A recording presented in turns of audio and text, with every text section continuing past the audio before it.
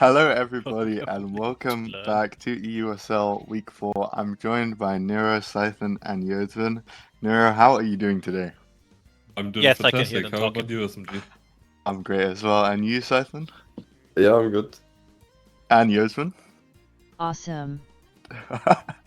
Okay, very funny. We've got Yodsvin on the TTS today, so great to see. I think the first time he's been on the pre-show, probably. On a more serious note, recently, I'm sure a lot of the EU community know a very beloved member had a health scare, Dax.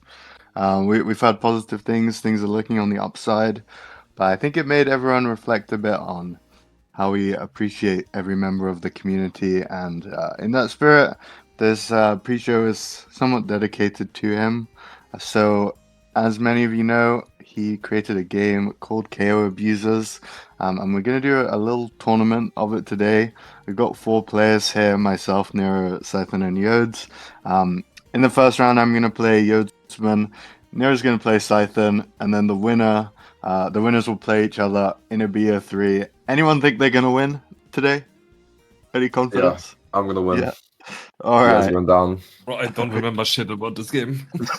Same. All right. Well, we'll have to see who can win. Yoz, what do you think? Are you going to win?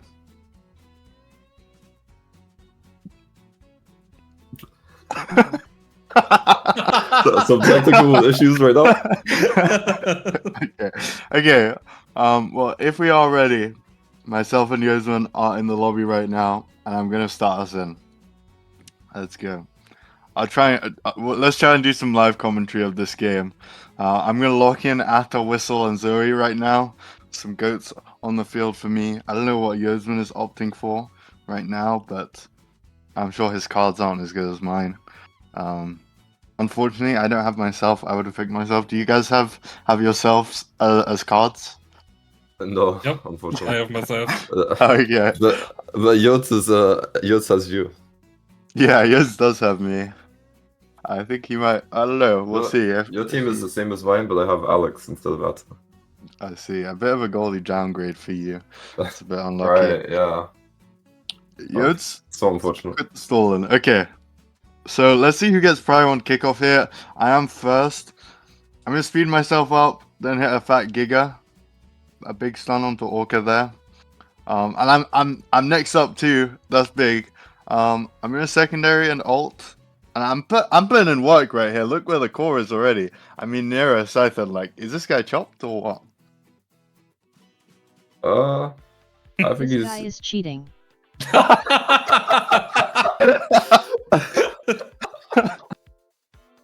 Yeah, it's not looking good for Yods at this point, I'm gonna be honest. I believe in the Yods comeback. Yeah, I mean, he didn't manage to hit the ball yet, though. I'm going to move left and then try and hit a secondary primary, and I killed myself. You just killed yourself? Oh, wait. Oh, wait. Yeah, I did. You eliminated yourself. Yeah, I did. Now I'm going to run up, I'm going to primary the ball.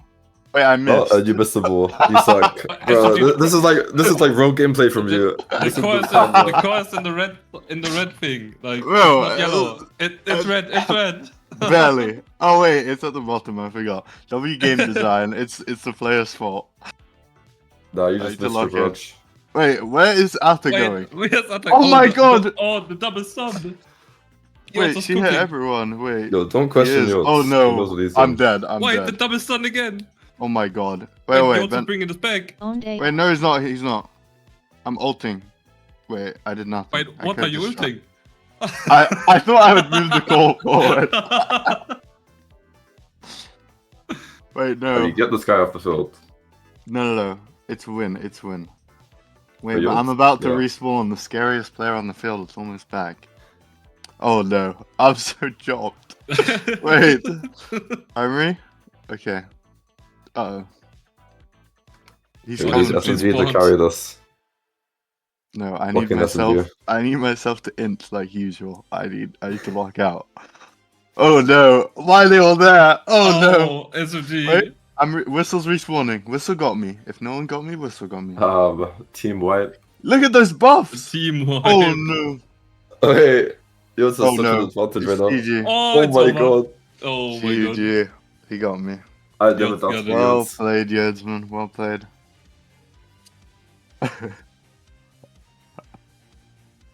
Rolled and smoked, as my good friend XQC would say. Okay. Alright. After that one, looking like the Mako was quite strong in my opinion. That walk up stun play kind of won him the game. I'll be honest. Yeah, that was a good Yeah, play that from him. was Well kind played. of insane. Well played, Yodsman. Okay, well now we've got Nero versus Scythen. Scythen's got to join up into this lobby, but once we do, we'll have to see. I lost, but still, my character in game won. So I'm still in this. I believe in Yodsman to use my card to the best of its abilities, and help him get the dub, as we are loading in right now. Alright. Are you ready, Siphon? I'm ready. Alright. You're going down. I hope not. I'm I have- running with a full German squad here. I have the way better goalie. That is so not true, bro. Okay, we got an error. From what I remember, the error was quite good. Yeah, the error is Yeah, kind the- of broken, I think. Yep, Wait, I'm From on what I the right. remember. Uh-huh. and it is the error that's moving first here. Right. Wait, I forgot what error does. What does she even do? What does she even do? I look at this. Maybe this works, maybe not. But I'm moving left, and Wow, speed But myself it's- up in you're running. the goal position, and then ult the Zoe into whistle, and then hope Wait, for a what does double it- stun there. What does accelerate do? No, I am back, and I can just Wait. secondary and ult, and like both of them are stunned. What? No. What did you do? I mean, it's And now- fine. Like and now Alex Alex is still like he's gonna carry as usual. True. Right. Alex on only Oh, can't God. lose. I'm not sure if that was the right move. So Oh no. Okay. Oh my What? god. What? They all got knocked to Timbuk too. Zoe, why'd you die? Oh no. Alright, what are we doing? Oh, striking. Just striking it. Oh, my, it's over. Wait, I no. debuff them all.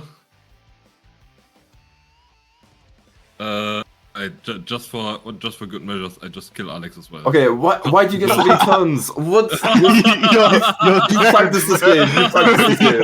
You're dead. And what am I? Oh, I'm up. Just wait Bro, here who, again. And who have you now been I swimming should. against? It should go in. Okay. GG. What? So that one not too close.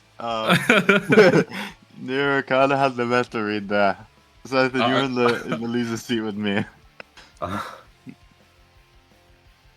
As expected of the former KO abusers, number 1 leaderboard spot holder NERO0407_. He typed out underscore by What the way. Yod said, yeah. W. Okay, so in the grand finals here, we're gonna have a best of 3 versus Yodsman and Nero. blame Simon, Alex. who you favoring in this one, bro? Well, I would have to say Nero. I'm giving it to Yodsman 2-1 because Yodsman has me on his team. And now Yodsman knows exactly what Nero wants to play for. So we're loading in now, and best of luck to both these competitors. We'll have to see who gets it done. I'm just trying it again, like. This guy is such a scumbag, bro. If He's it works better one time, abusing. like maybe it works another time. To be fair, I guess he stuck to the name of the game and did abuse the KOs. I did abuse the chaos. It's gotta be done. This time it should even work even better, I think, because Atta is slower than Alex card. I think it was like that. No, I think I don't remember actually. I think Atlas full speed. Oh Yep. my god.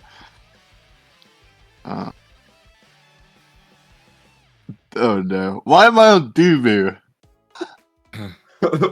Wait, is this night market? Maybe. Oh no, it's a disaster. Oh no, well, it's so I- disgusting. I guess Oh I didn't shit! do so No, bad. it's in the red. Yo, it's in the I'm red, bad. bro. I'm bad. Bro, you strike the core, you do. I'm doing Okay. it after enemy is dead. I'm So playing the Vars. maybe I didn't I'm- do so bad. I'm playing like Vars. Okay, so that was a quick defeat into Yosman, but he still has another game, or maybe two, if he manages to win this one. Yosman, are you getting back into this one? What do you Thinking think? about a change of strategy.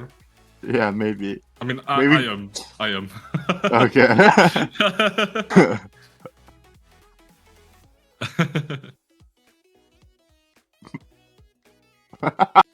Fool me once, shame on you. Fool me twice, you can't get fooled again. Okay, he's confident now. He's confident. Nero switching things up though. Oh no, he's picking another fast He's going for a character. different comp. Oh my god! Oh, Okay. Right, okay. interesting. They're on the fights, looking like a lost match. Yeah, true. What do you mean? I just played it as well. Okay, let's see here. What's yours' adaptation? Oh, he's got Orca on the error. And Orca Oh. moves first! This is a big turn. And he's copying the strat. He goes to the middle, accelerates the Dubathy and the Mako. And Mako has a speed up as well. Knocks Lexit back. Now what he can... Oh, but now it's Kai's turn. That's a bit scary. Looking like he's going to move forward and get the double Giga stun here.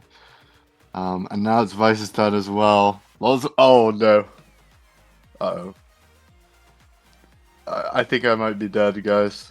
Oh, never mind. So, do you think Yos can make What? it back here?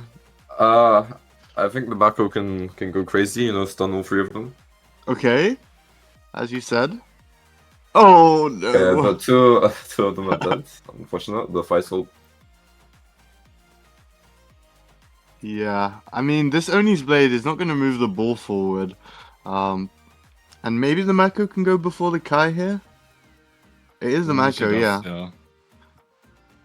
But can't do much. Mako with a nice evade, though. I like that play out of Yodsman. But still... Oh, Oh, no, it's over. Wow, nice unfortunate. try. The Marco is a little bit slow. Yeah, I think SMG should have faded and not died so early, but yeah. This Vice Continue. character might be a bit strong, I feel. Yeah, it might be a bit strong. As well as the speed abuse from the Kai and the era. We saw what mattered most. Okay, anyone have any final words before we wrap this up? Congratulations to Nero as our KO Abusers champion of the day. Thank you. Yeah. So, Ethan, you got any final words? No. Alright, Yodsman? Shout out to Dax7. W. And Nero, you got anything as the champion to say? Yeah, definitely. Like, shout out to Dex. He made a great game. I hope he recovers. Like, I hope we hear some good news from him soon again. And yeah. Yeah, me too. Absolutely, I'm sure the whole of the European community is feeling the same. But as for now, we're going to throw to a quick break. But coming soon will be the EUSA game between Bonk and Jammy Circus. So be looking forward to that. For now, that has been the pre-show. Goodbye.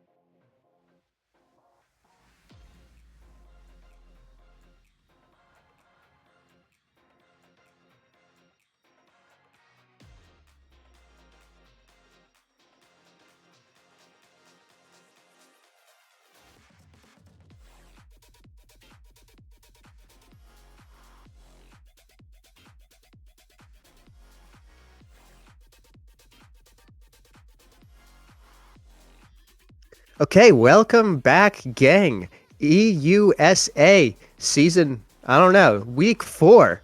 This got a good matchup between. Hold on, I am echoing. I don't even know. Okay, there we go. Now we're back. We got Jammy's Circus versus Bonk Atomic Punch. Bonk 2-1 currently through this beginning of the season. Jammy doing a little worse. Jammies rather doing a little worse 1-2 to start things out. We've got a DD game. Like, praise the Lord, not AtLab off rip. This does not happen every day. But here we go, mixing things up. The Stinger start is miserable. I mean, understandable Finny ban in light of that. But yeah, we'll see how things shake up in the rest of this character draft. I can see Stinger start, I can see a Vice, I can see an Estelle and an Amy. That will be, we're either gonna see 20 KOs or none. There's no in between.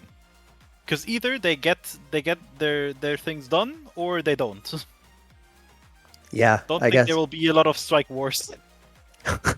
Yeah, I think it's frankly, I think it's just going to come down to whichever team can, one, scale, and two, execute their KOs.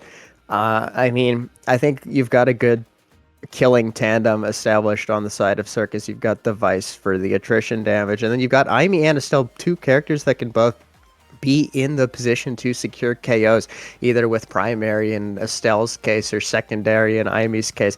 So I think you'll probably just see Vice getting in the mixer, getting this chip, and then hopefully they don't blow their 2 or so chances to get these KOs and establish these power plays. But I think, like you said, neither team really specking heavy into core control here. I think it's probably going to be a bloodbath given the Awakening start. This is crazy.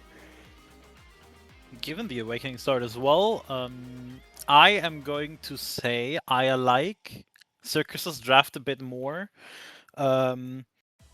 I would personally rather play on the side of Atomic Bonk, but that's mostly because I don't play Estelle or Amy very well, and I assume that Vice is goalie.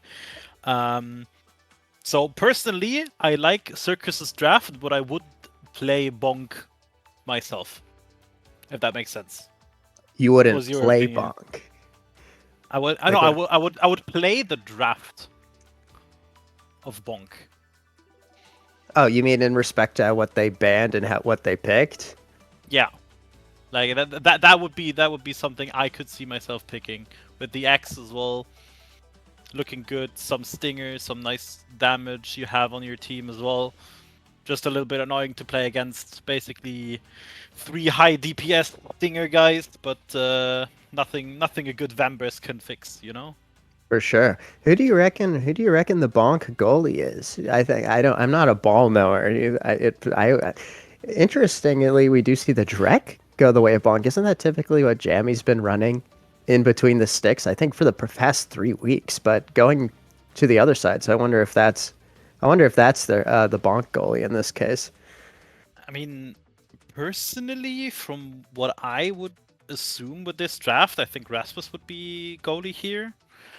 I've seen it be played a bit when I was still playing. I don't know if it's still the case. Haven't followed EUSL that much, or USA in this case. But I still think that Rasmus goalie will be the pick here going into the game, because Drakkar midfield, X hard forward sounds like something reasonable to do. Yeah, for sure. And I think you probably get a bit more damage value out of the Drek. And I do see Rasmus's. Is Rasmus's the plural of Rasmus? Probably. Rasmai. Rasmai. We do see a lot of Rasmai in between the sticks here on Demon Days, especially leveraging that size. So, that's probably going to be the way it shakes up for the side of Bonk. And now, we're low-key just waiting. Low-key just waiting. The queue has been popped though, so we'll get into the swing. I don't think we're low-key waiting. I think we're high-key waiting. High-key waiting. The game. Okay, fingers crossed. We might have gotten a fake. Nah, we would never. There we go. Real pop. Never. And now all of our questions will be answered. Everyone is hovering Kazan. That's what you like to see. Okay, so we actually got Jamie on the Estelle goalie. Interesting. Okay, so it's not actually Vice goalie. It means Vice will be getting in the mixer, able to apply more damage. Excuse me, like sphere of influence damage from that. I assume midfield / brawler position, rather than being trapped in between the net. And then can't necessarily see who's in between the six yet for the side of Bonk Atomic Punch, but that question will be answered very quickly. Mashing tab. Okay, we do have Young Kate in between the sticks with the Pauldrons. Pretty standard pick again. Yes, Stinger arms race. Nobody opting for the Timeless Creator, but I guess that is understandable as we get into the swing of things. See Imi working things in the top plane, but it's just an absolute wall of damage, but Jammy is able to weather the storm. Lego Piece, actually Lego Piece and this poor Imi both looking a little worse for wear, and we're not even 15 seconds into the point. I think we're really starting to set the tone of what this match is going to be like. We'll just see who is the first one to go the way of the dodo as the damage continues to roll out. Young Kate also eating an Imi primary, meaning that they are down to half health as well, but good confirmed by Il Puma, sneaking in there with the direct beam and an unfortunate whiff. Maybe Jamie was just a little mispositioned and out of the strike box, but there we see the first goal kind of anticlimactically rolling in from bot plane to start things off, and it's already a crazy match. Bit of a misposition there on Jamie's part, but something I want to mention is that nobody, even though we have basically two very high damage comps, not a single person went Vembrace. So there's definitely going to be a lot of KOs and not a lot of healing to be done here. Yeah, I think that is kind of shocking to me that even, I guess, like a really squishy character like Imi is not rocking the Vambrace here, but I guess, yeah, confident in their own ability to survive and play damage, especially on a relatively mobile character. Speaking of damage, a lot coming in onto Swiftsy in this moment, being forced to blow the flip, and that is a great decision. We'll get the energy reset heading into this next point. Granted, both field players of the side of the circus now no evades to their name. This is a very dicey thing. Going into this next point, probably going to have to play a little conservative off the kickoff, just scoping out the situation. Not able to get the ball out the back. And Swiftsy now absolutely eating damage. They're gone. Yep, there we go. No dodge. It's no problem for Lego Piece to confirm that KO. Also winning the 1v1 up against Jammy, getting the first barrier. And now Jammy, blowing the flip, but able to react in time to Il Puma's flip. But Lego Piece, right place, right time, likewise to get that barrier. No, another unfortunate misposition into the whiff strike from Jammy means the second ball rolls into that top corner. And another kind of crazy goal from Bonk. Yeah, the strike shot a little bit off, trying to get the shot out there. In the end, it goes in. We see exactly what we expected, kind of. A lot of damage, not a lot of chaos yet. Will probably change once we get a few more awakenings and they're on the damage side. But besides that, like, we already see like 2.5 players already basically staggered. Kirby Derby got the orb, so it's gonna be a little bit more healthy here. Yeah, I mean, speaking of health, Lego Piece not too healthy themselves. Swiftsy not able to lay on the pain, though, being hooked away from Lego Piece by Yankate's ultimate. And good usage of the ult there to get the ball out the back. Jammy, the only healthy player on the field, taking advantage of their unstaggered state to walk up the field here and assist in building this corner offense, which is not quite confirmed. Good triple defense from the side of Bonk Atomic Punch to keep the ball out of the net. And speaking of things getting knocked into the net, we now see a power play. Okay, no more power play, lol, but we briefly saw a power play in favor of Bonk after Kirby Derby was unfortunately knocked into the net. But Circus responding in turn with a good KO onto Lego Piece to force a 2v2. Oh, unfortunate Estelle Blink right into Il Puma, who is able to react in time and get that. And it was not put into stun, so able to react and just knock that into the top corner for a pretty comprehensive set take in favor of Bonk to start things out here. Yeah, first set win, always important. I see Prize Fighter, I see Reptile Remedy as well, something you kind of want to take here at some point, just to survive. Tempo Swing as well can help you deal a little bit more damage, and if you get some stagger with it, we see extra special being taken by Vice, makes sense. prize fighter by Rasmus as well. Also something really good. Primetime picked up by Estelle. Also something really good for defensive. And then you also have the given second the second primary that will help you deal more damage, but you also have like more defensive tools at the same time. Orb Dancer X, absolute chills. But yeah, otherwise, like very solid pickups coming out of both teams. Both teams getting pretty solid things, all things considered. Now Swiftsy fighting for their life already to start out this point, dead within half a minute.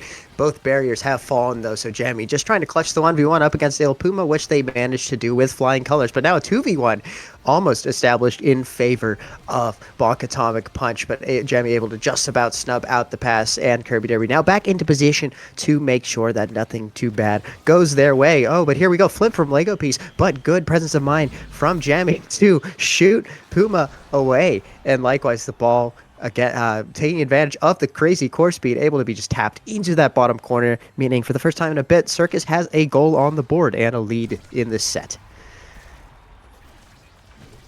Yeah, but at the same time, looking at the energy, especially, they already have like an advantage position, and already took barrier as well. Something really nice. Swifty has to be careful here to not get KO'd. Does survive in the end. Never mind. That's a prize fighter stack for Rasmus. Yeah, I think initially in the draft, I was like, is prize fighter Rasmus like really that much value? But I guess with the pauldrons and with two people absolutely murking the enemy team, I guess you are able to get those kills. Like, oh no, as exemplified right there. Good adaptation by Jammy there. Unfortunately, now in a pretty shaky position. All it takes is one X punch and you're probably dead. Should you be close enough to your goal arc. And now Lego Piece opting to lay on the pain. Jammy dumping a kit dumping onto Lego Piece, trying to even the scales here as both brawler and goalie completely ignore the play. And up on the other side of the field, Yonkate caught not beating the old man allegations there. Kirby Derby with the flip right through his legs to get the second goal on the set, and emoting on Lego Piece, who was unable to get the kill all throughout that sequence. Yeah, and we're looking at a 2-0 already in this set. Something really nice for Jammy Circus if they want to come back here. It's a winning second set. Getting 1 KO, that's 2 prize for the stacks gone. So Rasmus basically has no second awakening right now. And Il Puma also very low. Having to wait for Rasmus to respawn here. Good defense by Swift. That's insane that killed. Wait, that's just Stinger X. That's nuts. Okay, wow. Okay, what do I know? But there we go. We do have a power play in favor of Bonk. Yonkate patrolling, walking up the field, trying to get something going, but nothing goes. And it actually, conversely, goes the way of Circus there. Great blink by Kirby Derby. Right place, right time to just knock that top corner. No flip needed. And that was a great comeback from the side of the Circus, which is what you want to see, especially now that you are out in front of X in this draft, which is definitely useful. Yeah, something really nice. We do see Timeless again. Probably not being taken here. But bulk up, super surge, some really nice good damage. Deadeye on Vice or Estelle will hurt a lot. And there we go. Yeah. Pretty conventional draft. The Deadeye, scary. I think we're also, this Estelle has not like crazy range at this point. I feel like Jammy is going to be able to shut things down extremely early, provided they have projectiles. But in any case, Jammy not opting to expend the projectile there. There it goes, though. Able to get the ball out the back, and we've got another brawl over the orb in top lane, which Kirby Derby ultimately ends up picking up, which means Lego Piece has to run back and retreat in order to heal themselves. But now right back into the swing of things.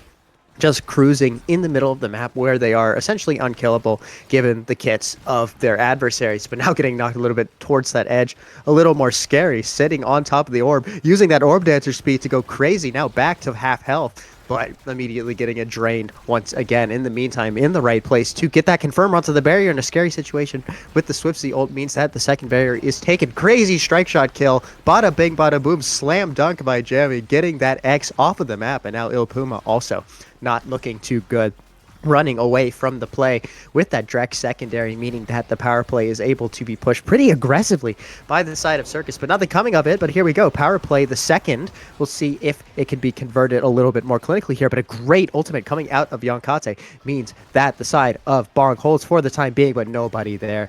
Leveraging that power play momentum is Swiftsy, but not leveraging that flip is Kasane Teto. Oh, wait, sorry, Kirby Derby. Okay, speaking of flips, a couple wayward flips and a wayward secondary means that there is no conversion from the side of the Circus just yet. And now we have a 3v3 once more, and Lego Piece trying to knock things back into the net, but no, nothing comes of it. And now Il Puma is not looking long for this Earth.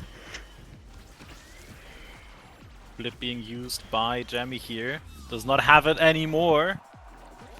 Gets basically just passed by Lego Piece.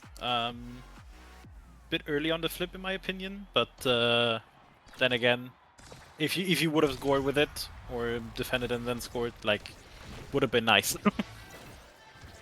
There we go. Big Vice ult in the midfield. No value really taken from it, though.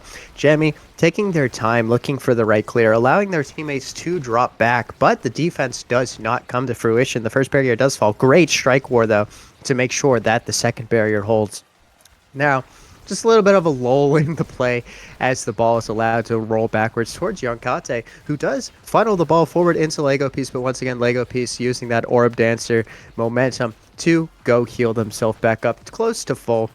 And now back in a position where they can deal damage to this poor Estelle goalie, who, wow, crazy save, but unable to secure the follow-up. Loses the strike war too, but it's a little off from Lego Piece, which means that the Circus has a second lease on life in this point, but that lease has expired within a couple seconds. Frankly, good positioning by Lego Piece to tap that between the hapless forwards of the Circus there to establish a 2-0 lead in this set.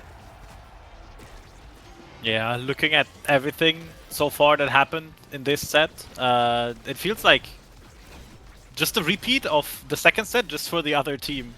Like, we see a lot of damage happening, but nobody on the team, on the side of Circus, kind of focusing for barrier right now. And that just means that they lose their own barrier right now. Open goal for both sides. And a lot of blinking health bars as well. Lego Piece gets 2 orbs back to basically full HP. Really nice on-the-line defense, but flip from Kirby Derby gets the goal to make it 1-2.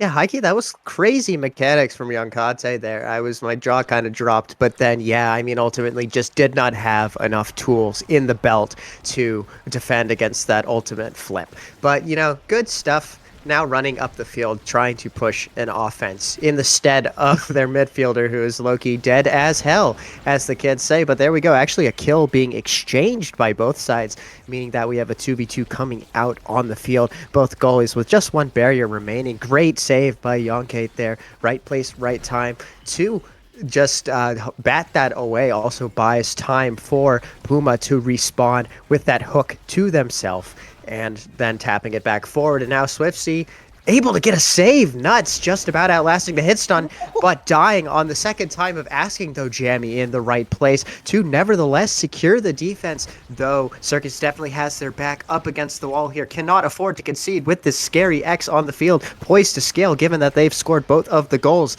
But Swiftsy trying to make sure that doesn't happen, but Lego Piece winning the strike war. Great presence of mind from Swiftsy to bat it back to Jammy, though, away from this big, scary red man. And now the side of the Circus trying to work the power play, but Jammy not really coming up to help, but no help, no problem. Great TP into the bottom side redirect by Swiftsy to get the crucial second point for the Circus here in this game, and now it's Deuces heading into the deciding point of this third set. Yeah, really nice comeback here from the sides of Jammy Circus, being 0-2 down. Didn't look like they really wanted to get the barriers in the first few rounds. Now looks a lot better. They get the damage done. Once they have the damage, they don't focus on getting KOs. It's okay for them to just abuse the fact that they have to be careful, just like we see right now. Take both barriers and boom. That's it. Wow, great stuff. by the Circus there, coming, I think they were 2-0 down to start this set, so great grit, great resilience to turn things around there, and now we're getting the Vice first pick of the bunch, which is great. Yeah, I mean, pick of the litter here. There is no losing here if you are Swiftsy on this Vice. There's probably 3 or 4 incredible things you could pick up, ultimately opting for the heavy impact, and we'll see how the rest of this draft goes. There's so much good things here. And the thing I see most is Vice heavy impact already with a lot of damage. Already has Deadeye, Stinger, extra special, now heavy impact as well. I am suspecting that we're gonna see a lot of power plays from the sides of Circus here. Yeah, we'll see, provided that they can hang on to their own lives, which is not an open and shut issue, but there we go. Within 10 seconds, we have the first power play of the set, and Yonkate also not looking too long for this Earth, eating a dash by Kirby Derby there. But Jammy, a bit of the misposition means they do actually lose the first barrier of this set, and we've got a power play. The power play is no longer up, and one was about to be established there by Lego Piece, but the knockback not quite being enough to seal the issue. I like the TP from Jammy to try to stop Lego Piece from getting the orb because of the orb dancer stacks, but ultimately pays the price with their life, and so too was Lego Piece about to do so, but just a little bit too little knockback to secure the KO there. But this poor X is just riding away like a chicken with his head cut off. Does manage to pick up the orb though, so I think he'll be fine. Whoa, that's some nuts.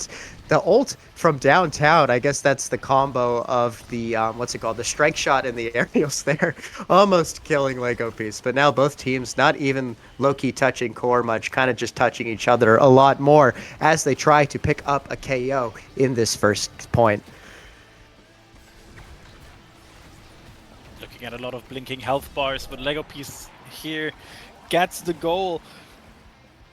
The same thing happened at the beginning of set 4 happened, set 3 I mean, where the side of Circus gets a lot of damage down, and then they focus a little bit too much on killing, and then they don't have abilities to defend their own side. I feel like if they really want to just go for the KOs, they have to start converting a lot better. Because right now they might be throwing a huge lead they have. Yeah, I think that I can kind of see that too. I think there is a bit of kind of hopeful ability dumping and not so much clinical execution. But speaking of clinical execution, good clinical beam from Jammy there to pick up a goal. Might be the first Jammy goal of this set, if I'm not, or of this game, if I'm not mistaken. So there we go. What you want to see on this attack, Estelle, who also has the flip. So sitting pretty heading into this next point. Speaking of sitting pretty, great situation for the Circus. I mean, I was gonna say, oh, I guess not so fast, but there we go. Another good goal by Jammy, and we now have match point in favor of the Circus. You know, we were really speaking a lot of doom and gloom of this team, but here we go. They're now the ones in the driver's seat and just have to do one more good conversion of their plays to secure the first win on this series on this crazy map. Looking like a lot of damage going down on Dakara, as I was about to say. Then Dakar decided to get knocked out. Same with Vice though. So right now we're just waiting for people to respawn, kind of. No real pressure here from either side happening. Another ult. God, the extra special is nuts on Swiftsy. It's just ult after ult after ult after ult. But in any case, the ball a little loose. Neither team like that eager to approach it at the wall, because you just ultimately, whoever does gets rocked with damage. We're now seeing Brawler and Aimee both low, one apiece for each team. Il Puma patiently trying to work the ball out of the spot play, does so. Yonkate right place, right time to start an offense, which culminates in the second barrier take for the side of Bonk Atomic Punch. They now just have to land the plane here, which they should be poised to do, given the poor state of Kirby Derby. Lego Piece, unable to convert on the bull rush, but still right in Jammy's face, which is not what you want to see as an Estelle goalie, and it's just a matter if Yonkate and co can get the ball to this big X, who wins the strike war with the X Maximus, explodes Jammy into that bottom corner there. That was kind of, I feel like Jammy was like pretty far out of the goal there, but I guess the spec training will do that. So there we go, and it's now once again 2-on-2 in this very pivotal fourth set. Blip without getting barrier. Really unfortunate. We see Il Puma being KO'd. I was about to say staggered, but outdated data. Yeah, that tends to happen. I think the KOs are just coming like cascading downward like a waterfall. It's really hard to keep tabs on what is happening. Great position by Swiftsy to secure the defense there in spite of Jammy's misposition. Jammy now positioning upwards on the field, getting to the ball in time in front of this X, but the gate is now open. The ball trying to be funneled into this is bad. Trying to be funneled into this X, but the triple defense was like crazy save, but they opened themselves up for the punch of doom and despair. And there's nothing Kirby Derby could have done there the second their teammates just disintegrated into atoms in front of their eyes. And even though the X is not first pick in this draft, we're still seeing some opportunities for scaling here. We see explosive. We see quick strike. I don't know. They don't have tempo swing, so peak doesn't do that much in that case. But does Vice get missile prop here? I guess so. Yeah. There we go. That's going to be, yeah. If I'm playing and I see this Vice on my enemy team, I might be spelling doom and gloom in chat right now. Yeah, this is an evil Vice comp. But that said, speaking of good pickups, I think the quick strikes onto this Lego Piece X is not too bad either, especially with ult value. Speaking of ult value, the ult from Il Puma knocks that right past Jammy to get the first goal of this final set within 13 seconds. So if you are a member of Bonk Atomic Punch, you know exactly what you want to see. You know, crazy Vice, no problem. There we go. Just get things going into the net as quick as possible. But now Yonkate absolutely eating the pain, eating the punishment, and getting punished by having their first barrier fall. Great reaction by Yonkate there to make sure the second one does not fall at the second time of asking off of that flip. But now, I mean, wow, crazy core speed thanks to the hot shot, I'm pretty sure. And now Il Puma is dead, which is not good. But Lego Pace able to continually win these strike wars and position themselves in such a way that this power play cannot be forced forward into the net of Yonkate, who is now able to hold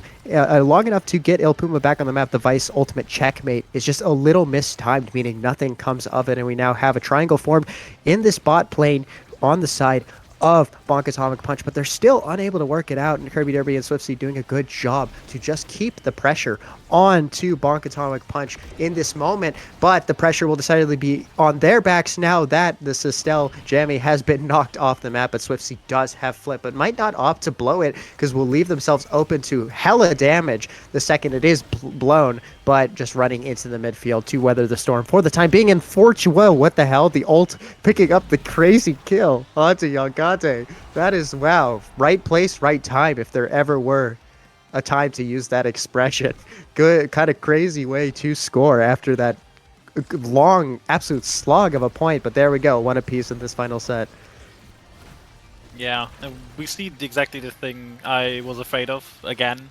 A lot of Circus is trying to get KOs. They don't seem to get them as consistently as you might want to with their comp and the damage they have, and that just opens up their own barrier. Again, they lost one. They lost one of their barriers, or one stage rather. They got the KO, but they didn't get to profit off of it because they didn't have any abilities after getting the KO, and yeah, we see again. They're dealing a lot of damage, but they're not getting anything out of it, I feel like, most of the time. Yeah, I think in most instances when the Circus are left without abilities, I think they just continue to get strike gapped by Lego Piece, who's able to find these slots in between the two defenders in most cases. But and Jammy, I think, has a pretty full toolkit at this moment, so none of that nonsense coming through. That said, gonna have to definitely make usage of the tools, especially in light of that missed strike, having to force the flip out of Jammy, which is not what you want to see. Lego piece smelling blood in the water, but Jammy just able to play footsie around that bull rush, living for the time being as their midfielder puts in crazy work. 1v9, Mike Imee, 1v9, good stuff to get the goal in spite of Swiftsy, like picking daisies in midfield and Jammy fighting for their life in the back. No problem. Great solo goal from Kasane Teto there. All right, no, sorry, Kirby Derby, Christ. We're already looking at match point here for Circus for game 1. Would be something really nice. Looking at the standings again, they are rather on the down low if they lose this. So as a team, they want to get the first win here, have a little bit of that safety going into second and potentially third match. But right now, they're looking a lot more at the core, which you can instantly tell, I feel like. Yeah, and there we go. Great. This is exactly what you want to see. Can they convert on this power play after taking the barrier? We'll see. We'll see if Jammy opts to commit forward and try to build a triangle, looking to playing a bit conservative, meaning that the 2v2 defense is won by the side of Bonk Atomic Punch. But we do have a flip out from Swiftsy, and it is knocked into the ultimate. Great presence of mind to confirm off of that really well-placed turret by Kirby Derby. It just about taps it in for the win, and there we go. You know, we might have been speaking doom and gloom of Circus, but they are so joyful and whimsical given their team theme that they were able to counteract it and secure this win. So great stuff, and it now puts them 1-0 on the series. 26-minute DD game. You do not see that every day. You do not see that every day. And looking at the KOs, I mean, I did say we're gonna see 20 kills or none, and looking at all of them, we did see 30. Oh my god. Christ, that is a lot of... Man, I can't do mental math that good, but that is... Yeah, is that 30? Is that 30? Yeah, 15 on each side. Wow. That is perfect not... So, equal, as all things should be. So over a KO per minute on average, and it's even higher than that if you factor in that like 3 of those minutes of that game were just sitting in draft doing nothing. So of the gameplay, Christ, yeah, man, would not want to be out on that field. I cannot play for my life. And evidently, nobody was really playing for their life, given the awakenings. Kind of hard to do that. But yeah, great stuff from the side, frankly, from the side of both teams. That was a very close game. So give both teams their flowers there. But yeah, just the Circus able to clutch up when it mattered to secure their first win here. And I'm wondering where the, well, how do I phrase this? I'm wondering where Bonk Atomic Punch messed up in their execution here. Would you be able to speak any more on that? I mean, yes.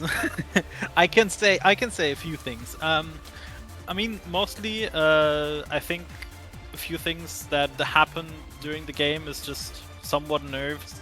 Looking especially at Young Kat, kind of looked like it was out of the game. Sometimes just doing a few little silly clears into enemy abilities or just losing strike wars. But at the same time, Jammy did also have that in the beginning, but then cleaned it up a bit, going into set 3, 4, 5. Besides that, I think it was mostly just after set 3, you're kind of sitting at your team. No real survivability. You have the tempo swing on the Jakar, but not really a way to out-sustain the damage from that Vice, from that Estelle and Amy. So kind of hard to play, I think, for the side of Bonk. So I feel like once set 4, once we got to set 4, it was kind of Circus game to lose and not Bonk game to win anymore. Yeah, and I mean, we were talking several times during that game about kill, like efficiency of your ability efficiency vis-a-vis killing people. And I think even if necessarily, like, maybe Circus didn't become more clinical and how they were hitting their kill conversions. I mean, when your Vice has a build like Swiftsy had in that game, I think you can kind of just give the middle finger to efficiency. I mean, you could just drop that ult anywhere, and you're getting so much value that killing almost becomes second nature. So I think it allowed them to hit more power plays, I think, especially heading into the penultimate and the final sets there, which I think, yeah, obviously, when your team is 33% stronger than the other team, you are able to make things happen a lot more. And I think, especially once you were getting kills onto the Sex and also onto this Rasmus, who was not able to leverage those prize fighter stacks, probably definitely helped them clutch out the win here, if I do say so. Yeah, I mean, looking into the very far future, so about like 2 minutes, going to Atlas Lab now, I think it's going to be a lot more calm, right? We're not going to see as many kills, right? I mean, look at those awakes, man. Oh. Yeah, it's pretty nasty, but I could definitely understand the Kazan ban. With this 1-2 on the lab, Christ alive, man. Don't put me in there with Kazan, but we'll see how the rest of this draft shakes up. I can see a lot of damage happening again. I don't think Circus is going to run back Device midfield this time, even though maybe it did work well, but it was DD after all, so I hope not to see it, not because I don't like it, but because I want to see less KOs and more actual playing with the core and more passing, because I like to watch that playstyle a lot. I think you'll be happy given that we see the Kai getting locked in pick 1. Something you'll never see on Demon Days unless you're insane at playing for your life. But there we go. I think maybe this is a harbinger of core control to come. That said, Circus responding with the goddamn Luna. So, maybe the game plan a little different over on that side of the fence. We'll see if they choose to lock in the damage. Giga Time, we'll see their second pick, which has not quite come out on my screen, but should be a matter of seconds. Just gotta twiddle my thumbs for a second. I mean, I'm looking at that Luna. I assume that's going to be on Swiftsy, so I would assume they would pick another Estelle, apparently. Might be goalie again, might be midfield, might be Luna goalie. I don't know exactly what Jamie plays, but doesn't seem too out of pocket, maybe. Or maybe I'm completely delusional. Might both be the case, But looking at the things Bonk could pick here, the X is still open. Really good character right now. The Amy again, which looks to be the case. Oh wait, no, Bonk didn't have Amy. Circus had Amy. Yes. I retweeted the again. We do see the X again though, for the forward of Bonk, and paired with Amy, that's again a lot of damage, especially with 1-2, and potentially Amy can decide to go extra special if she just wants to lock down those corners and get free barriers. Then we see the Asher rounding out the Circus comp. I assume that's probably Asher. Is that Asher forward on Swiftsy? I know that's a thing. Unless, because I feel like surely it's Jamie on the Estelle again. Like surely guys. I think it's probably, but then Estelle Luna, Estelle Asher. Luna Asher. There's not a lot of core control there. So honestly, I don't know. I don't know who's going to be between the sticks here. Kind of a toss up. I'm leaning towards Estelle, but what do I know? I'm gonna predict Jamie to be in between the sticks here. I think I'm pretty safe to say that. well, I know. Well, what I mean is which character, bro. Come on. I know. Okay. Man. But I was right, technically. You're right in the worst way possible. But I am technically correct, the best way to be correct. I guess so. And on the other side of the fence, I'm assuming. Do you think is it Yonkate on the Kai or the Aimee? I'm assuming the Aimee. I don't think would you first pick Kai goalie Is that real? I don't know. I think I would first pick Kai as a flex pick to have him on midfield or goalie, or potentially even forward. But then again, I think against Luna Estelle, I think Kai goalie would make enough sense if you're looking at like just the picks at the time, and then have Amy and X as the forward duo. So I personally would assume it's going to be Kai goalie with Amy midfield and X forward against Estelle goalie, Luna midfield, and Asher forward. But then again, I am known to not know what I'm talking about, so might as well be completely unga bunga what I'm saying.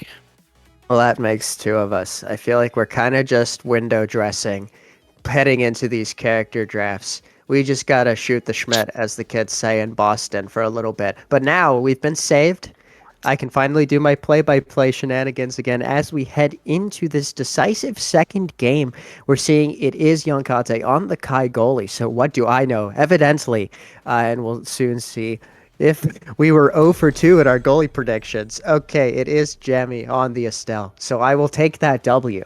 1 for 2. That is 50% hit rate. I'm fine with that. In baseball, you'd be elite for reaching first base 50% of the time. So in any case, we are starting the game. Lego Piece winning the interaction up against this Asher in top plane. But Kirby Derby, right place, right time to capitalize off of the unfortunate angle on the black hole. But unfortunate is the situation of Jamie, who ultimately is the first person to lose a barrier in this matchup and loses the second one. Not too much you can do into that corner pressure from X as an Estelle, who just absolutely dog walks the two poor defenders of the side of Circus there, taps it into the goal with that X Maximus. So good clinical stuff coming out to start this game from Bonk Atomic Punch. And once again, something I know that chat will dislike. Another strike shot Estelle happening. I mean, I do kind of see why you would want to pick it, but then again, at the same time, we saw it on DD last round. This time it's gonna be, I think, a lot better, but yeah, it's gonna be hard to play in the beginning for sure. If we just look at the damage that's already coming out from the sides of Bonk. I mean, I think as far as I know, Strike Shot Estelle is like Giga Real in North America, but evidently gets absolutely dumpstered by the X Maximus here in Europe to start things out. Another kind of, it's just a matter of the side of Bonk Atomic Punch biding their time and waiting for this X to just get his big win button on deck, and then it seems to be pretty lethal, very clinical to start things out. But now a bit of a momentum shift in favor of the Circus as Il Puma is forced to cower in the corner for the better part of 10 seconds there and almost eats paint from that primary coming out of Kirby Derby, who's ultimately the one eating paint. There was just too many abilities thrown their way to be able to survive in that situation. I don't even think they've hit level 2 at this point, which is not great given the state of things. But now Yonkate, great reposition to compensate for the overextension of Il Puma there, who's able to win a couple of key interactions in top lane to finally get the offense in favor of Bonk. But in spite of the ult setup, the offense not able to be won on the first time round, but won on the second time round. The barrier's now open. Great clear foul by Yonkate into Lego Piece, who funnels the ball into Il Puma, who's going to have to do all the heavy lifting on this offense, given the misposition of their X playing for their life presently. Good strike war win by Yonkate. I don't even think Kirby Derby struck there, meaning that the ball once again channels forwards towards Il Puma. Is going to try to make something happen all themselves in top corner, funnels it into Lego Piece, who once again converts off the X Maximus. Big money moves, able to tap it past the double defense of the Circus there. And I think a really good start to life here for the side of Bonk Atomic Punch. Every single goal happened because of X Maximus. All I'm saying, he might be good right now. Getting bulk up here as well, something really nice. Always good to have a little bit more strength if you're already strong. Getting super surge on Amy as well. That doesn't look too good, in my opinion, for the sides of Jammy Circus. We might be in for a quick 13-minute Atlas game at this point. Yeah, I mean, this X is beginning to scale. Opts for the bulk up over quick strike, but I think would have won in any scenario. I mean, this X guy might be a bit strong. That said, not able to get a kill. Good denial of the space off of that Asher ultimate by Kirby Derby, who also gets knocked into the right position to take that second barrier with just a mere strike. Struck into the portal, though, and now having to play for their life. Lego Piece kind of playing the ball, but more importantly, playing the man, trying to get these forwards of the circus off the map. But now we're seeing like quite a few people not looking good in the health department. Yonkate just about maneuvers around that orb to allow Il Puma to pick it up and put themselves into a good position to defend, weathering, strike warring, winning the interaction up against that Luna secondary, but this is not good. Great patience by Yonkate to actually win the initial strike, but it is straight into Swiftsy, who can just tap it in with a strike of their own. So, you know, one thing right, the other thing not quite right, and we do see a point on the board for the side of Circus at last. At last, indeed. Right now, still looking like it's going to be an uphill battle. Just from the awakenings they got as well, I would definitely prefer the picks from Bonk, but they seem to be managing well. Kirby Derby already has the Orb Dancer stacked fully, which is really good, honestly. So that is something to keep in mind. That Asher is going to be really fast once she gets a few orbs. Damn! What a kill. Hell yeah, Swiftsy. There we go. Power play in favor of the Circus, who pass it around the bull rush of Lego Piece, but Yonkate able to deal with things, and now Il Puma is back on the map. That's it's still a bit of a tricky situation, but able to negotiate it around that Asher ultimate, and now Asher doing Asher things, getting those striker stats in bot lane, but Il Puma equal to it, manages to rotate away from this big, scary red team forward. Jamie also winning the mobility battle to get out in front of this X to get the ball out of dodge for one, and then Swiftsy careening backwards with that Luna secondary do pick up the kill on Lego Piece. But the power play just cannot be pressed, but it is pressed eventually. Yonkate in a decent position, though, given the flip, but this is exactly what Asher wants. Big, scary buttons in corner, but Yonkate, privy to it, gets the ball out with a wise downward rotate, but still not out of the woods just yet. That said, we do have two flips on deck for the side of Bonk Atomic Punch, but the first one goes the way of the dodo as soon as it was gained thereabouts by Il Puma, who's now a little bit in a precarious situation. Loses the strike war too. Speaking of precarious situations, but great reaction with the flip from Yonkate to bleed the flip out of Swiftsy, but pays the price with their life. And we have no goalie in net. Brawler in net. Lego Piece running back emergency defense, and evidently does not have the bull rush or the bell ringer to deal with that strike from Swiftsy. And we see a second goal for the Circus in this set. I see something that might be an issue, and that's a 4 prize fighter stack Luna and a 5 orb dancer stack Asher. That's a lot of stacks, you know? Yeah, man, look at the Il Puma, bro, and Lego Piece. They are dying, giga dying, and Swiftsy is now just biding their time, waiting for those cooldowns to come back up and start wreaking havoc. Havoc decidedly wrecked? I don't know what the past tense of that is, but okay, and it continues to be wrecked. Il Puma just dying for fun. Swiftsy now on like 50 quintillion power and making absolute great use of it as the triangle comes out on the side of Circus, but the passing play not found. Jamie trying to force the ball through into Kirby Derby, but Kirby Derby, finding a good rotate, and also Swiftsy once again finding a good kill into a good strike right around this X fella who's not quite big enough, having not picked up Rampage in that second draft. And now we have a really good comeback once again from the side of the Circus here. A good 3-0, and you get Luna in pole position, which is great. And we get 1-2 punch back again. We get inner focus, something also really good for basically every character. I feel like tempo swing might be good to get a little bit more of sustain on X, because Castellast or the demo still open. I didn't see demo, so yeah. I mean, looking at the picks right now, I think this draft kind of equal. Yeah, I think like both like a lot of people getting generally good things on themselves. I think the X getting size in place is pretty evident that it was not slim pickings for anyone in this second set draft. And now we're just seeing a bit of a melee in top corner, but all hands on deck for the side of Circus to secure the barrier temporarily. But now power play open net 2v3, which just simply cannot be won. Another great strike by Lego Piece, putting on a strike clinic these past couple games. And there we go, another neat conversion off of that power play in favor of Bonk, who are now looking to establish some momentum after a pretty calamitous second set. Yeah, looking at Swiftsy as well, Prize Fighter obviously does not carry over in sets, and I feel like the only reason they were so strong last set was because of the given possibilities they had with 190 power Luna, and right now it kind of looks like they don't have much anymore that they can do, and the pressure from Bonk that we saw in set 1 and the very beginning of set 2 is returning. Haven't been able to take the barriers, but I feel like it's only a matter of time. There we go.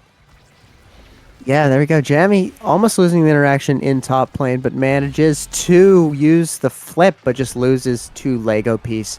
Lego Piece just so big, so oppressive, and it was actually Il Puma that got the decisive tap into the net there, I believe, off of the glitch pop. So honestly, good checkmate established by the two forwards of Bonk Atomic Punch, who are looking to take this this third set even quicker than the Circus took the second set, putting in some work. Good clear found by Yonkate, though, hitting the Sad Boys angle up and around that second barrier.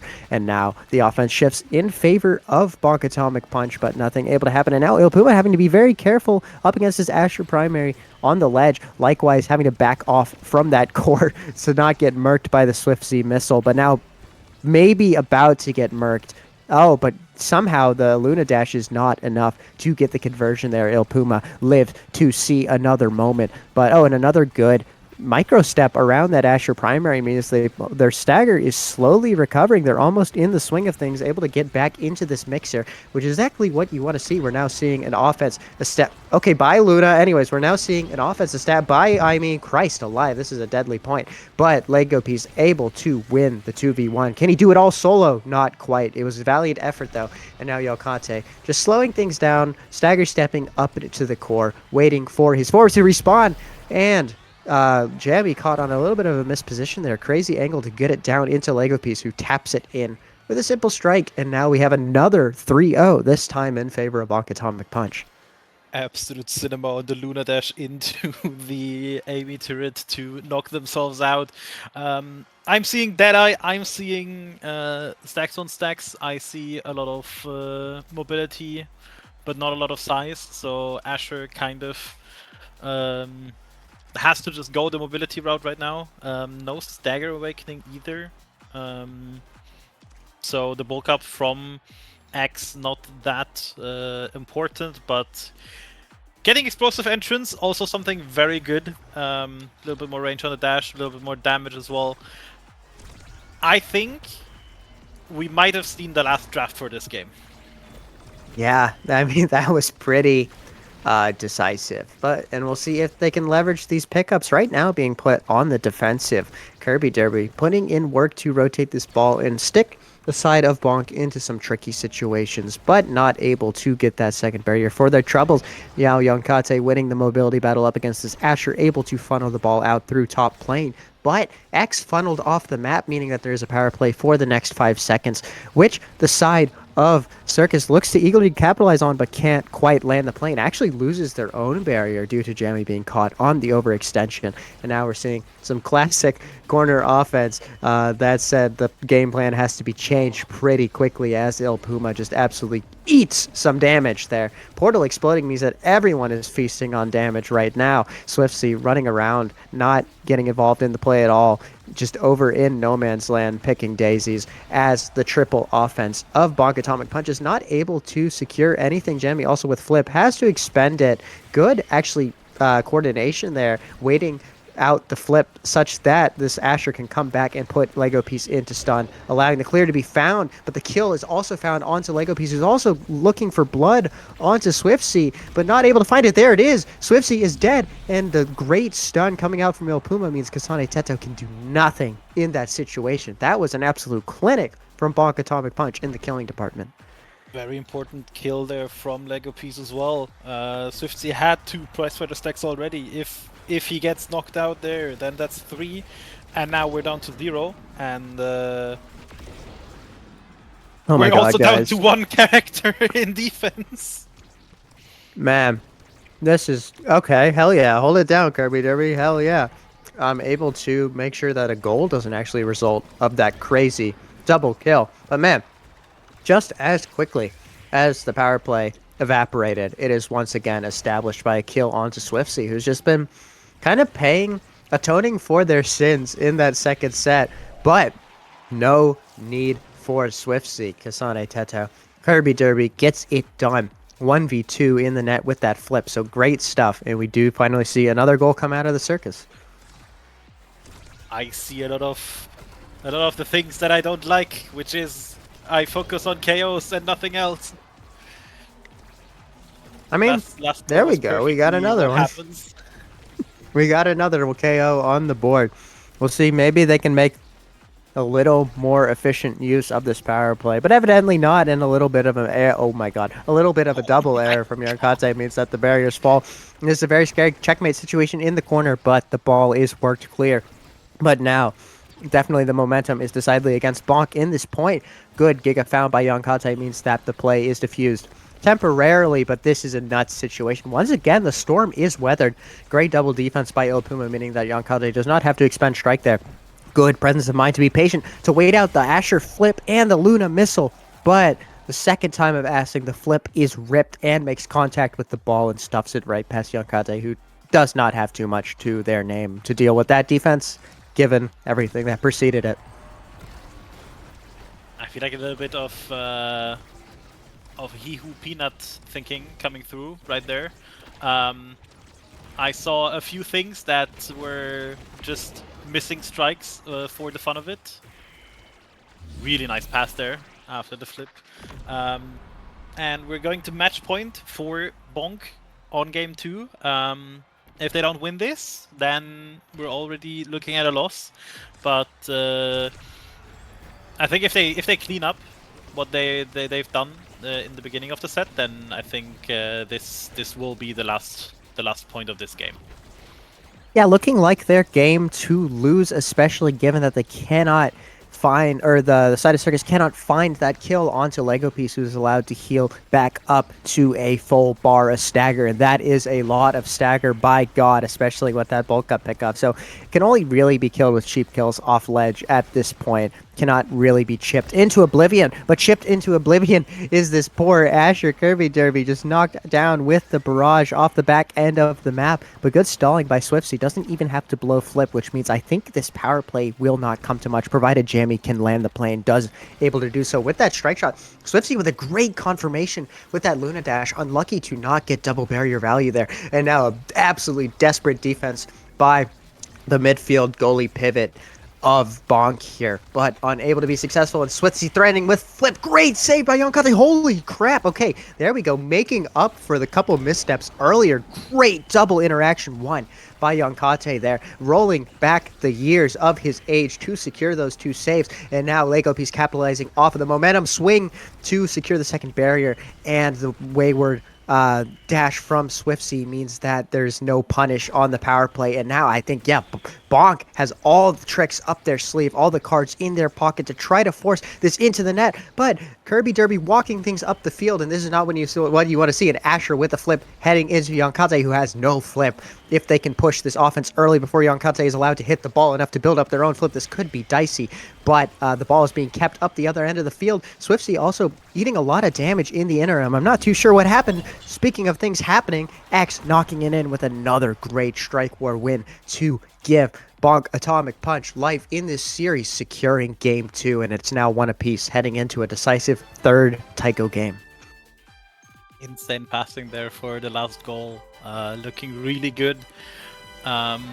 and in the end, getting the second game done. I said 13 minutes, we hit 18. That's the one set that we shouldn't have had, but in the end, Bonk Atomic Punch does get to the 1-1 point, and did look a lot better at times than in the first game, but again, we did see a few issues coming up towards the end.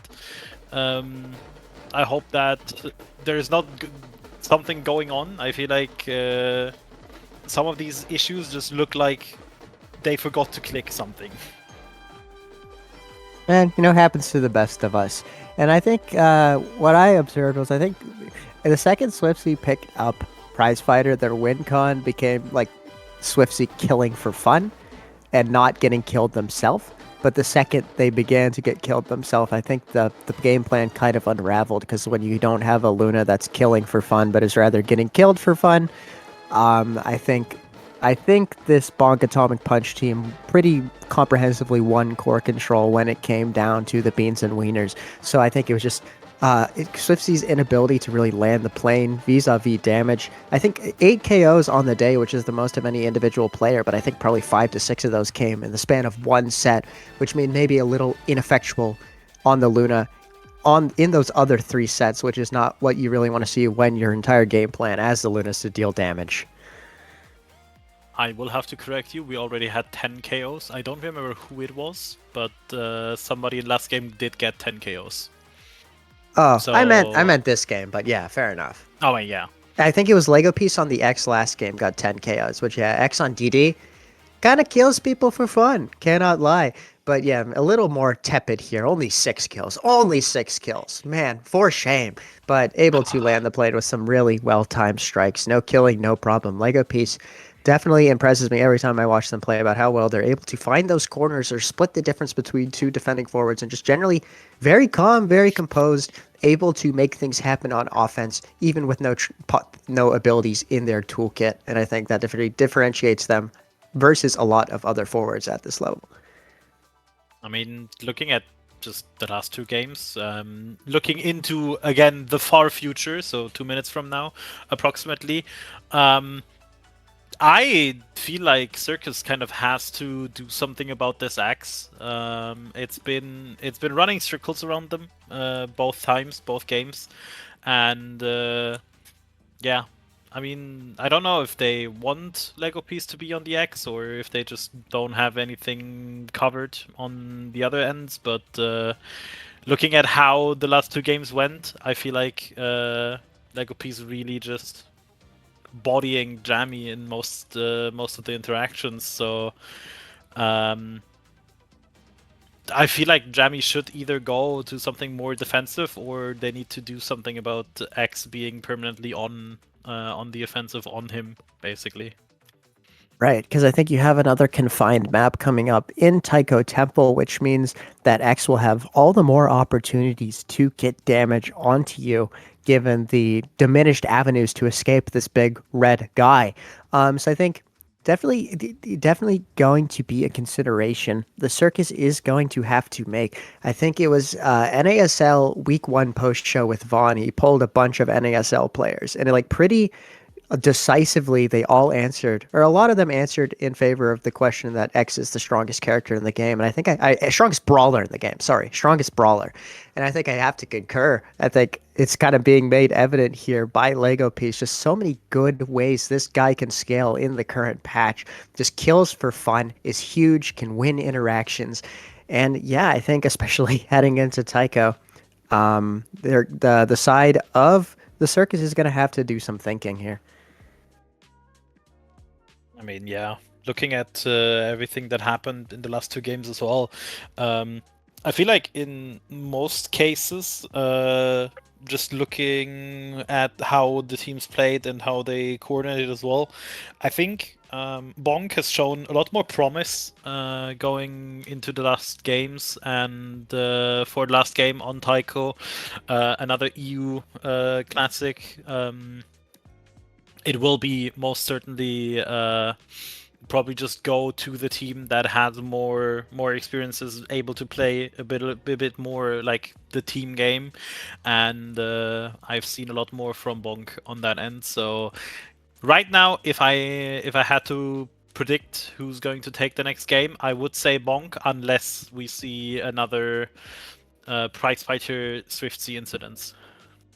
Yeah, I think it is Bonk's game to lose. I think throughout these two games, they've just been a little more consistent with their execution of their damage, of their defense, of their offense.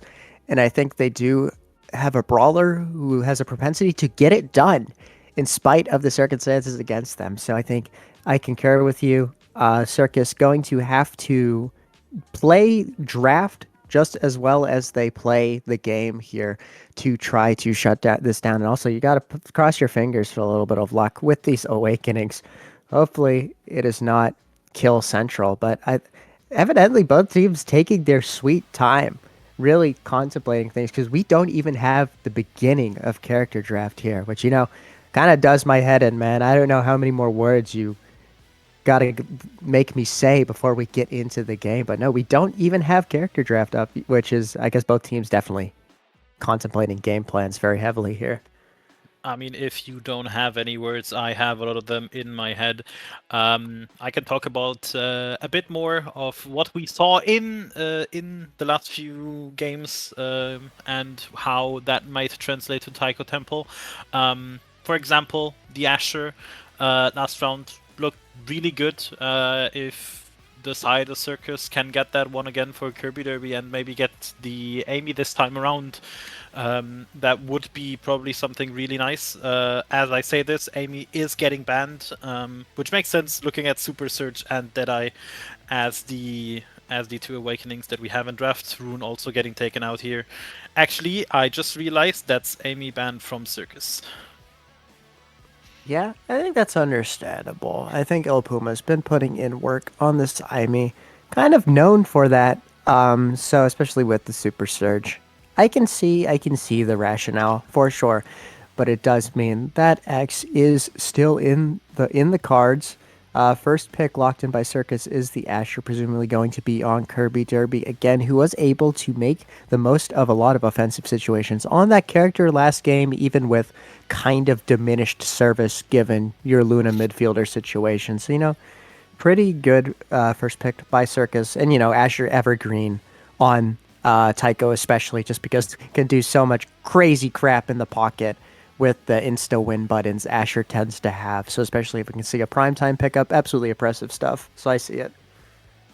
Yeah, seeing the Estelle being picked up here, probably going to be matched up with the X, I would assume. Some really good forward power, and with the way LEGO has been performing on the X, we actually do see the Atlas being picked up here.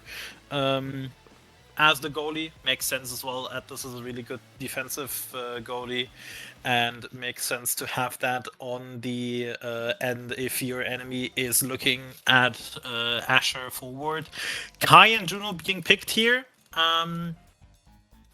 Juno's just everywhere at once, so definitely is going to have certain things to be done, but questionable if they're able to translate it.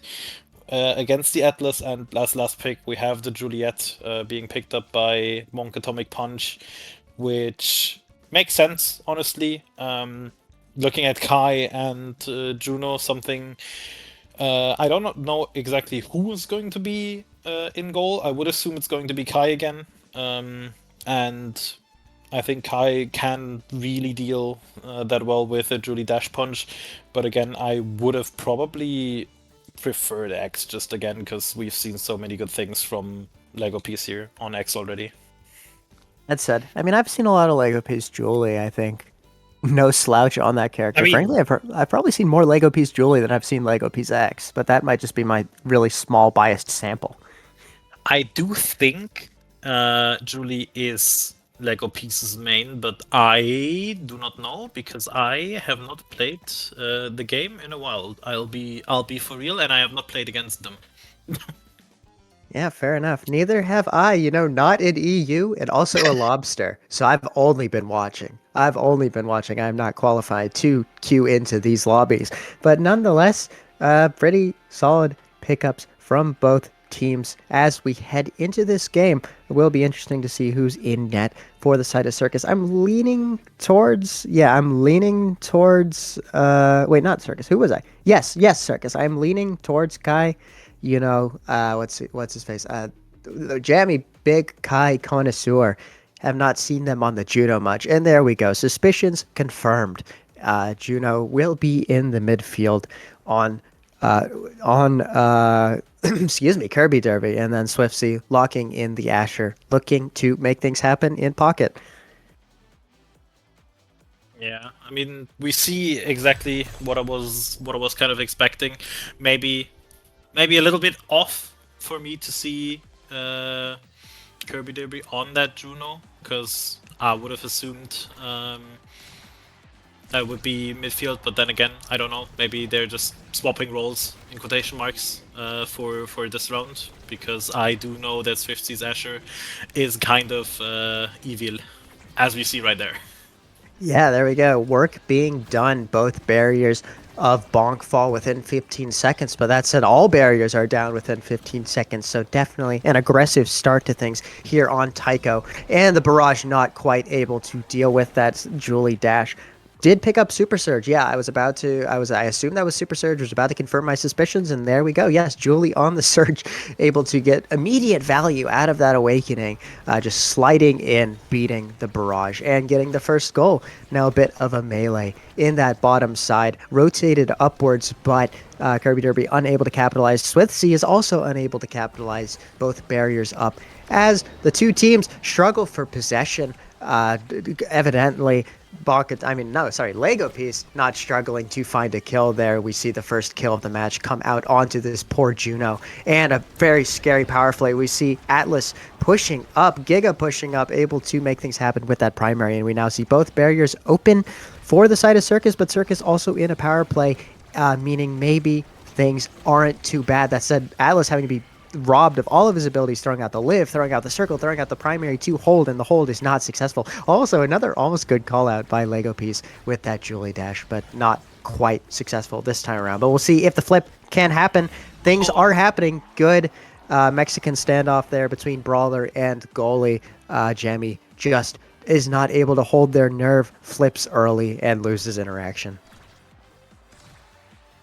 Flip early, the worst thing you can do in that position. Already 2-0 lead for the sides of Bonk Atomic Punch, but we've seen how this can go, especially if you're looking at last game. They also had the very convincing set 1, so I'm not going to say that they're looking good, because I am not going to Casa Curse them once more. Yeah, I feel like both this entire series has felt like a pendulum swing. It's like one team is giga chilling, then they wet the bed, and the other team starts giga chilling, and then it just oscillates back and forth, and one team eventually locks in set 5 and lands the plane.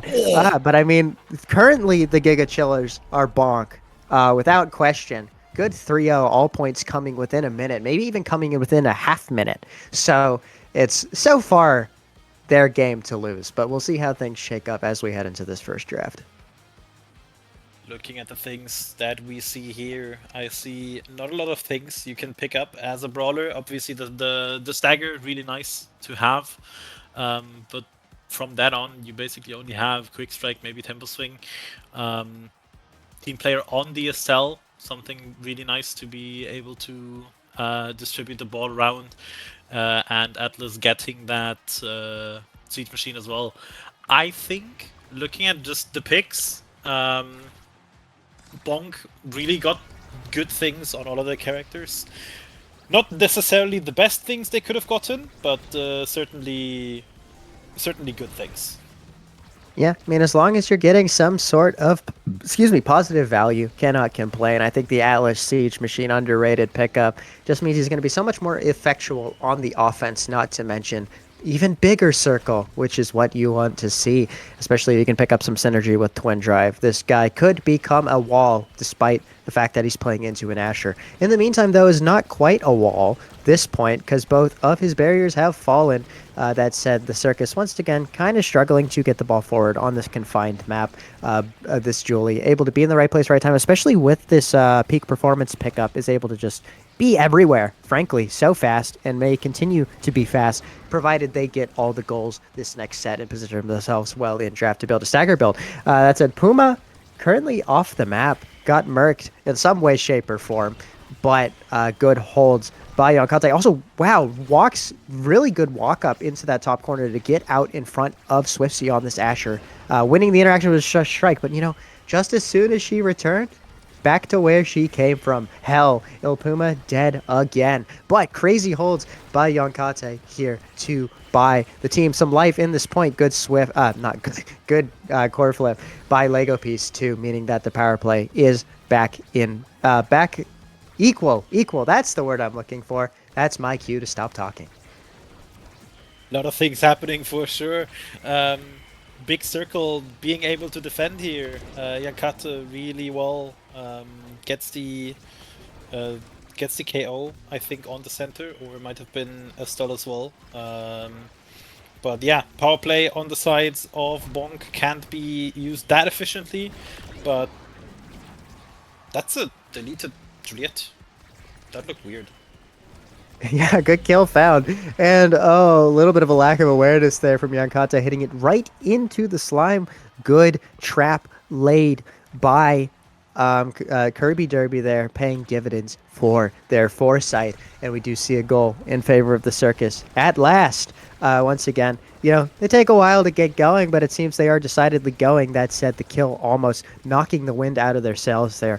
But Swiftsy lives to see another day on this Asher. Coming back for the triple defense, now cutting the pass as Brawler. Good coordination there, but the coordination ultimately not enough. This Julie able to make things happen. Good stuff coming out from Lego Piece. Now Jamie just kind of at a loss of where to dump the ball there. This Julie threatening a lot of angles, threatening their life too. Jamie having to flip, and I think that's honestly chilling because I don't think this Julie has anything to lock in a kill with. Speaking of locking in kills, that is death number 3 on the set for Il Puma. Just a little lackadaisical at the wall. Or I guess you could, on the other side of that coin, very clinical KO play from the side of the Circus. So good stuff there. But once again, power play just not able to really come to anything, especially not with OT core speed, meaning that we're back to a 3v3 in the middle as we head into overtime. Yeah, looking at the flip situation here, Bonk Atomic Punch has 2 flips and a half. Really nice flip there. They only have 1.5 now, but also a goal on their side. I'm surprised that we still see so many KOs. I mean, sure, it is Deadeye, and I can see like Juliet always has kill pressure on the edges. But I was expecting a little bit more calmness, I would say. But it doesn't feel like it. I feel like still every single... Ooh, nice barrier take after the flip from Kirby Derby there. I feel like every single round we get a power play at some point in time. Yeah, a lot of KOs flying. None to start off this game, though. 30 seconds without a KO. This is not something you see every day, given these two teams. Oh, unfortunate Nice jump from Kirby Derby there, not quite connecting, meaning that we're now in a bit of a unfortunate situation, forcing the flip out of Yonkate. A good attempt on the conversion by Lego Piece, but Jamie manages to step around it, crucially holds on to the flip, which is going to be so useful heading into overtime. And now opting to come forward, rotate forward the ball, but the strike shot by Yonkate means that no offense can be pushed in the immediate term. Good holds by the side of Blanc Atomic Punch there. But the ball continues to just be shoved their way time and time again. There's not much Lego Piece can do there solo, having to try to put the ball in the net from midfield as a Julie, which is kind of a losing proposition because you've just got your 2 forwards fighting for their life in the back there. But good flip out of Jammy to just get the ball away from this Julie. Good stuff, but now, provided the ball gets to the Julie again, Jammy not in a good position. Still no dodge to their name. Probably going to look to hit core a couple more times to build up that energy. Almost there. Almost. Bit of a disaster averted, but this Julie still looking so scary with flip threatening. We're seeing Jammy have to just play distance, but good strike around the barrage from Lego Piece to secure that goal and hold on to energy heading into this third point, which is so good to see, especially given your adversaries are kind of killable right now. Flip not needed. Still have the ability to get those aggressive plays in with the flip now. On the end of Jammy Circus, there's not a lot of energy to play with. The only one that really has energy is Kirby Derby, and looking at how things go right now, I think that is going to be a bit hard to get through Yankate, who seems to be dialed in, like really hard right now. Yeah, definitely doing a good job holding. Maybe the Atlas, I think, especially helping, definitely a defense first type of character. Having to blow the ult there to avoid getting killed by this Asher, though. So, maybe looking not too great heading into this defensive situation, but a lot of time bought by that stall from Lego Piece to just try to work some offense on their own, but unable to do so. But up on the other side of the field, no problem for Swiftsy working the solo offense. Free a charge, slotting it right past Yankate on the strike war. So good stuff there. And we're now 2-2 in this second set. So still absolutely anyone's game. Anybody's game, anybody's set. But if Bonk wins this set, then they're looking at a very good position. But at the same time, if Jammy Circus wins this, then they're also looking at a very good position after losing the first set 3-0, because that means that there are still ways that Bonk can bleed the goals. Yeah, and there we go. Another kill found. And there we go. Great conversion in spite of the power play from Circus. Good stuff. Right place, right time, Swiftsy on that signature Asher, getting it done. And now we see Jammy with the pick of the bunch in this first draft. Will be interesting to see what people pick up. I don't know how it keeps happening, but Jammy Circus, every single time they look beat, they just come back and win a set. I think every single game they've won the second set, even though they lost the first set 3-0. I mean, good for them. In that case, bad for Bonk. Looking at the Awakenings being picked, I see a lot of deny here from the sides of Jammy Circus. Twin Drive deny from Atlas on the Asher, and Build Diff deny from the Juno on the Julie. But still getting more stagger on Julie, which already has the peak performance.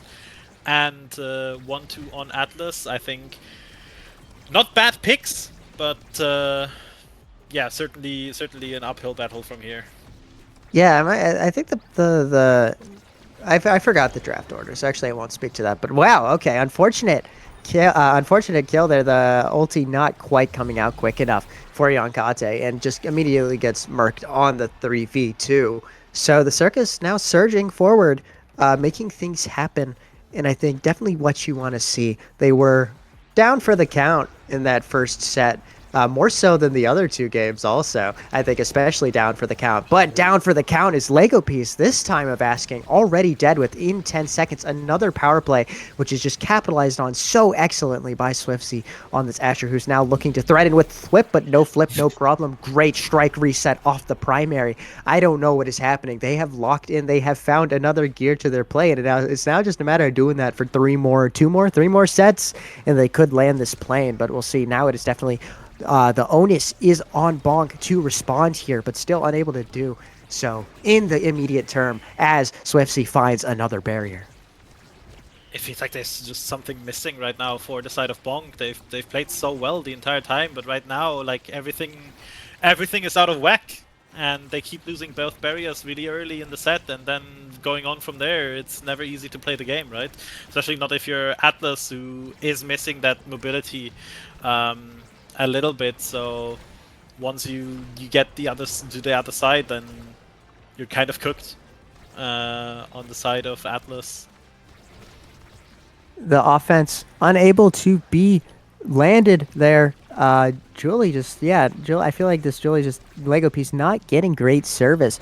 What's it called? Jammy able to a lot of the time snub out any offense by just walking forwards. Good kite backwards there to wait out the Julie primary though. Absolutely. He's finding another level to these defenses. Decidedly not is Yonkate swinging and missing. Strikeout there as Swiftsy taps it into the top corner and also gets pick of the litter in this draft, which could prove so pivotal.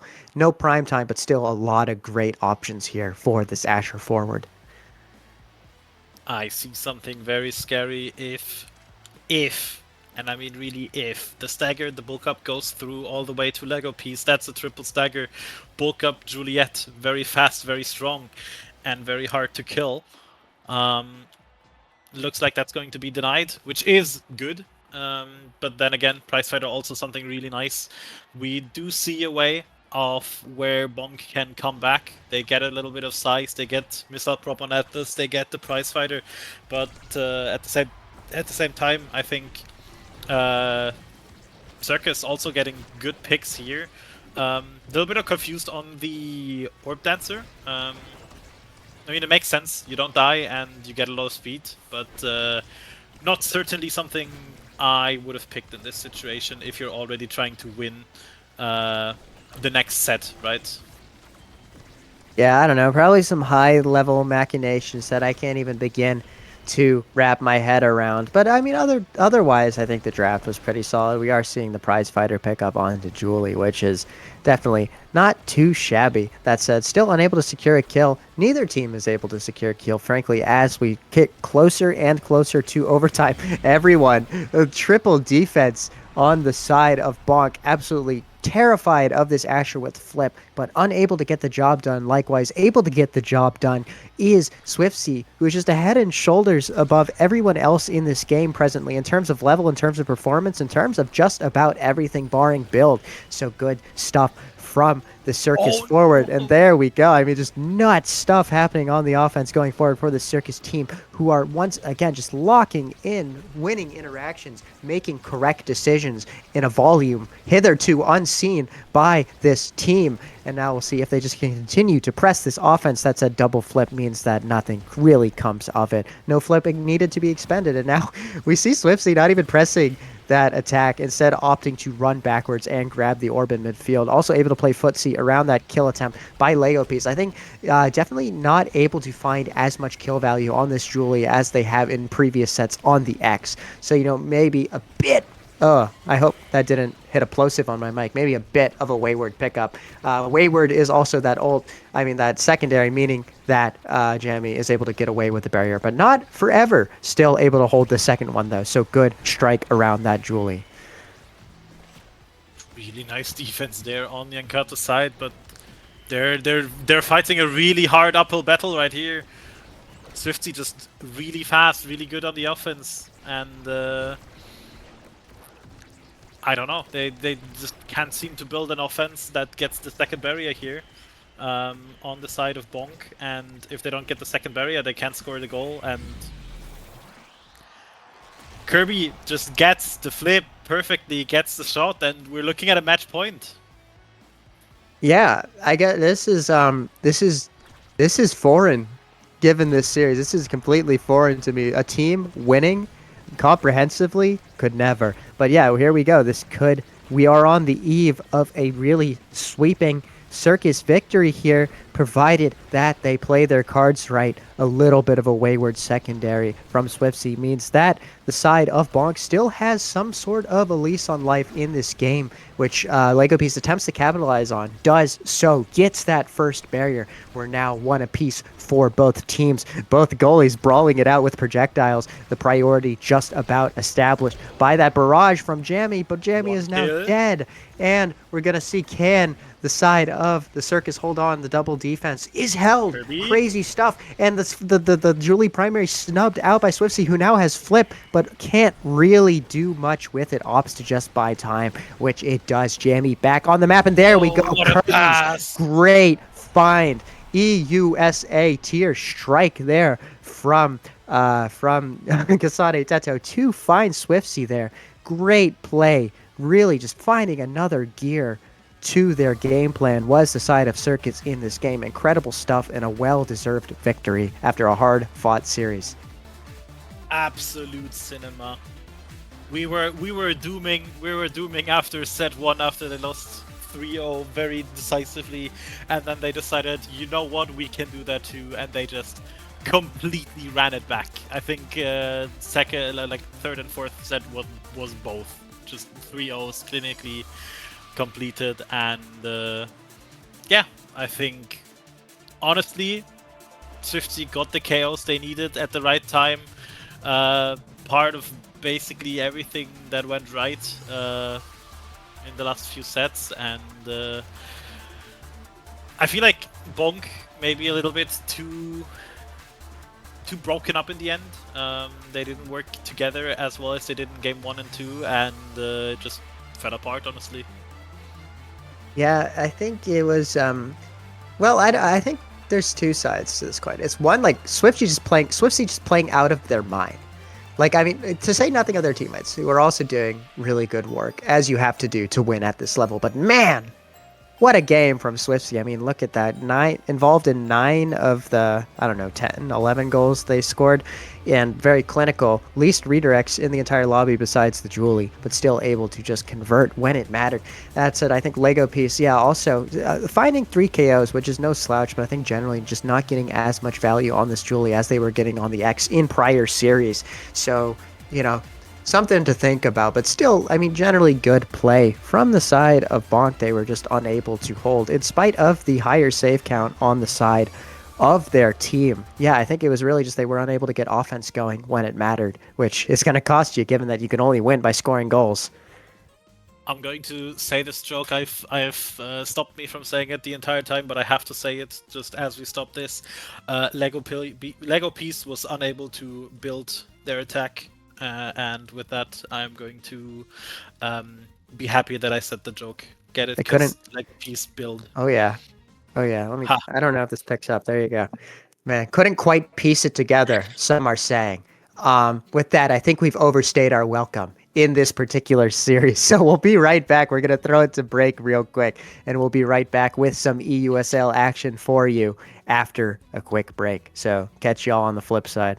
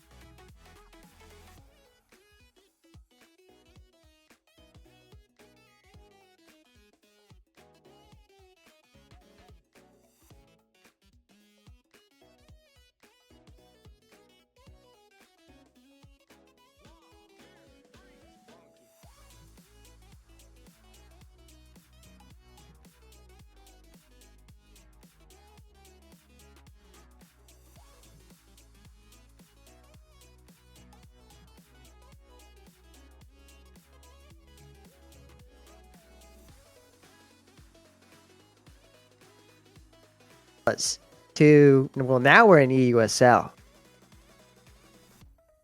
versus Vibe Check. And a pretty nutty start. I mean, well, not nutty because we're on At Lab, but the Awakening's, kind of dangerous. High-key dangerous. So we're seeing, obviously, Luna Ban coming out from Vibe Check, pretty understandable. And likewise, Vass sending the Asher ban. And we'll see how this draft goes. I mean, it goes Kai, Rune, and then I'm going to predict X, because X is funny. That's true. Low-key, I'll take you up on that. I don't know if it's going to happen, but I'd like it to happen. But there we go. It's Rasmus. Shucks. Whatever. Pretty understandable. Maybe we see the Zoli. But, on a more serious note, Vibe Check, first picking the Kai. That's understandable, especially with this peak. I assume that will be SMG on the Kai. Or maybe it is Kai goalie, but I know SMG known to Kai. Known to put in work on that Kai, so would not be surprised if it is the midfield block on the first pick from Vibe Check. And yeah, Estelle responding, wow, we are just getting giga core control coming out of Vibe Check this game. Evidently not speccing into the extra training chip damage meta. So we'll see what the game plan ends up shaking up to be for Vass. I mean, looking at Vibe, Kai Estelle, something really good happening here. I would assume we're looking at a forward pick as the last one, or a goalie pick. I don't think. Yeah, we're looking at the Julie here. Something really good. I'm gonna be real. I think that's just insane character draft. I've never seen this in my life. The Kai Estelle Julie. It is so incredibly rare to see this that I have no idea if that's even good together, Yeah, low-key might be one of the rarest combos in the game. But we see 2/3 of Team Maelstrom coming out from Vass, the Rasmus spoiling the show a little bit. But I think definitely a bit more of an unconventional comp coming out of the red team. Well, it'd be interesting to see. I assume it. Well, obviously Atlas in between the sticks, and I would have probably Rasmus Brawler. So you've got Rune in the midfield, leveraging those pillars, trying to build checkmates, deny space, the whole 9 yards. So we'll see. Definitely, I think both teams playing for the most part. I think building towards core control. It will be interesting to see who picks up spec training. Is this maybe a Rune spec training type deal, or is Rune also one peak here? I would be surprised, to be fair, if that's going to be Rune spec training. I don't think that is something I would want to see, especially if you already have the peak performance being able to be picked up. A little bit more mobility and a bit more tankiness never hurt, especially against Julie Estelle, who can have a really good damage output, and once you're staggered, if Julie has that special, you're kind of cooked. So I think we're going to see Peak being picked up here for the Rune, and because I also don't really see spec training ever working out. Right. I think low-key I was confusing it with extra special. And that's why I asked. If it's extra special, then we have a very different. Oh yeah, because this guy, if you give him extra special, he runs away with lobbies. But so yeah, a little bit of a brain fart on my end, but all good. So yeah, hopefully he does make the educated decision to go peak performance here and not pick up extra special spec training for fun. In the meantime, we almost started Q with the midfielders swapped, so that would have been really funny. But would not have been in the best interest of the good people of Europe's time, as we would have had to abort and restart. But we do have all our ducks in a line this time, so we're about to send AtLab featuring Atlas.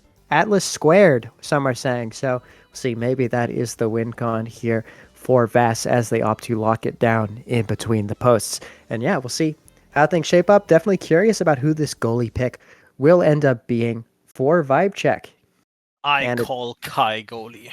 Oh, and yeah. I'm right. There you go. We do have a Taw on the Kai goalie. SMG locking in the Estelle. Could have gone either way.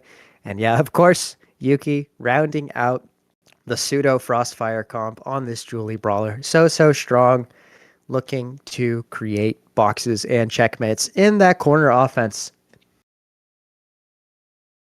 I mean, looking at everything that's going on right now, looking at the character draft and the Awakenings, I think right now I would, just based on draft, I would probably say that I prefer Vibe. But if we look at the proficiency with the characters, I think Vas does have a really strong combo that they will probably have to get a little bit rolling. But once they have, I think they might be cooking with it. Alves unable to secure these initial offenses, Alex.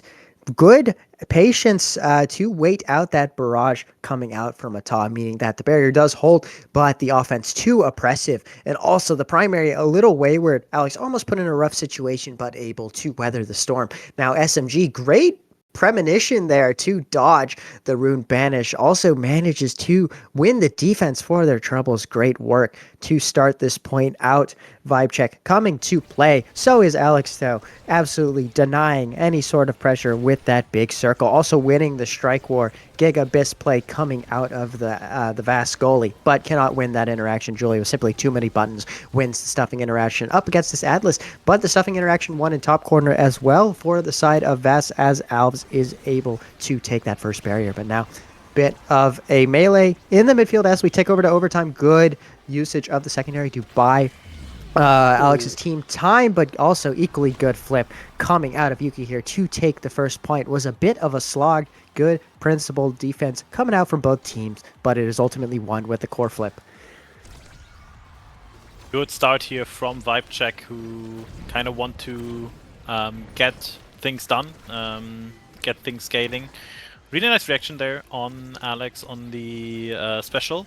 Does not end up to be needed, but already having a good timing on that special, something you like to see, because in the end it will happen that you do need it. And that is a dead Rasmus that had flip.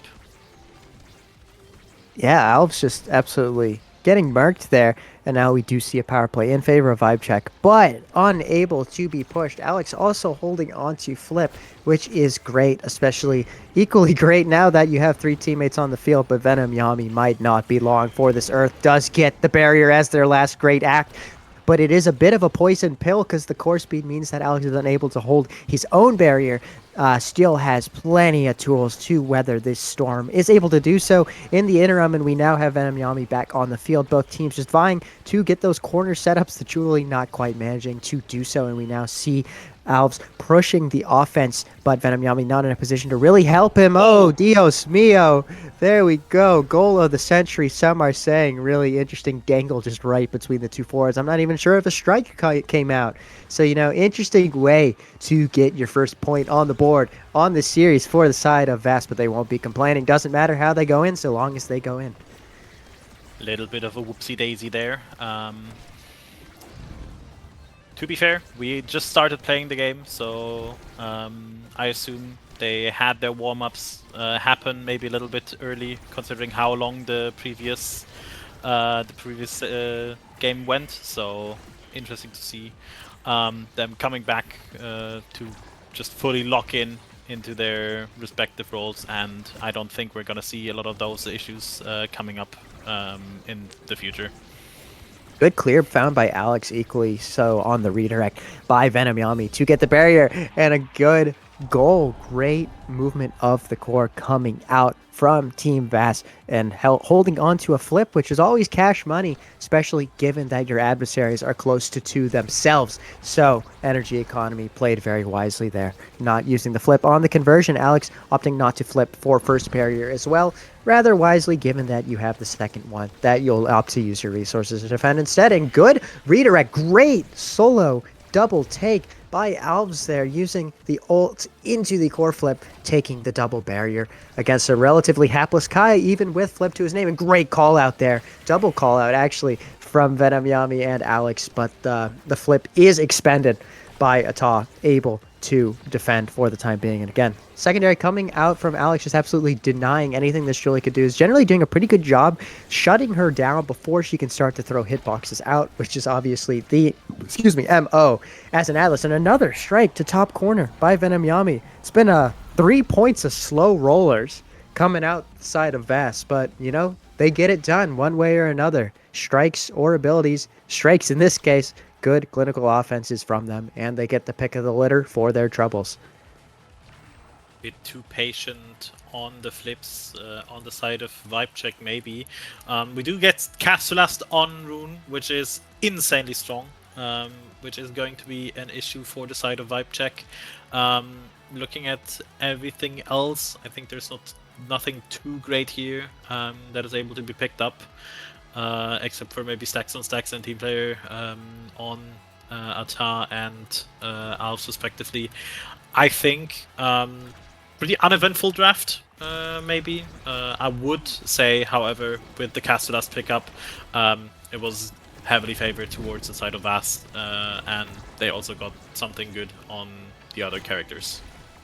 Yeah, I think CTL decidedly eventful on a Rune. But yeah, otherwise, pretty Spock standard stuff. We are seeing a lot of mobility just coming out for all members of all teams. Or that's not true, for both teams. That's the turn of phrase I'm looking for. We do see a fast Rasmus and a fast Julie, so battle of the Swift Brawlers heading into this second set. Oh, and Alex, nice yeah, angle. just having nothing left in the pocket to deal with that defense. Walks slowly downwards as the ball rolls bot plane into the bottom corner. So good return to form for Vibe Check there, able to get a goal, which they have not been able to do for a while, but a talk called out by a really good pillar from Venom Yami, and now immediately put into a disadvantaged state just as soon as there was some daylight beginning to be carved out for this Vibe Check team. But a little bit of a wayward secondary means Alex does not win the defense on the first time of axing, but the double trouble defense coming out of Venom, and Alex is able to prevent the double barrier off the flip from Yuki. In spite of the best wishes, and another good pillar call out, and Ata just unable to react, unable to get back in time to that really good pillar from Venom. And it's another slow roller into bot plane to even things up here in the second set. Double pillar, basically winning that point for the side of Vass, and that might be an issue if you can deal with the rune pillars. Venom, I would say, not a bad rune by any means, so going to be hard to deal with that one if it's already going to start like this, you know? Yeah, definitely dicey. I think Vibe Check not quite waking up to the rune shenanigans, but they are good players. They're on top of the game or on top of the league for a reason, or I guess in the top league for a reason. There we go. That's the word I'm looking for. So I take it they'll be able to adapt. Adapting is Alex to a very interesting situation there. Almost wriggles in just on the upside of that Atlas secondary, but right place, right time, able to walk backwards and adapt, and another really good reaction off of the Estelle primary, but come on, there's not too much you can do. Nice! And the missed strike by Venom. I guess on the other side of the coin, really great wait from Yuki there to get the second goal on this set, and you know, Vibe Check still there. Definitely, they have the lead in the set, and they just have to land the plane, get some good pickups, and I think we can just all collectively forget that first set and get back into the swing of things. So, looking forward to it. You might want to forget the first set, but the points don't forget, you know? So, in that case, with Vibe Check right here, about to be able to win second set. With their set point in that case, and yeah, looking quite good energy wise on the side as well. No flips coming close to the side of Vass, so they might be able to use the pressure they have a little bit more efficiently than they. There we go. The second barrier does fall. This Kai putting it all on the line, trying to get something with that flip, but there's just too many buttons coming out of Vass there. But the buttons held by SMG, meaning that he has the right tools in his bag to get that goal. And there we go. Good tempo reversal coming out from Vibe Check. And we have Estelle with first pick rewarded for SMG's hard work and ultimate securing of that barrier and ops for the M-Prop. Pretty understandable. I see a lot of good opportunities here to be picked up. The stagger for Juliet being denied here makes sense as well. Atlas already having some stagger, so the speed with peak will be nice to have. Stinger on Rune, and Rasmus actually gets last pick on the Rampage. Orb Dancer and Quickstrike not being taken. I think I can understand Quickstrike not being taken, but Orb Dancer I feel like would be helping a few people here out. But then again, the picks they did get, nothing to sneeze at. Yeah, and we are also seeing Alex pick up the Lizard Facts, going to be just so fast now that he has 2 Stagger Awakenings at his disposal. Maybe we're going to see a bit of a flying Atlas. That would be a treat to see. But for the meantime, having to do his primary duty of defense here, which he's able to do with a pretty well-timed primary. We now see Yuki up against the ropes, having to run back and help on defense, kind of incidentally, as they were mainly just trying to play their life there. Now SMG, good redirect, question mark, does win the interaction, but the ball bounces right back into the scary pocket situation. But second time of asking, it's worked away with that beam, meaning that there's absolutely no value coming out of that rune banish, but there's hella value coming out of that rune pillar. Again, Venom Yami just finding good angles. Flip, SMG, nice. right place, right team. Great flip, complete tempo reversal. But once again, Alex with a big circle to snuff out that Julie dash. So good stuff coming out from both teams. Both definitely coming to play to start out this third set as the core just goes absolutely bonkers. Balls to the wall in overtime, and still no goal able to be found. Things slowed down a little bit in the interim. Good cut of the pass by SMG means the offense is perpetuated, but there's nothing you can really do when there's a big Rasmus hook in the middle of the park and is able to work the ball forward, but Alv's unable to 1v1 the defense, but now has Flip, so if he can work his way up this field and force that, the issue could be risky, precarious. Good usage of the barrage by Mata to keep it out of the net, but now, yeah, not looking too good. Definitely losing the ability and energy battle into this Rasmus. So if Alves can get up the field and isolate the 1v1 situation, could be curtains, but smart rotate away from the dude with Flip by Ata. Also, the dude with Flip no longer has Flip. Unfortunate expenditure of the Flip means that he is just as broke in the energy department as Kai. Now, wow, crazy energy farming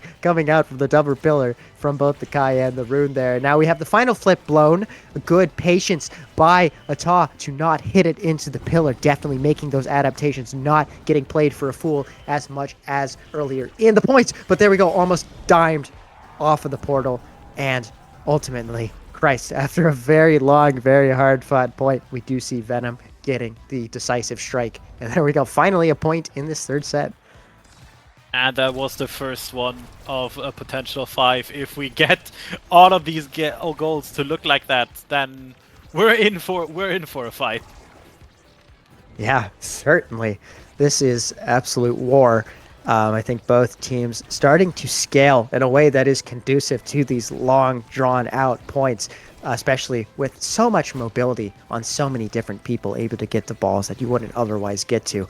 Now, interesting switching of the angle of attack there off of the Rasmus ultimate. Does secure both barriers after a little bit of a melee there. Oh, excuse me. And now seeing classic corner offense. That was great ability management by Alex there, but the pillar from Venom Yami, unfortunately, in a bit of a incorrect position, and good confirm off to the Estelle beam by the punch in from Yuki to get a pretty quick point, especially when contrasted with the absolute war that was the first point of the set.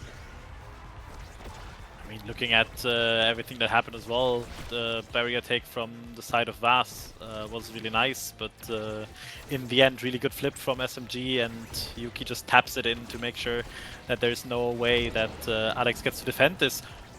Bit too close to the corner, to the wall there. Gets KO'd. Power play on the side of Vas now. They have to be careful not to overexert themselves.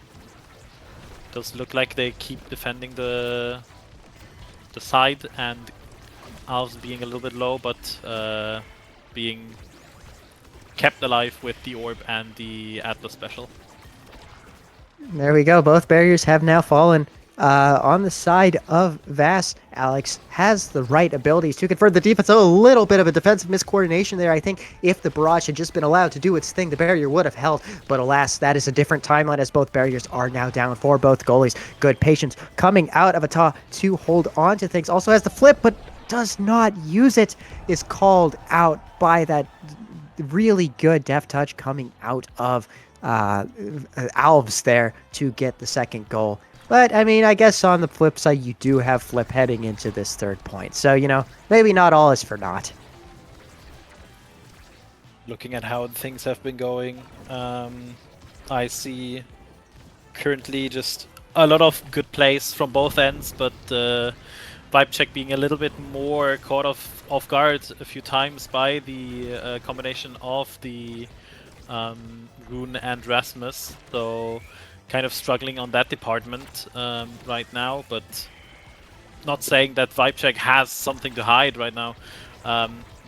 Really good on the offense, getting the barrier, but at some point just having the staggered Juliet there kind of ruins your offensive play, so they can't get the last barrier.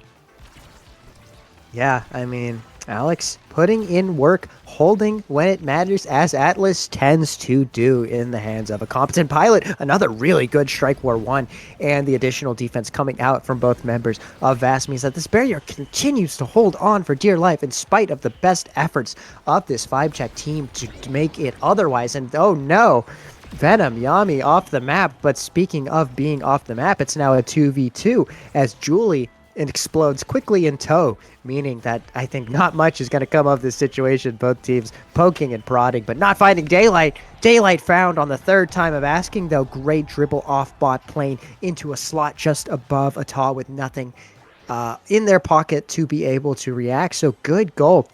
And now Vass, I think, definitely in the driver's seat heading into this fourth set.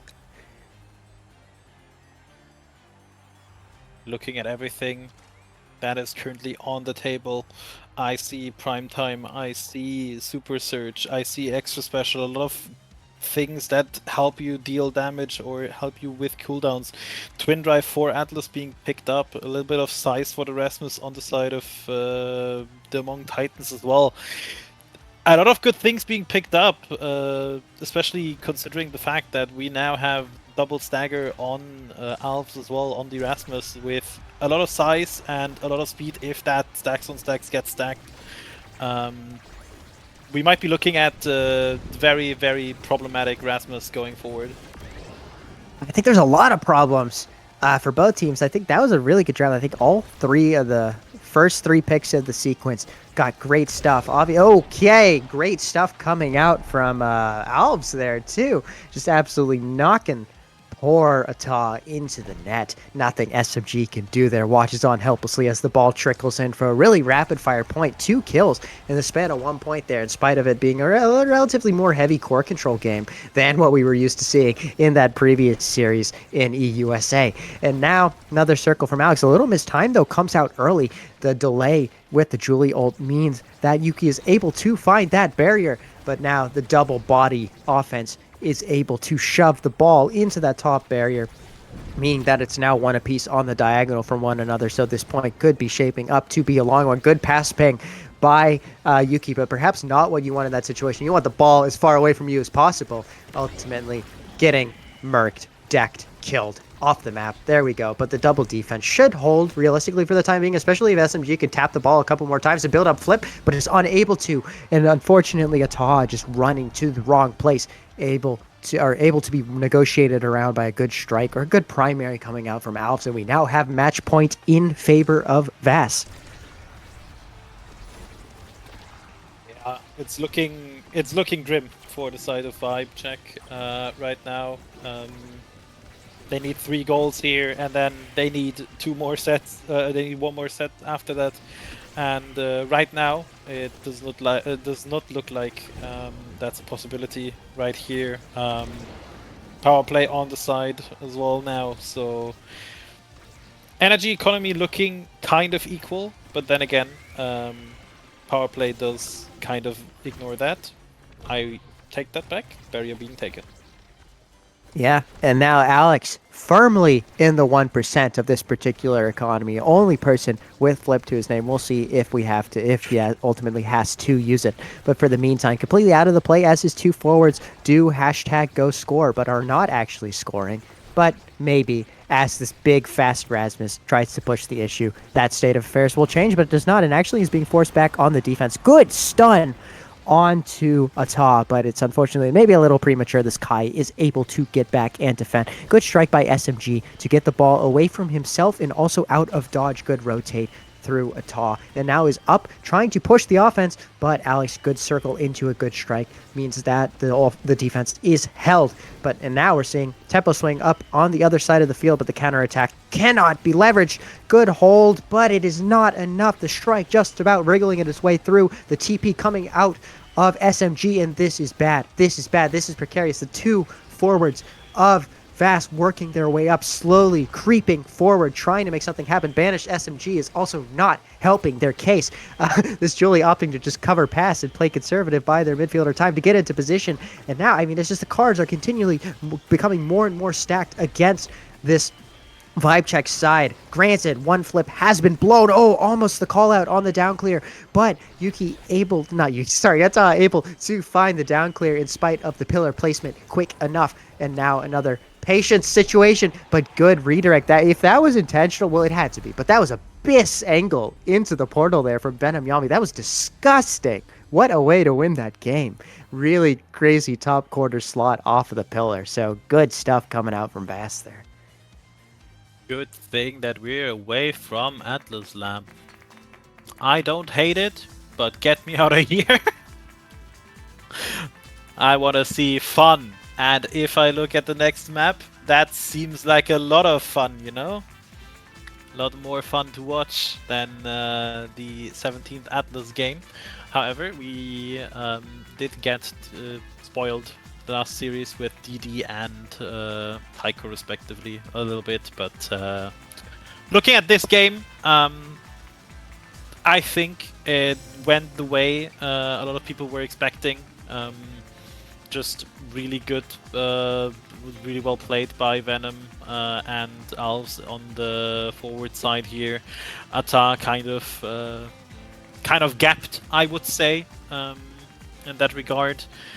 But going forward, I see certainly a lot of ways where Vibe Check can run back and win the second and maybe even the third game. Yeah, for sure. Definitely not a done deal. Vibe Check was in this game, and I think, in this game, every single set, just sometimes unable to get that pivotal third point in their favor, in spite of a series of really good draft pickups, and also 4 KOs, in spite of a pretty heavy core control build. Not too shabby. Also, Ata putting in work in between the net. But yeah, I mean, I think the rune just proved to be a little too troublesome. Venom Yami's rune was taking names, breaking ankles, stealing points for fun, barriers for fun for that matter too. So I think definitely pretty comprehensive, dominant performance, not to mention just this Rasmus got so fast, was able to be in the right place at the right time for those pretty easy positional goals. So yeah, I think all in all, very clinical execution of the game plan by Vass in this first game. Yeah, I mean, honestly, looking forward to the next game, kind of in hopes of Vibe Check getting something to play for. They tried to get a basic comp, maybe beat Vass with just classic gameplay, but doesn't seem to be able to work. This time around, maybe they have something planned for Gates, since it's their pick, right? So maybe they have something cooking. Maybe they just think it's a better map for them. We're gonna have to see how that turns out. But if the game goes the same exact way the last one went, then I sadly would also not be surprised, because Vass does look like a lot more coordinated right now than Vibe Check. Thanks. So this was Vibe's pick. Okay, so this was Vibe's pick, this goo map. I mean, last time Vibe played this map on stream week 2, they kind of got their pants pulled down. But I would assume they know what they're doing, and that was just Geo getting the most freak build ever and pulling it off. But yeah, we do see the Luna ban. Speak of the devil, but yeah, go figure. It's spec draining. You do not want this fella on the field. And I assume we're probably going to see a Pancakes arms race unless one team really wants to spec into damage, like a Vice pick or something like that. But I think Pancake's just so valuable, especially on an open map like this. So it'll be interesting to see if we're seeing an emphasis on core control or just straight killing. Kind of which way, Western man? Give me Vice, Feeny, and some forward that can KO. Give me... You know what? Give me Vice. Give me... Wait, X is banned. Sure, just give me Julie, I guess. Give me Vice, give me Julie, give me Feeny. Give me a lot of kills. It's gonna go hard. Oh, hold on. I think we had a bit of a drafting mishap. Yeah, it looks like we're being taken back to map draft. No Damn. repeat awakenings. Esoteric EUOS rule I was unaware of. Not like it's my fault anyway. I'm not responsible for draft law. But yeah, so we'll see. Maybe we'll see a complete inversion of the game plans heading into this game. I don't know. I assume we probably have a couple of minutes of downtime here as we reset things. So who knows? What is there to talk about? Old gates or new gates? Well, I'm a goalie, so I feel like that answer is pretty a given. So you Gates was prefer like old gates? You prefer no. old gates. Yeah, Oh okay, hell I no, understand. hell no. I understand. Oh, old Gates needed. Old Gates was that was just whatever. Like, okay, you can make the argument, oh, you could also just walk out through the portal and be a third forward. But it's like, no, I was always on the receiving end of the third forward ship. Even as Doobie, like, you can't do anything, man. You can't lock it down when you've just got a Jolie spawning in front of you and then kit dumping. That was not fun. So, Loki, new Gates fan. New goo. Much better. Weren't the old barriers, like, shaped really weird before, too? Like, they were two rectangles. They were just squares or rectangles, yeah. Okay, that changed. Yeah, I think all in all, I don't know. They must have been a little crazed when they were making that initial iteration of Go, especially the barriers. Because I really like the quality. I think the barriers are an underrated change because you can now have that diagonal clear that was completely unviable when you had those big unsightly rectangles as the barriers. So W Audi for making pro player changes. So W. Opinion: old portals, new barriers. Old portal? No. No. What do you mean no? That's even okay. The portal in the enemy goal arc is okay. even more of a stupid gimmick than piss beam on Inky's, man. I'm sorry. I will rephrase because I realized that I thought of something, but I didn't articulate it well enough. We get more portals if we hit overtime, but we remove the corner portals. The corner Didn't portals that don't happen exist. originally? I think that happened on Goo originally. Yeah, that's what I'm saying. Like old portals, like they spawn when overtime hits. Like you basically get more portals. I mean, like maybe. Okay, fine. I agree with that gimmick. Sure, it makes things interesting. It's still like it would suck, and I hate conceding through old Goo portal because it just feels so cheap. What? No. Well, because it's I feel like the game, a huge aspect of this game is ability management. You use your cooldowns to put yourself into good positions, and likewise, you need to hold those cooldowns for those moments such that you can position yourself well. But the portal just eliminated the ability to need cooldowns at all. You just teleport across the entire map for free, which Loki, I don't know. That feels a little anti skill expression to me, but what do I know? I mean, who am I to weigh in on matters of skill, given the level of player that I am? But I don't know. That's my 2 cents. Okay, next opinion. Inkies. What would you do if Inkies had 2 barriers? Like the one that's up and one that's down. So it's just Oni Village, but with a giant cannon now. Yes. How would I feel? Well, it would just... how would that wouldn't change anything because it would just be Oni Village again. You just sack the bottom barrier and then it's a 1 barrier map. I don't think that would not change anything realistically. People would just choose a barrier to sack, and then it'd just be Aki's again. I mean, yes, but at the same time, it would be kind of funny because then you can get KO'd on both ends. And we get double Oh. the amount of cannons. Oh, so you're saying, so as part of this package deal, we're getting to. What happens if you deploy both cannons at once and then the ball like meets in the middle? No way Audi has competent enough programmers to program a physics interaction that makes sense there. The ball would probably just like teleport somewhere. Yes, it would just instantly teleport into the enemy goal, but you would have to coordinate that as well. Like the streams would meet and then they would strike into the goal, you know? Yeah, I guess so. But, enough speculation over stupid changes. We now finally have math draft. We finally have math draft. You could tell that we were really running out of ideas there at the end. But okay. Cash money, we have Hotshot and Bulk Up. So now, definitely changes the dynamic. It's still, we had pancakes and spec training last time. But now, still maybe pathways to mobility, but it's looking to me like there's going to be a lot more heavy hitting. This time around. So we'll see if my hunch is vindicated. Very important question. Do you think we're going to see a rune ban? Considering there's Hotshot. Surely, because I know that people might be sitting out there and thinking they have to ban rune. I saw what Venom did last time, but are they aware that Ata is rune goalie incarnate? That's what I'm saying. I mean, it's also like these are like good players. Like I believe in their ability to adapt to what the hell? The draft just manifested in front of our eyes. Are we seeing? Okay.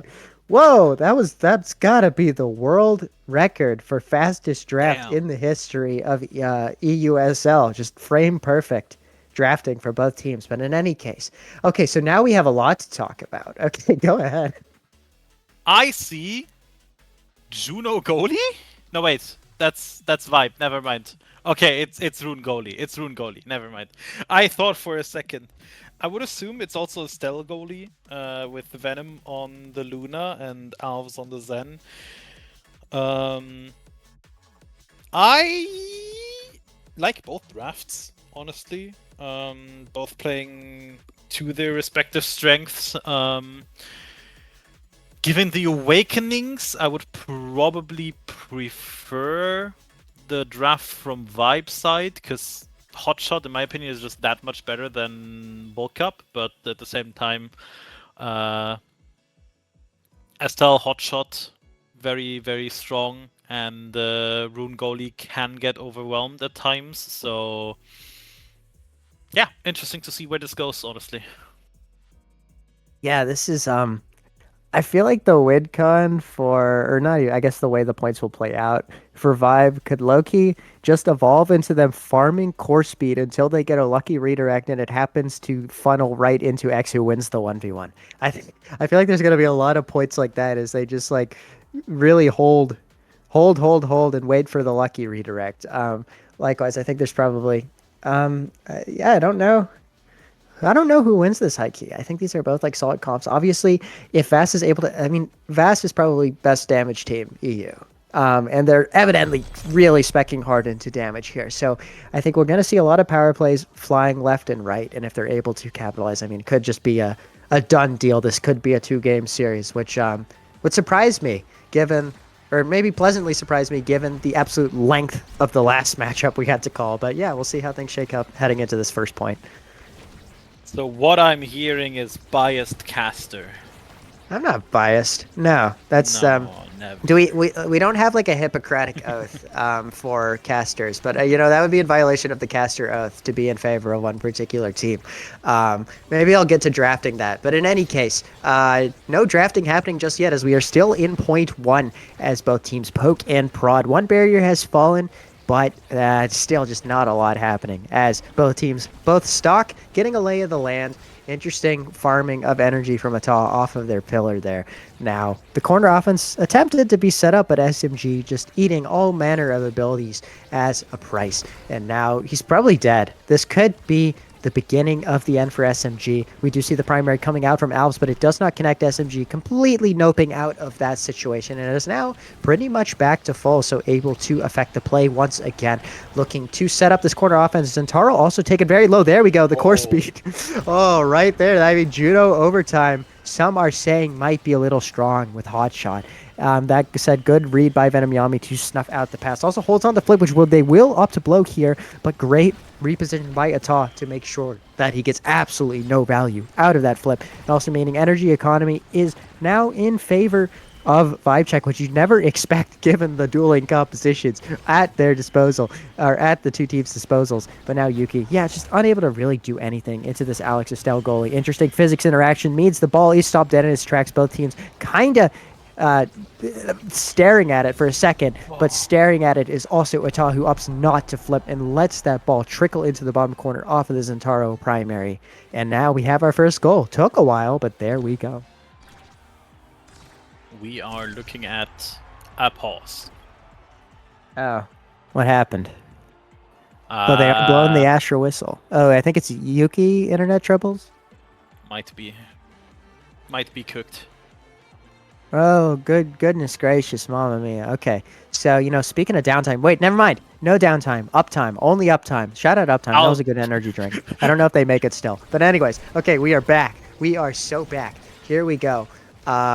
Good clear found by Ata, but I mean, Yuki just dying instantly. Also, perhaps maybe a tactical DC. It means that SMG will get his overtime value much earlier into this point than you would have anticipated. So we'll see how that all shakes up. But then again, Yuki not able to capitalize off of any value that may manifest in the interim because it's just Giga dead. Still manages to push the issue. Good X Maximus to get the second barrier.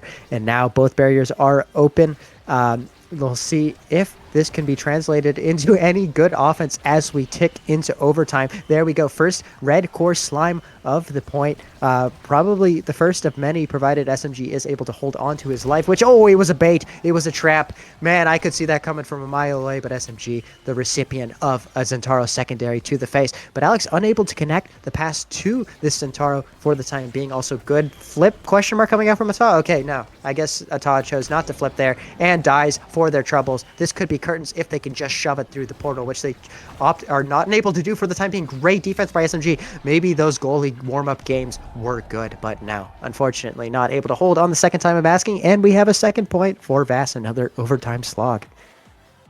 It looks like things might be getting cooked on the side of Vass, and if I am on the side of Vibe Chat, I don't like what they're cooking. Man, I mean, maybe they'll start cooking with gas too. I think Ata just needs to flip high key. I think that would be the answer to a lot of their troubles, but who am I to judge? In any case, we have corner offense first in a while. Good banish by Ata too, meaning that the 2v2 is forced instead of the 3v2, and it is secured. The first barrier falls at great expense to the members of Vibe Check, and that second barrier unable to be taken, and also Venom Yami dashing forward into the fray, shutting down the offense, but the offense is kicked right back into gear. But not quite, actually, as Alves manages to 1v1 that into the barrier, and now it's an open net for Ata, which is so scary. Ata out in no man's land, though, getting caught on the overextension, but not punished. And now Yuki just unable to win a strike war, means the ball bounces loose into that top corner where both midfielders try to leverage their mobility to get on the end of it, but nothing coming of it. And we're now into overtime, so we'll see how things shake up. Overtime red core, something we haven't seen this game at all, right? Oh, really nice one. That was nasty. Okay, God. Okay, God. I'll call you God for that one. That was pretty good. There we go. 3-0. As we said, the best damage team in Europe doing best damage team in Europe type things. And oh, God. Man, what a draft. Wonder what Luna's going to take. Quick strike. Damn! I was wrong. I see a lot of things happening here. And I'm gonna be real. I'm surprised Heavy Impact went through all the way. I mean, I see why it went through all the way, but I'm surprised still, you know? I don't know. Okay. Here we go. Pretty okay. Wow, SMG just eating pain. Okay, 5-second KO. There we go. Very clinical with what they set out to do. And Alex also great save off of the Crystal Thorns there to maintain both barriers in spite of the blink forward to help push the offense. And now, bit of a precarious situation for the side of Vibe Check, but they're able to work things out. Now Yuki hits it into the pillar, meaning that the offense shifts in favor of Vass. Venom Yami coming back to help Alex, able to get the ball out. And likewise, Ata not able to get the ball out, loses the interaction. Luckily, the pillar is there in time to win at the second time of asking. Alves getting the kill and securing the flip. This could be in. Oh, luckily, Ata had the pillar at their disposal to secure the defense and also has another one and farms energy for their troubles, meaning the flip is not used, though. They die, and Venom is there on the tap-in, for the tap-in. And we have the first goal that has not gone to overtime, so, could be a sign of things to come. Could be signs of things to come, and if you're a fan of Vibe Check, you don't like it. It is looking rather grim right now. Yeah, this is quite miserable if you are a member of Vibe Check. But, all good. They do get the barrier. Both barriers are no longer up. Venom with a good Luna dash to force the first one to fall. Yuki just, I feel like, not able to make much happen, is getting stranded 1v1 a lot, and is also just dying, case in point, off the map for the next 13 seconds as Ata manages to hold things down, though SMG also back able to cut past, making things difficult for this Vibe Check team, but they work the angle nonetheless and get barrier down. Now, definitely, offense is in their favor, but a good pillar from Ata means that there is no score for the time being. Alves in top corner, burning cooldowns as they allow Venom to crawl upwards and position themselves for a good tap-in into top corner. Good play between the two forwards of Vast there to get another goal before overtime. Okay guys, very important question. We see Ata really close to having flip. Will it be used this time around? We've seen a sad trend going in this game where people die before they get to use their flips, so hopefully not something that will happen once again. Oh my god, that was miserable. Oh Ata lord. didn't die. Yeah, did not die. Okay, look it up. But yeah, another really strong 3-0 there from Vass. And once again, you have Zentaro with the pick of the litter, so the pain could be increasing heading into this third set. I'm trying to see positives. Right now, it is hard to see any. A lot of good picks you can see for the side of Vass. Castoras on Rune, something really good to get, but I don't know if it's going to be enough to deal with the prize fighter, the damage from Zentaro, the just kill potential from the Luna, and it certainly will not be used that much to get past EUSL, past Alex. Yeah, I'm low-key blanking. Have Vibe gotten a goal this game? I'm not sure if they have. Okay, they got one. I am pretty sure. Okay, so they got one. Okay, so they can score. They can score when they're healthy, but health is in short supply. Oh, whoa, what the hell? Okay, goodbye, Venom. I mean, no Venom, no problem. We still do end up losing both barriers, Vibe Check. But this could be a sign of good things to come. There we go. Good hit into Yuki, who confirms off the flip and gets the energy reset heading into this next point. So, there we go. Now we have definitive proof of a goal. Good stuff. Interesting decision. But, was it Venom that ran? No, it was not Venom that ran into Pillar. Sorry, it was Alves that ran into Pillar. I lost my bearings, but wait, who did not run into Pillar? Used passive into Pillar as Zen.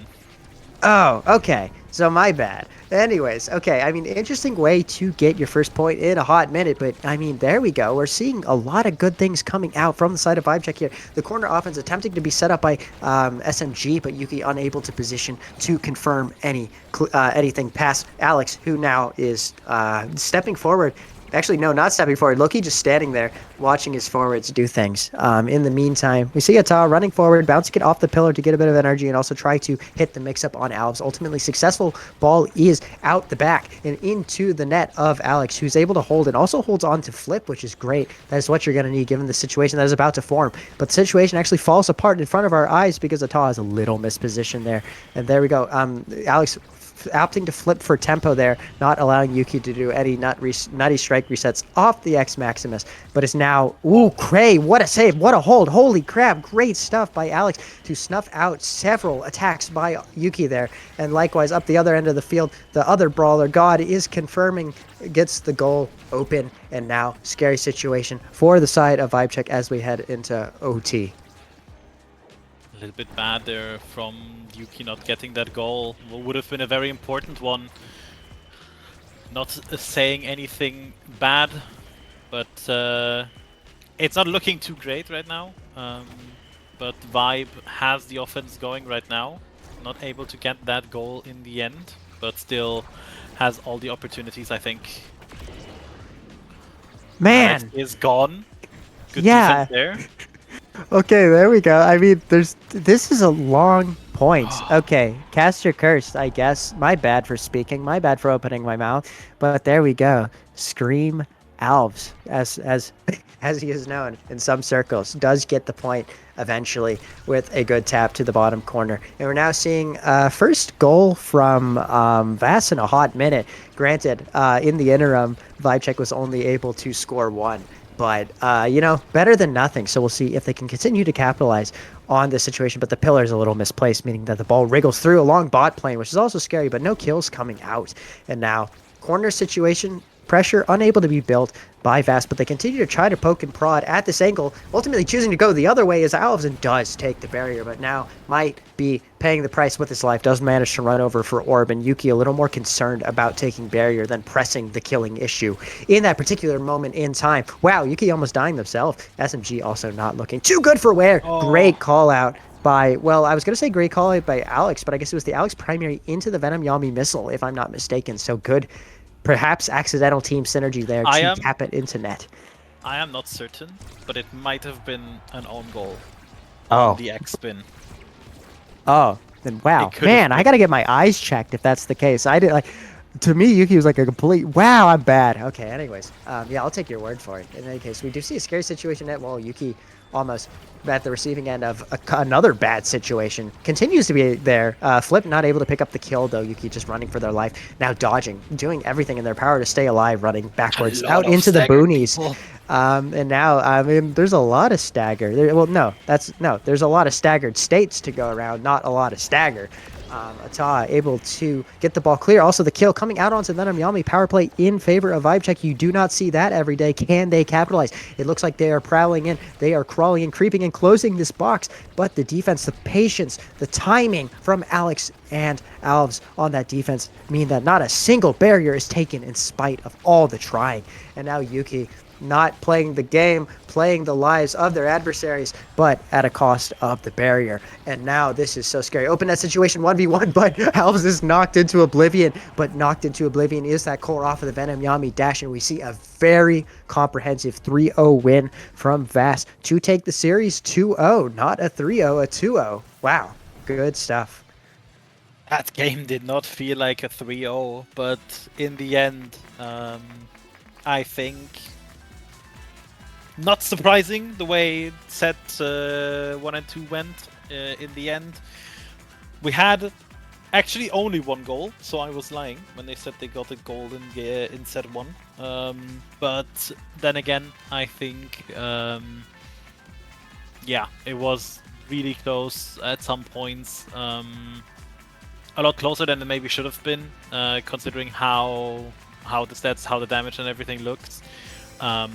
But yeah, I think in the end, very well deserved from Vass going 3-1 with this win and closing the gap to currently, as far as I remember, undefeated Lockdown, who will be playing later against Turgin's Cats, so they will probably get one more win on that front, and closing Whoa. up will always be good. Okay, well, we got to have a little belief in Turkey and Scats. Come on. But in any case, I'm a yeah. team member of Cats. I have to be realistic.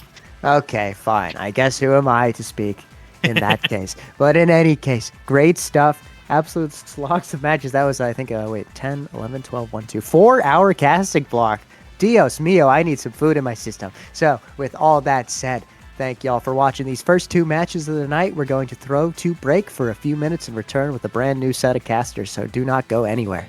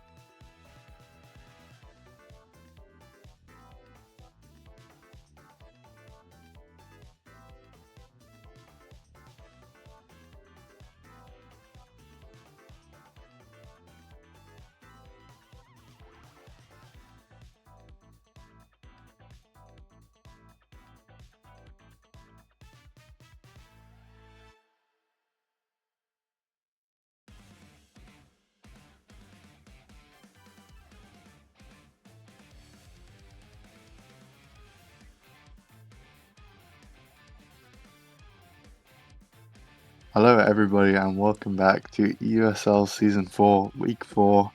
We've got the third game of the day, Wildcards versus Blob Gap. We've got an Among Titans start. I think this one's going to be a banger. What's popping out to you in this draft right now, people? Let's take a look, see here. What I am interested in, for the most part, is just seeing how Blobcap can kind of deal with wildcards in general. I want to see what they can do in regards to.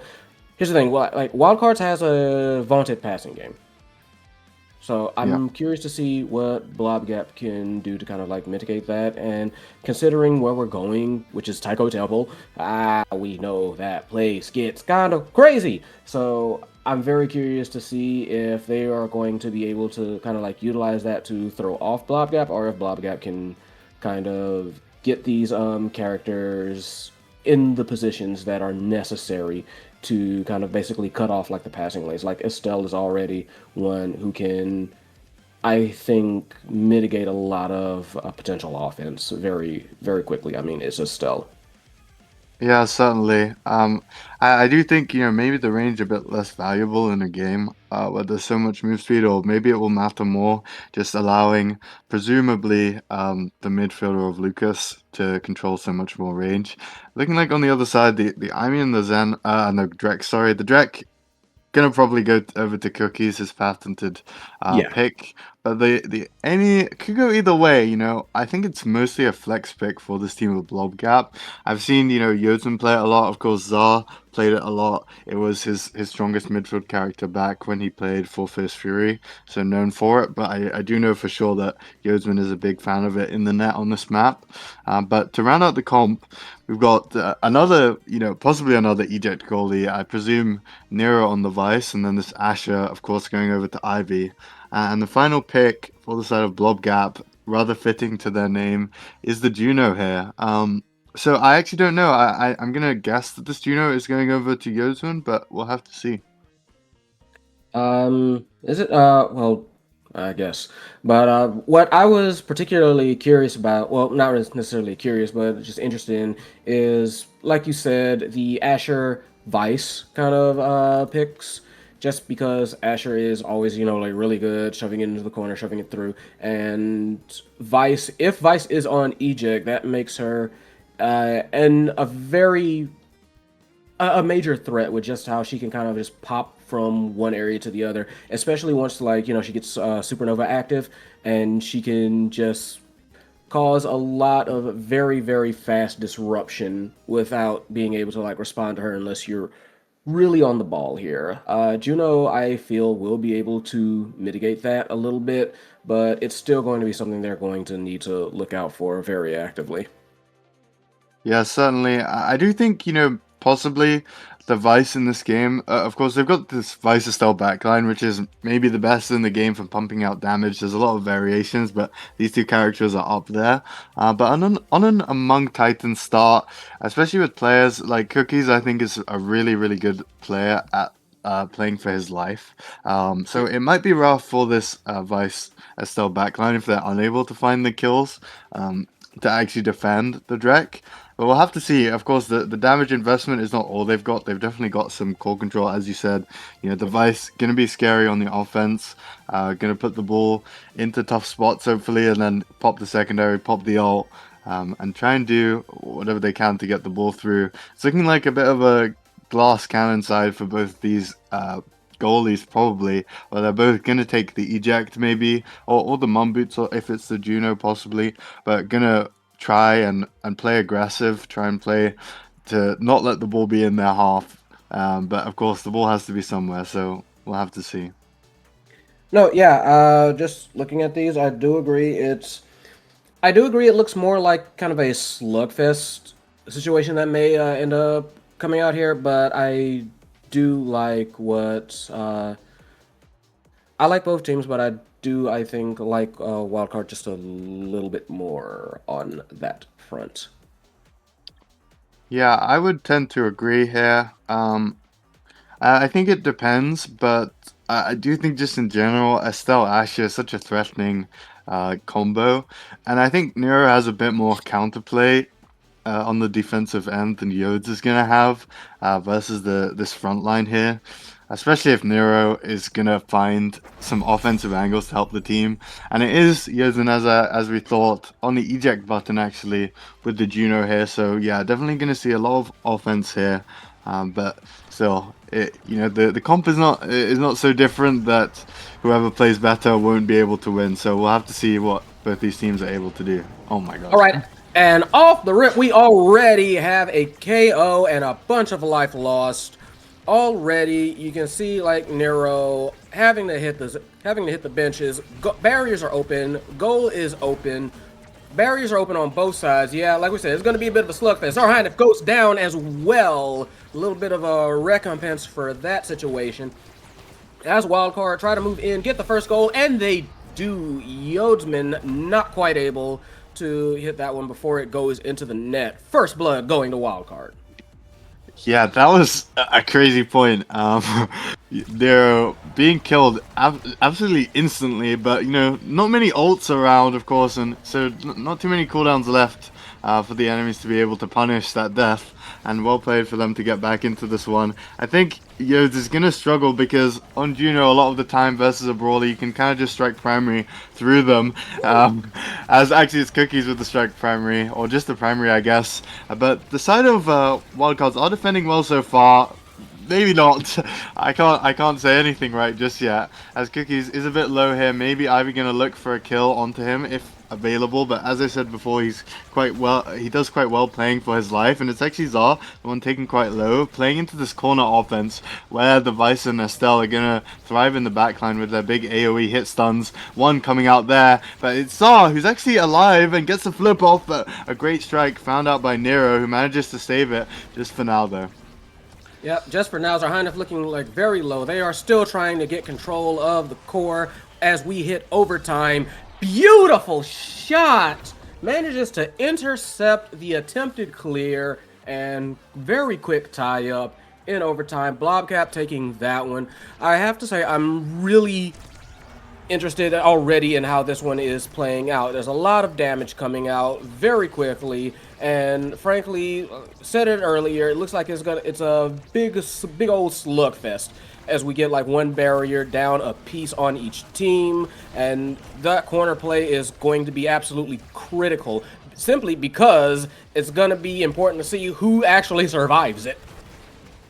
Yeah, certainly looking like Zar, the one who's worse for wear in the midfield right now. Lucas and Nero both building up to a flip, and Ivy already has one, so very scary spot energy-wise, but Zar just finds the dash through Nero. Very well played by him, recovering from being quite low. And, even if he's low, they've got the Eject Junos to take a bulk of the core control, as well as the Drek, who... They do have the Asher, but outside of that, their characters are not really made for forcing it through a Drek. Scary stuff. Lucas, his evade is forced out and lost the flip right there, but wow, it's so much damage, and Nero with the flip, he did so much on the offense there for his team, bouncing Zara around, getting the flips out, and getting the goal. Tie again. Yeah, this one definitely looking like it's going to be a big back and forth. For absolute props to how they managed to get that one in. Lucas looking very capable right now on that Estelle, looking very dangerous, and as well as obviously like Nero. But right now, barriers down on the sides of Wildcards. It is Blobgap looking to try and take this one. They have been keeping pace with this team. They have been keeping pace with Wildcards the whole game so far, and they are the ones who pull away. Take the first set, do Blobgap. Yeah, certainly. It looked like the Drek and the Army were the ones to get it done on the offense here, and it is all rewarded. Lots of options on the board, though. There's the Heavy, the Surge, the Prime, maybe the Team Player even. I think a bit of a scary situation to be in for him. Not too sure what he'll opt for. Goes to the Prime Time, which means that this Vice is going to pick up Heavy, and Lucas is going to get the Team Player because, of course, this Cookies of Drek probably not going to make good use of it, and Ivy getting her patented Awakening here, and I think this is a great draft for the side of Wildcards. Yeah, no, very solid for the solid of wild cards. I'm liking the super. Yeah, like you said, I like everything they got here. Heavy impact, Orb Dancer. I was always kind of a little bit down on Orb Dancer, but it has been proving its worth. So hey, boo on me. But team player as well, going to be very useful with how wild cards have been playing. Something that they will go for. I feel like a lot of situations nearly got a shot on goal that time. Well, they did get a shot on goal, weren't able to quite hit it in. Very nice clear, however. I have to say, it is looking like Blobgap kind of have an idea of what they want to do for this game plan. Teleport, a little bit mistimed. Nero not in position. Zoro high enough just knocks it in the bottom corner for the first one of this set.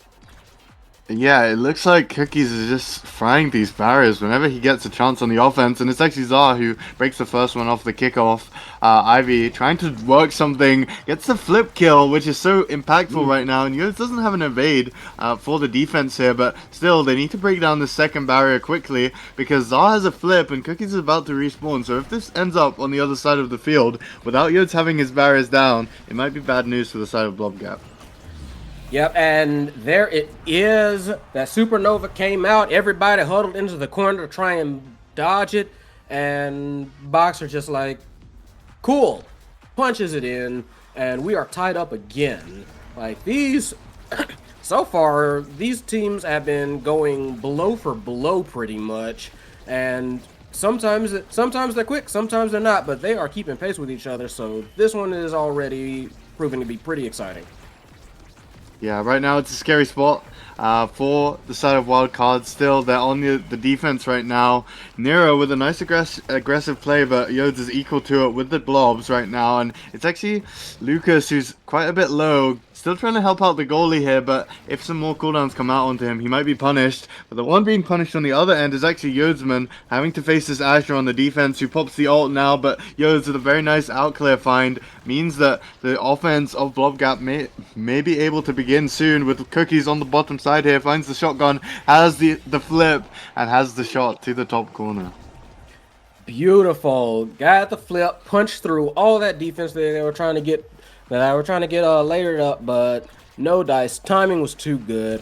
And we are going into, I believe this is point 4, and a lot of energy on the side of wild cards. Not quite as many bodies as they would like, though, as Boxer gets a squish between the sideboards. They do manage to get the barriers, however. Both sides get barriers. Goals are open. Power play is done. And it is going to be... I want to see, like, who cracks first on this one. Yeah, it's looking like Yodes might be the one to crack the egg of Nero, finding the offense that just made it a 3v2 on the offense there, and Cookie's able to find the strike once again. He's doing so much on the offense, I feel. It's very rough for DSL and the Vice backline, who don't have too many strike war tools to play into the Strike, who has speed and size, which is basically all you need on a brawler sometimes. He is waiting right now, maybe to leave something available to his midfielder. Everyone being rather patient. And it is the hot shot denied to break the silence of the draft there. And picks flying out right now. Lots of stuff here. But I think the side of... both these teams honestly have a very nice draft, I'd say. Yeah, it's a nice draft. It's also a bit of an interesting one just because, like you said, everybody kind of like waited to see who else would pick. It was basically down to Nero to kind of say, all right, look, I'm going to pick something and everybody's going to respond to it. I'm okay with that. So now we need to see if these can actually do anything for that. Lucas had to try to evade for their life, but to no avail. Power play on the side of Blobgap, but it is them as well who get their barriers taken and their goal open first. So a bit of an interesting like reverse power play there. It was Wildcard that was on the offense, but a slight whiff from Nero gets the goal open, and Cookies and Yodesman very quick to take advantage, punching it through for the first goal of this potential last set. Yeah, I think, initially I was like, both teams, they have a good draft. It could go either way, but with Lucas basically having no awakening, off that draft right now. And Ivy almost killed. She played very nicely on the drum. If she dies, it's a lot worse than Lucas. She has 2 stacking awakenings right now, of course. But, you know, if those stacks come into full effect, I think this Asher is an absolute monster and a nightmare for the defense of Blobgap to deal with. But as of right now, is Blobgap trying to work something on the offense here? Of course, Yosman can still play somewhat aggressively as he has the eject, but not as much as he might like. But maybe they don't need it to break down that first barrier, and possibly the second here. Cookies is a bit low, but has plenty of evades, has the dodges, just so much experience playing to survive. But it is Nero with a nice timing on that ult, just played it right into Ivy, who finds the strike in between the defense of Blobgap. Yeah, shot straight to Asher. Beautiful punch through. I have to admit, I lost track of the core for about a split second there. So now we have Lucas with a flip ready to go. There it goes. Burned out, trying to get a barrier from it. They do, but they sacrifice their life for it. My life for ire. Nobody knows that reference nowadays. StarCraft, ladies and gentlemen. But we still have barriers on both sides. Barely saved by Yodaman. I was about to eat my words, but not quite. Flip goes out stuffed as we got a mosh pit going on in the wildcard net. Nothing comes of it except Zaran looking awfully low for a moment there. And gotta say, that was a great hold. That was a bad take, however. Yeah, and that was a takeout of Lucas right there. Once again, he's killed. Ivy does have the max stacks, and honestly, I think it's a lot worse if they have her dead than lose this point, because I think the stacks are probably the only thing keeping them in this game right now, as she is gliding with the move speed currently, has the ult on the bottom side here, but just a bit hasty to play the ball forward, I think, that allowed the outclear to be found, as right now, it's once again the side of Blobgap in the offense here. Yo's trying to work the ball up on the top side, but nice rotations coming out from wildcards, but actually ball still ends up in the hands of Cookies. The Super Surge just providing so much value where Yo's is able to stay on his barrier and defend while still affecting the offense. Yeah, Blobcap really proving their mettle today, as this could potentially be the final point of this match. They already have a barrier down. Barriers on both sides down. 2 barriers down on the side of Blobgap. Wildcard's not trying to let it go out without a fight. Tied up. Match point for Blobgap. Set point for Wildcard. Yeah, this is the turning point, as it were, of this game. I think Ivy and Lucas both building up to a flip, which is a bit of an advantage, as Nero also already has one. Also already has that first barrier taken. Ivy looking for some cheese, but unable to find it as the dodges do come out. Cookie's looking for something in return, but Ivy picks up the orb, and look at the speed. The flip countered, and still so well played on the defense by Yodsman, doing everything he can to be able to hold that final bottom barrier, but it's still a rough spot for him with Nero having the barrier advantage. Not for long though, as it's Zar and Cookies. Zar finding the double barrier and Cookies finding the net, and that is the goal that Blobgap needed to take the first game in the series. Just a sudden burst of offense. They get the double goal. They get the double barrier, they get the goal, and it is Blobgap taking this one 3 and out. Yeah, super well played. Honestly, I think that it was just a matter of both sides were doing so well on the offense, but eventually when it came down to it, the side of cards were just losing more barriers to Cookies in the offense. I think maybe in this matchup where the goalie isn't going to have too many cooldowns to defend, the availability of having those 2 primaries for Cookies matters more than the impact of the primary of Ivy, because there's 2 barriers and 2 shotguns, and that's basically all Cookies needed, I feel, most of the time to get through the defense of cards. Yeah, offense is great, but defense, I mean, in the proper sports, defense can win championships. Shout out to the Seattle Seahawks. But in general, it proved that you need all phases in order to be able to win games here. And it was Blobgap who managed, I feel, to have just enough defense in order to allow their offense to convert. Certainly. We are moving on to the next game in lab. This one, it was a 3-0, but a deceptively close one. 14-minute 3-0. You might think, that game wasn't really close, but Wildcards, they scored 5 goals. They were in this. I think moving on to AtLab, they're definitely not hanging their heads down, thinking they can lose. They do opt for the red side on the AtLab here, which means that for the first pick, there are tools available for Blobgap. I think could prioritize the Kai Estelle. As we saw, the Kai they banned out, but having the first pick, maybe they can opt to pick it up. I think Kai Estelle is so strong on lab, just having the range and the mobility to control the ball. But I think a bit scary for them still, because Ivy's character pool probably a bit better for the map of Tycho than it is on that lab. So we'll have to see what cards can whip out here. Yeah, it's going to be an interesting one. AtLab always kind of considered a stock standard map, but because everybody knows it, that means it's going to, I feel like it's going to come out down to a lot more, like just player skill, player interpretation of the situation, and just being able to execute almost, not quite regardless of what character you have, but the character that you use, I feel, is going to be, is important, but not quite as it might be on like some other maps, just because AtLab is so ubiquitous. But I feel like for these teams, I could kind of see the I could kind of see like the general draft going like either way. I feel like the Estelle was good. I feel like the Asher pick was solid. I am curious if the Vice is going to make a reappearance.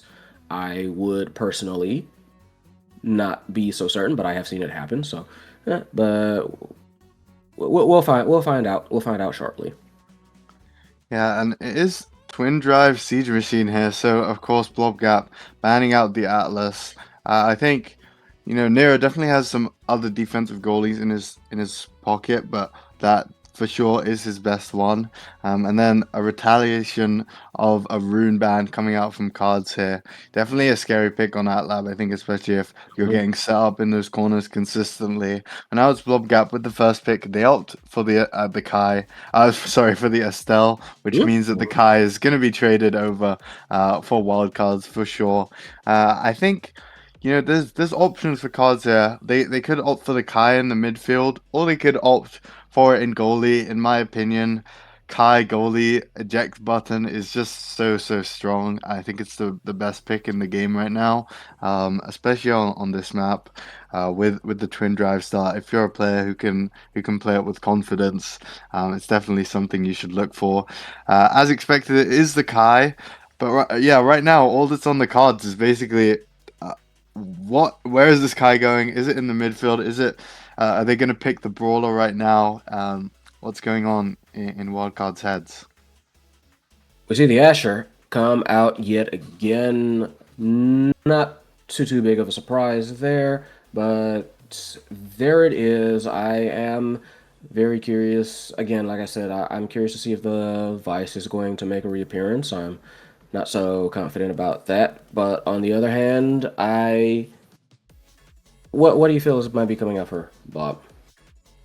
For Blobgap here, it depends on what Yodsman is looking for here into this Asher. So we do have the Kazan. Makes a lot of sense on this twin drive, especially for cookies. I think now, if Nero was uncertain if he wanted the Kai, I would say he should just take it. I think Kai, very nice into Kazan, can barrage through and can run up and affect the core before he has to take a very close range interaction with the Kazan. So a nice pickup in the net, and it is the Amy once again for the side of Blobgap. It was successful in the past game, so not too surprised about that. I wonder if this time they're gonna put it onto Yodsman.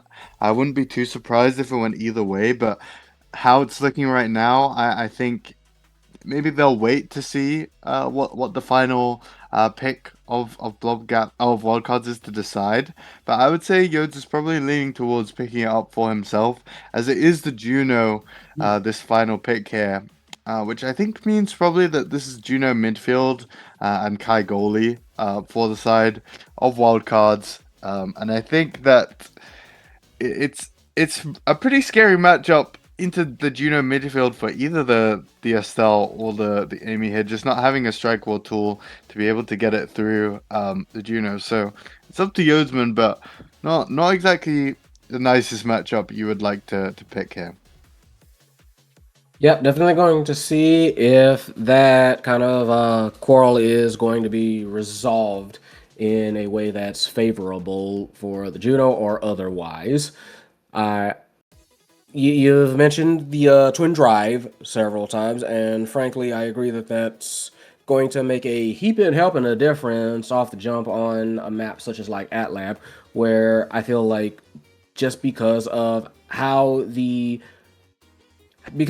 barriers are shaped and whatnot, and just kind of like the angles of deflection that can happen with this, plus with how, of course, the giant black hole in the center works, I feel like being able to redirect it is absolutely paramount to getting past like a lot of defenses, just being able to redirect very fast and without reaction. And I feel like they will be able to do that, send the core off in some unexpected directions, but be able to capitalize on it, or at the very least be prepared on it. And should any stray rebounds come their way, they'll be able to catch those as well. So I'm again liking what Wildcard has drafted, but Blobgap has kind of shown that, hey, we play better, we win more. So we are going to see. I don't feel like Blobgap is going to be, like super worried about trying to, play a wild pass game, but we're going to see. Yeah, it is as expected. Yodsman picking up the Amy here. Everyone opting for the twin drive, I think, makes sense. You never want to be at the cooldown disadvantage, and it's rather scary. I do think that this Kazan could be a big threat. The twin drive on Kai is not the same as the twin drive on the Kazan. It doesn't mean that he's going to have the same amount of tools to deal with the offensive pressure of Cookie's having so many strike wall tools. He only has one barrage still, right? And Ivy, maybe gonna have a tough game where she's just getting hit stunned wherever the ball comes towards her. So definitely Wildcard's gonna have to work for this one, as right now barriers both up on the top side only, which maybe favors this side that has the Juno, has the Asha and the Kai, who can just primary it through the top side, whereas Yodsman and Zara on the backline probably going to be looking to play it around and try and get it into the hands of Cookies in a 1v1 spot. Yep.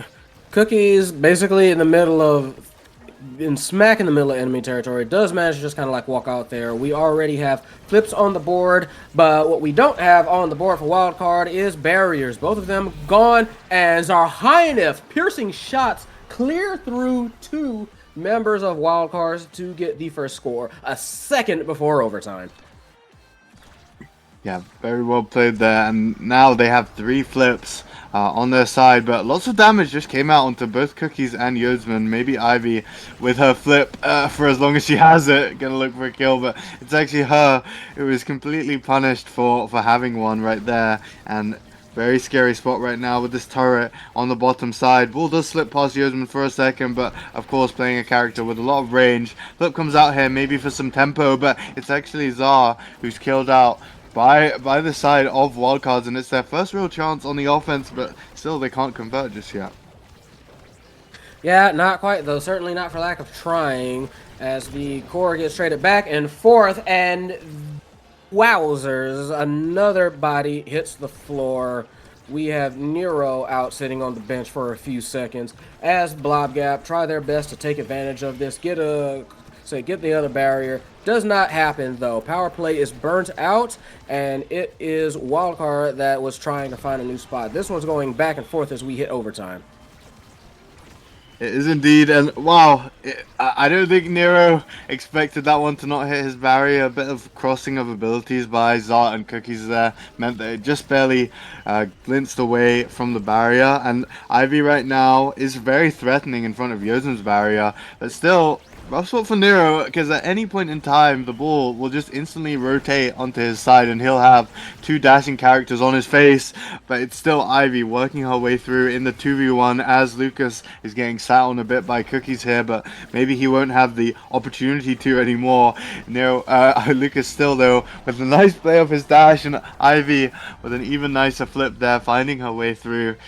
Yeah, I mean, Cookies was trying there to play for the win con of killing Lucas, but he's a twin drive Juno, has so many iframes and so much mobility that just means that if they're unable to burst him down instantly, he'll have options to dodge away.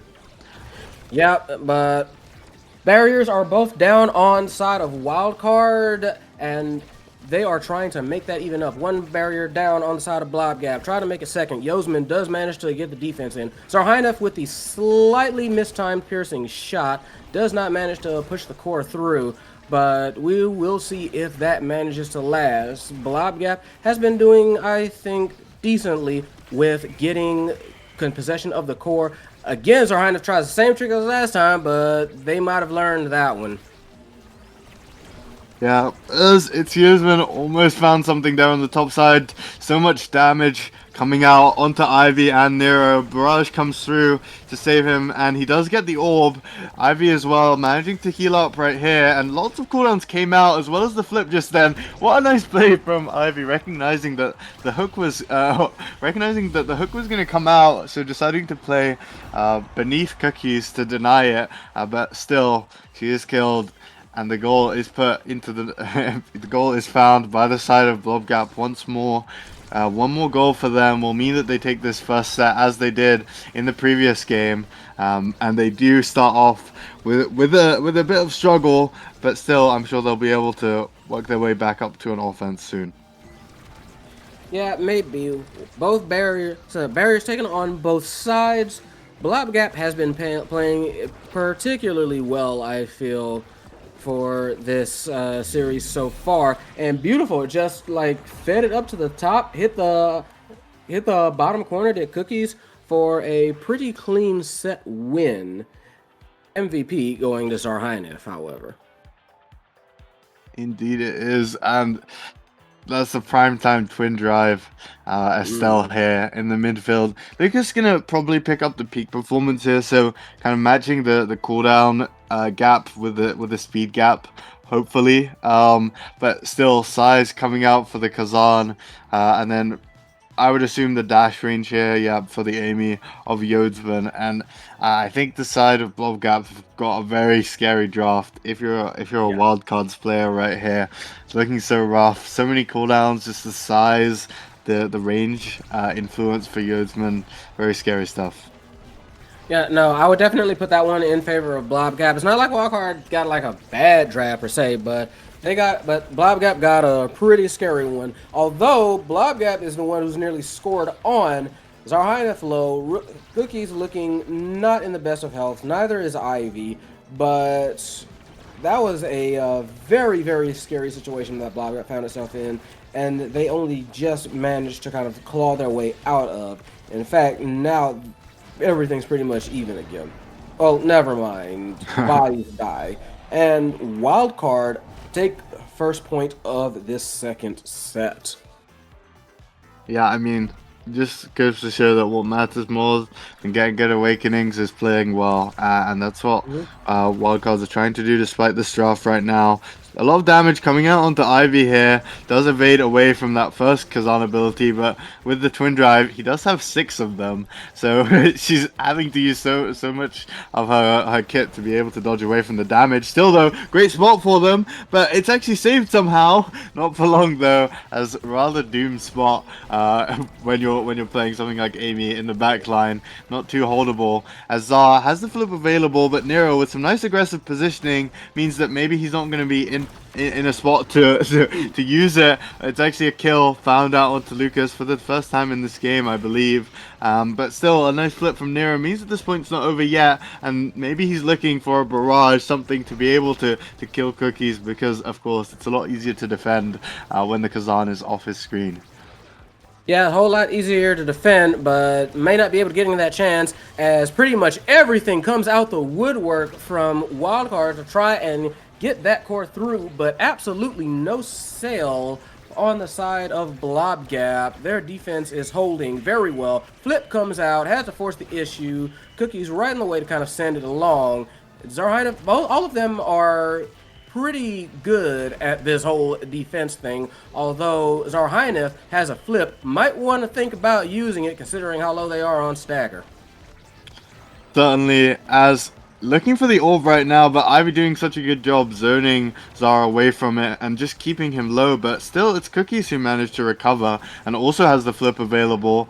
But of course what matters a bit more is that open net situation that Yodes is having to deal with. Maybe Nero is going to fall soon. They have the strikes on the defense, and actually it's a perfect strike to counter out the flip of Cookies as well. And now it's the scariest spot I think that Blob Gap's defense have been in, but actually a bit of a mishap there on the back line as Nero trying to be patient to defend against this Kazan here. Ivy popping that black hole, trying to find something, and Nero is just holding everything that this Estelle is throwing at him right now. Ult comes out from him, probably wanted to hit Zar there, but unable to find it, as it's actually Lucas's flip that unfortunately comes out as well. I feel like everyone has used the flip in this point right now, and inevitably it is Nero's barrier that drops.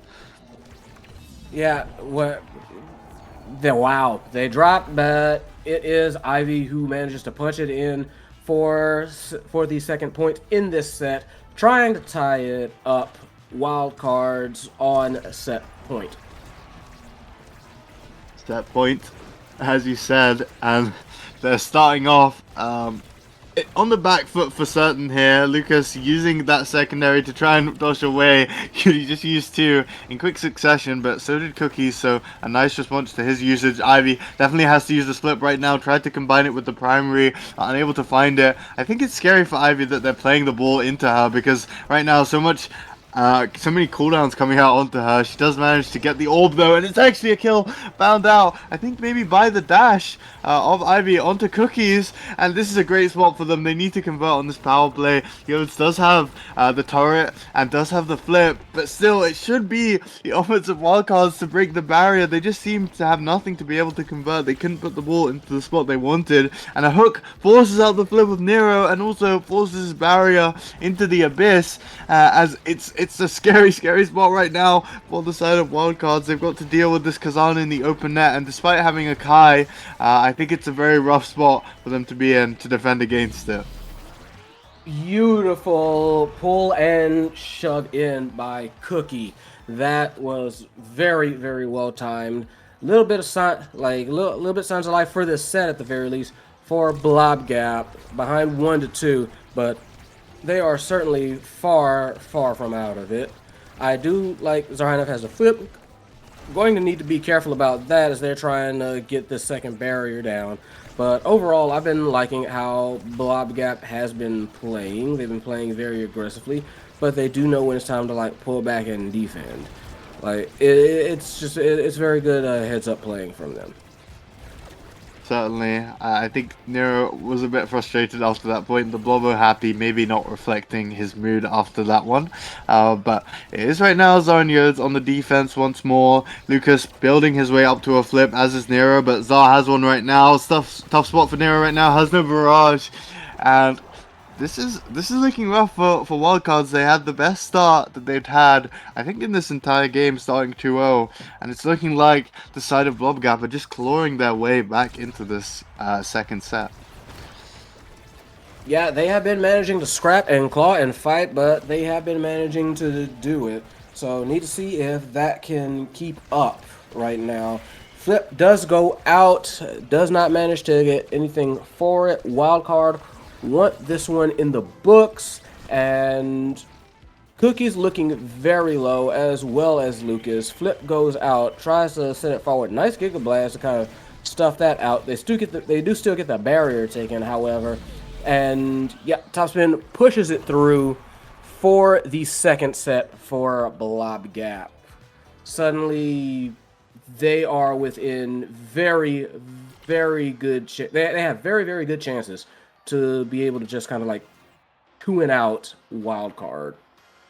Yeah, that's a big hit to the mental of wildcards, as we mentioned, a reverse sweep there. Yodsman picking up the stacks, not wanting anyone on the enemy team to get it, but it is a back-to-back pickup for Blobgap. Unfortunately, though, nothing Aduno really wants. Just opts to deny that demo from the Kazan, save a bit of Nero's mental, not having to play into a double-size twin drive Kazan. And it is Ivy with the last pick, opting for the prize fighter. I think generally a lower power level draft than the previous ones, but still some nice things like the Kai spec could be nice. Yodsman on Amy, a character that can stack up the stacks really fast. Of course, it's not in the midfield, so not as impactful, but still rather nice to have. But still not out of anyone's reach right now, other than Lucas, I guess, who can't grab anything while he's dead. No, barriers open for both sides. Nero looking very low, gonna have to like watch their step a little bit, but never mind, not for long. Zarhanov, I believe, feeds that to Cookies, slots in the top corner just as the respawn comes off. First point in this potential last set to Blobgap. Blobgap have been playing fantastically so far, knowing like when to pass, when to push aggression, all that good stuff. They've been showing their stuff right now.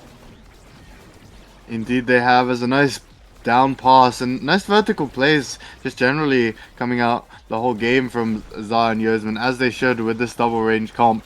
A dash punch, 2 dash punches coming out onto Ivy, but she manages to evade that final Estelle beam and almost finds a kill onto Zar, manages to force the flip and try to peel herself with the ult, but still the kill confirm of Kazan just too much at times, as right now it's Lucas and Nero, you know, not giving up on the aggression so far, trying to force it through the bottom here, and actually the spec doing so much work, finding a kill onto this midfield of Zar, but in this power play, just a bit of a misplay of the pass means that the Kazan is able to grab hold of it. But as I mentioned, grabbing again, it's also Cookies not going to be holding much as he is killed out, and a goal is found with some nice passing plays, despite the mishap in the power play advantage by Wildcards. Yeah, a bit of an unforced error, if you ask me, but they did manage to clean it up. Wildcard gets a point on the board, much needed, just to kind of say, hey, we got this. But make no mistake, it is still Blobgap that is very much kind of masters of their destiny, at least as far as like this match goes. But Wildcard trying to make that not be the case, like telling them y'all can get squished up real fast. As Zarhanov having to take a bit of a seat as the power play for Wildcards goes on. They do get the second barrier as Zarhanov comes back to help defend. Lucas not looking too healthy. Bare minimum save by pretty much the whole team of Blobgap. Very nice on their part, but the question is it going to last? Yeah, I think what's important, what's important is that Lucas was just killed, but outside of that, the Surge Twin Drive Prize Fighter Asher build is kind of going crazy, I must say. If Ivy's able to stack it up some more, it could be for sure a win condition in this game, finding a lot of cheese kills onto Zar. As right now, though, she's trying to find something on the offense, just sitting up front, waiting to receive the ball, but so many preventative tools are available for the side of Blobgap. It's nice strike and ability usage by Lucas to be able to shove out that flip there, but Barrage is out from Nero, so scary stuff for him right now. Lucas and Ivy, though, just holding control so well, and a strike wall found. No flip comes out from Yodsman, and 1 goal away are Wildcards from taking this stud set. Yeah, obviously very much needed. This is I want not quite do or die. That'll be on next point, but I have to say they are absolutely fighting their hardest to not even let it get to that point, and good on them for being able to. Oh wow, better defense than Yodsman expected. Causes them to burn flip early. Not what they wanted. Bodies falling on both sides. And suddenly we are in a 2v2. 1 barrier traded. Zarhanov and Yodsman trying to look for a pass play. That's intercepted by Ivy. Trying their absolute best to get that second barrier. No sail on it. Beautiful defense as Cookies comes back. Ivy is down, and so is good gracious.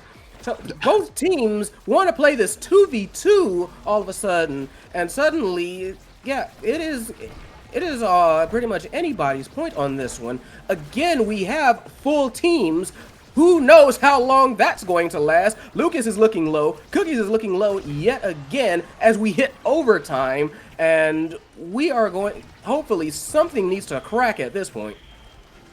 Yeah, both forwards exchanging kills there, and deaths, of course, as Ivy tried to find something through the top side there, but he hasn't been playing around the Asher ult so nicely on the open net situation. Wow, almost a Sad Boys angle there, but Nero not so fortunate. But it is Ivy once again on the offense. The strikes of the defense are just holding her down too well right now, though, as the core speed advantage that Juno has being nice right now, and they just force it through with the primary. They've been striking so well on the defense, but not much counterplay to that. And that's the first set that Wildcards have gotten in this whole series, so got to feel good for them to finally pick up a first pick. But still, I don't know if they even like the positioning of this draft when there's Hotshot and Team Player on the boards right now. Yeah, definitely going to be a bit of a rough one. Extra Special gets taken. Team Player as well. Hotshot does manage to fall the way of Wildcard, so that's good. I'm impressed how they managed to kind of get away with this one. Not to say that, again, drafts good on both sides. I'm just kind of impressed that Wildcard managed to get that one.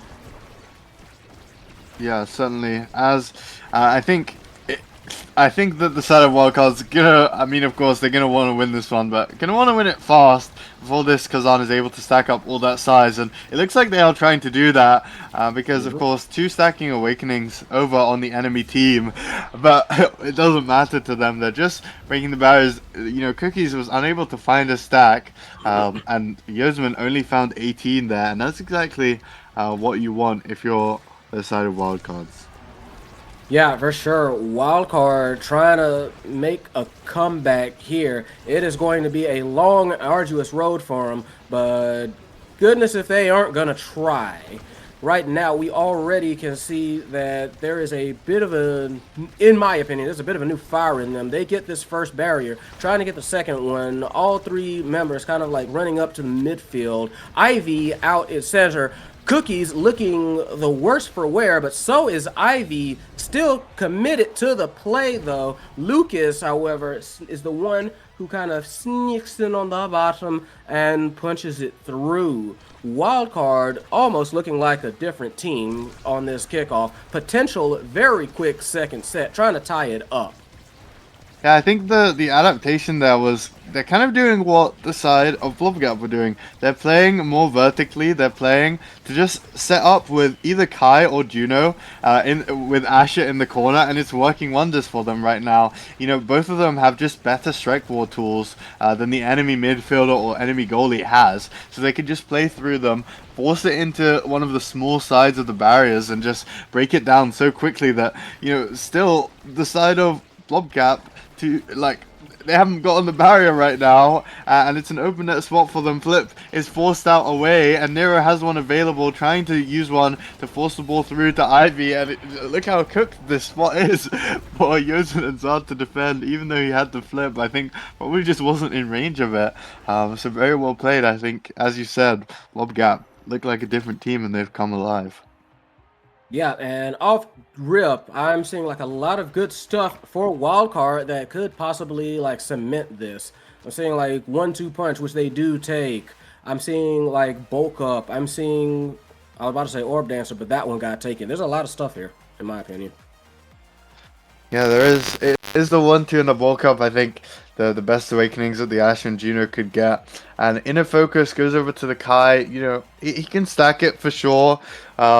Especially having hot shot once it's at max stacks. You know, it's a nice combination of cooldown refund and cooldown reduction, so that you don't get the kind of diminishing returns effect on it. But still, on the other side, there are some nice awakenings, but outside of this heavy impact, I think the speed on the Imi not going to be super impactful, I feel. And of course the Deadeye, I don't think it's going to do too much for this Kazan here. But it was a nice start for the, and it still is a nice start for the side of Blob Gap, finding that first KO, which is very critical for helping them, of course, score this point. Yeah, for sure. Trying to get that second barrier down before Lucas manages to revive. Does not manage to, however. So we're going to see. And you can see, like, Cookie's trying to get trying to stack another body. Nero just managing to... Nero proving they have some fleet feet. Managed to avoid all those swings. And it is Blob Gap, however, with, I was about to say, a number of flips. Zarhainov burns one to no avail as we hit overtime, and it is going to be a very, very fast core, as you can see. Cookie's menacing Nero. Cookie's just kind of like bullying Nero. Cookie's really wants Nero. I was going to say something a little bit, not. But moving on. It doesn't seem like he's getting what he wants though. Especially how he finds the kill. But so much running around with the twin drive Kai, and you know, having a teleport available to you means that if Cookies is committing to killing at one spot, Nero's just gonna go to the other one. But this team player is doing magic right now. The Juno Slimes do manage to block it, the Giga, but still it's Cookies on the bottom side here. Nero finds it, but just unfortunately struck it right back into where the Kazan could find the goal there. And I think Nero played his life very well, but that's a rough one to lose. Yudzman got about 120 stacks during that point alone, and it's a rough spot for the side of wildcards with their black backline, both having no evades to their name, but they're still trying to play aggressively, which you love to see here, trying to put the ball into the hands of Ivy, who has the flip. Yeah, nearly trying to flip. I was about to say Sad Boys, but not quite. They managed to recover the Sad Boys. Zarhainov looking very low. Zarhainov nearly died, had to kind of evac from the play. They do get a barrier, do Blob Gap, however. Ivy trying to menace Zarhainov as they try to move into a good scoring position. Nearly does. Flip goes out, hit and stuffed. Meanwhile, Cookie's looking very low, as is Zarhainov, but health is just a resource. If we still have some, we can still fight. Beautiful Rose Warp to secure the goal in the top corner. Yeah, and a checkmate just came out there. Zar using that explosive entrance. I don't think he's made too much use of it so far in this game, but when it matters most, of course, to put them one goal away from taking this series 2-0, he was able to make use of that dash range. As right now, it's Cookies and Ivy, both the brawl is taken a bit low, but what matters is that this barrier has dropped and that this goal has been found by the dash of Cookies. So well played. A very convincing victory, I would say, by Blob Gap Wildcards. A nice game too for certain, finding two sets in there, but still, it was Blob Gap who managed to get it done. Yeah, Wildcards absolutely managed to kick things into a higher gear. They upshifted and they found a lot more scoring opportunities. I would say, like you said, they were a lot more aggressive. They came out there looking hungry, but unfortunately it was a bit too little, a bit too late. Blob Gap were able to kind of settle themselves, adapt, and push forward. They were able to secure that set, secure the match, and secure the series 2-0. Yeah, certainly. I liked what I saw. I'm a big fan of the aggressive goalies that both of these players whipped out in both the games. Nero on the Vice and the Kai, and Yasmin on the Juno, then the Amy. I think, maybe on the Taiko game, I would say Taiko as a map. I prefer defensive goalies. I think maybe the adaptation that Wildcards needed in that first game was just that they needed something that could hold it down against that Drek a bit better. But in this game too, I think just came down to a matter of execution. Sometimes in the power plays, small mistakes just got the better of them, and despite a valiant effort to work their way back into it, Blob Gap just focused up and managed to settle the score. So very well played, up by both teams here. But we will be moving on after a short break to Lockdown versus Turkey's Cats, who are the team at the top of the leaderboard versus the team at the bottom, and to me all that means is that there's the biggest potential for a crazy upset. So looking forward to that one after this break.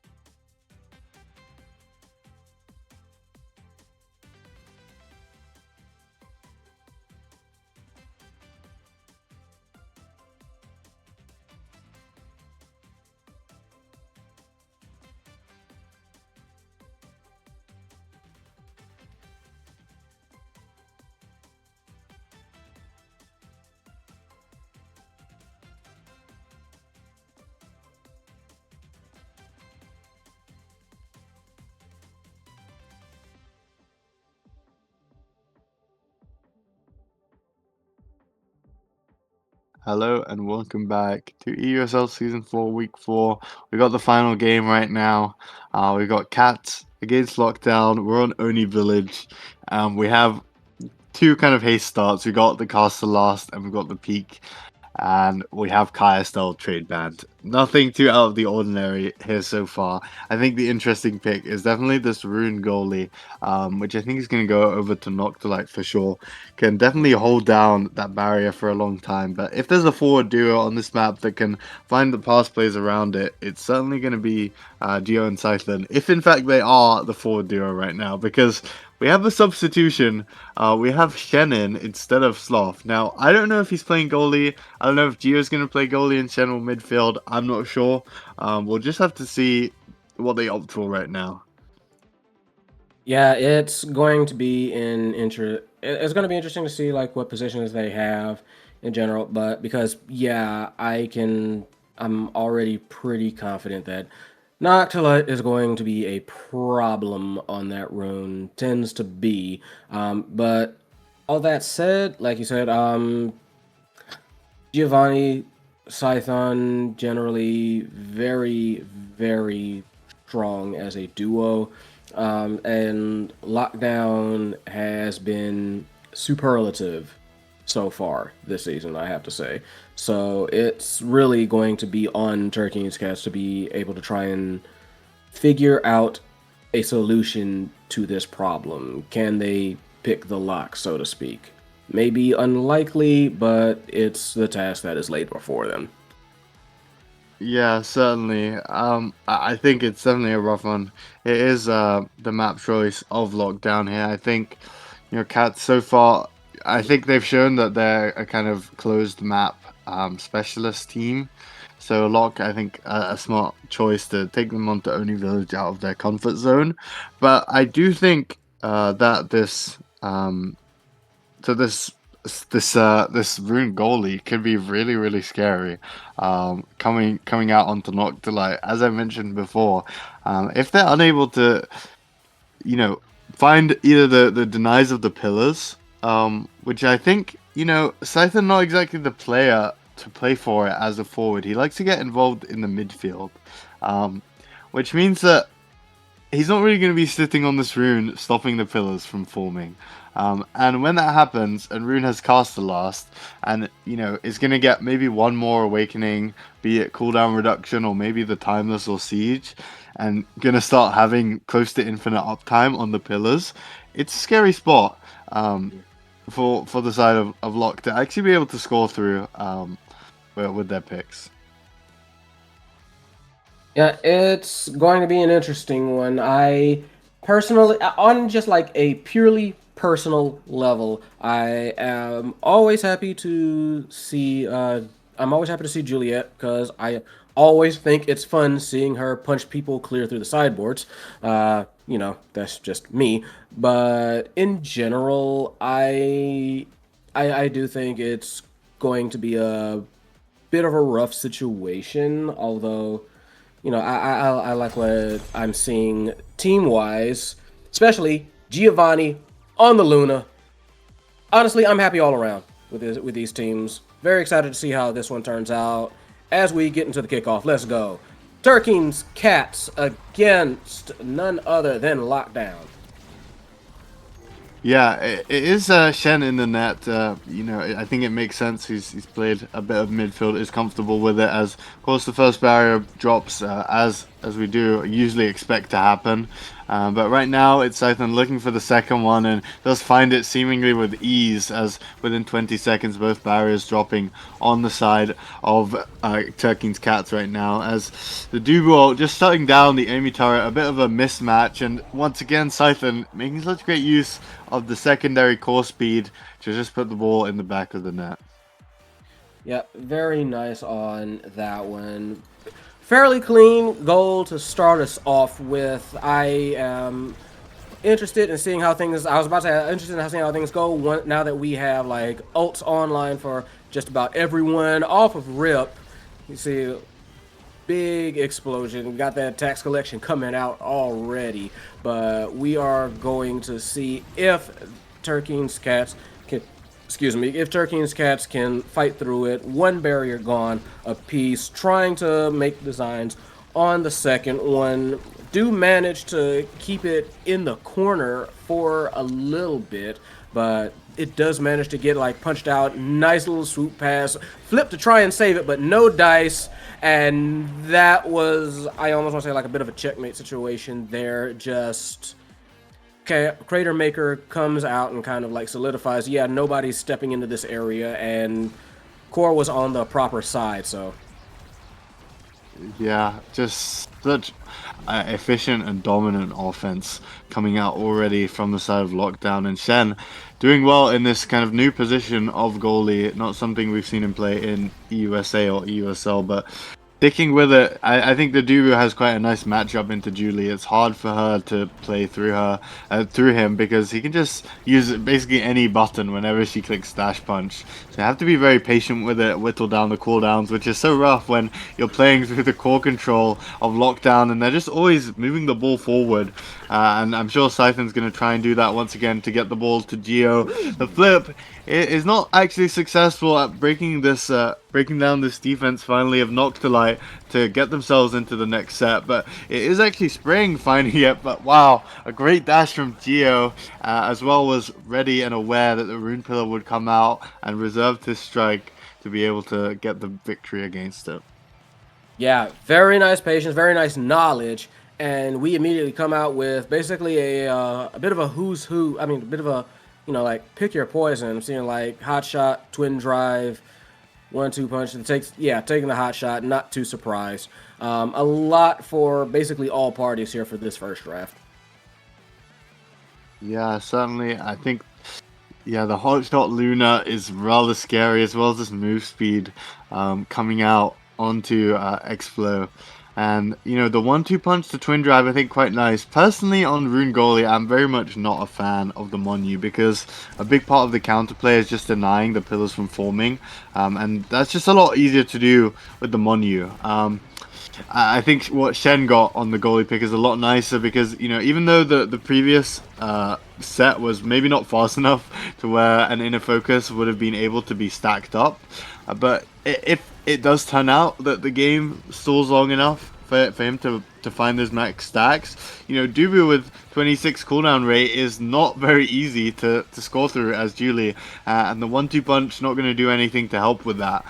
So, you know, these increased cooldowns and the move speed for Scythen, I think, just going to be a completely winning draft for Lockdown in that previous one. Yeah, no, I also think I prefer Lockdown's draft here, but right now it is them that are trying to get these goals, and they do manage to get the first one after a bit of a fight through it. Noctilite just deciding to preserve that flip for next point, and need to see if they can kind of like shape up, find a way to not just break this very game Shen defense, but also make sure that they aren't fighting from behind the 8 ball so much, because like you said, like a lot of their stuff they're having trouble getting the core out of their own half, and that's going to be a bit of an issue. They do manage to open the goals here, and very nice. That's what they need more of right there. Turret well in place. Cats get a point on the board.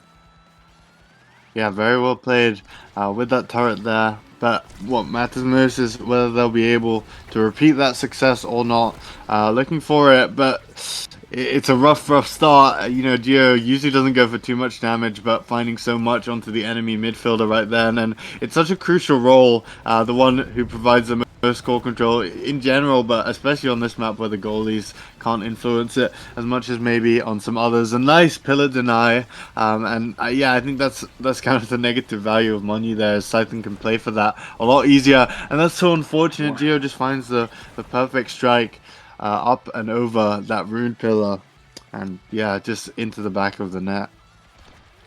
Yeah, I have to say, just very, very nice setup. Just threaded the needle on that one, and Lockdown looking real good as this set can potentially come to a close real fast. Pillar denied Crater Maker comes out, and yeah, beautiful setups right there for both of those barriers. Just making sure nothing can really like get past them. Midfield is all bottled up, and it is going to definitely be on Turkey's Cat's try and figure out what to do about this smothering offense. Like, they got the banish off on the core. It feels like that was just in favor of Lockdown, though, as they take the second set rather convincingly. Yeah, Scythe jump scare there, making use of the explosive entrance to just be so intimidating. If you don't know where to clear, what do you really do? As right now, it is a good draft for this rune, has both Primetime and Timeless. And the Drek maybe going to look for the aerials, possibly wants to deny the Prime, but just seems to be waiting as Noctilite does opt to continue with the creation build, and Primetime and aerials going over to the enemy forwards. So Amy waiting a bit here as Dubu, I think, actually just waits for both of the enemies to pick. I'm not sure. I think could have opted for either. Block up or built different here. Maybe Shed, not sure what to pick up there, but honestly, if I'm not like yes, if your pillars form right now, they're there for good. But can you get them to form? It seems like for that first one he can, but in general they're just so large that even by accident the enemy forwards might just be denying them. But I've been speaking about their defense, but their offense is actually putting in the work right now, as great positioning and structure found by Spring and Noctilite to once again get them a goal in that set. But the problem in the previous one was they were unable to find a second one, so we'll have to see what they can do right now.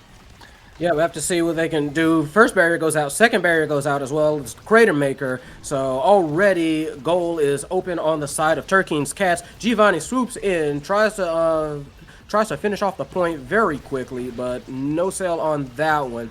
And very, very close. I was about to say very, very close opportunity for a Lockdown, but no, they do manage to finish that point off very quickly.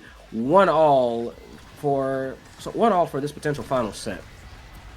Yeah, Gio with an interesting play there. Got the strike, which meant that on the ball, which meant that his dash was continuing, and tried to maybe cheese a double barrier, something like that. But speaking of double barriers, one is found onto Shen here. Luna ult and Rune Banish both coming out, but on enemy teams, as it's actually the goal found. Flip on the other side, though, is wasted by Scythen, and now 2 available for the side of Cats. But Gio with a nice strike wall onto the flip, and it's actually a kill found by his primary as well. Passes come out here, and just the strike wall found by Scythen onto Noctilite puts them 1 goal away from taking the first game of the series. Yeah, beautiful combination between Scythen and Giovanni. We know that they can do that all day, every day if they want to. Beautiful first barrier as well, just immediately countering like the redirect attempt to get that first barrier. They do manage to take one of their own Turkey's Cats, but this is really do or die time. Crater Maker comes out. Doesn't get much from that one, though. You can see Turkey has a flip ready to go. Not sure when they will be able to execute that. Flame Flurry comes out. Second barrier comes out. That's when they're able to use it. Stuffed out, however, by Lockdown. And it is Scython and Giovanni once again trying to position themselves to make a play. Ooh! Wow, yeah, nice kill found, but still, the goal matters. Spring does have the turret, which is greatly placed, and it's just a strike wall found by Turkey. Nicely done. Which takes them also 1 point away from winning this third set, and this one would certainly be a big one to win for them, of course. As you like to say, it is do or die for them somewhat. Of course, there's another game, but what matters most is this win right now, and it is the offensive Lockdown looking potent currently. On the other side, though, is Cats trying to work their way through Shen, but he always just has a cooldown. Maybe spoke too soon as Dash found, but maybe it's a disaster if the offense is just too good for Lockdown. They found the barrier, but the transition, the counter offense of Lockdown was just too much, and that's a convincing 3-0, I would say. Despite Turkey's Cats working their way into the game in the final set, it was not enough to beat Lockdown. Yeah, no, just a little too late. They tried to do a little bit of a shifting to their offense. They tried to push a little bit harder, but Lockdown had the defense and had the transitional offense in order to be able to basically just shut that down. Say, no, we can still match you.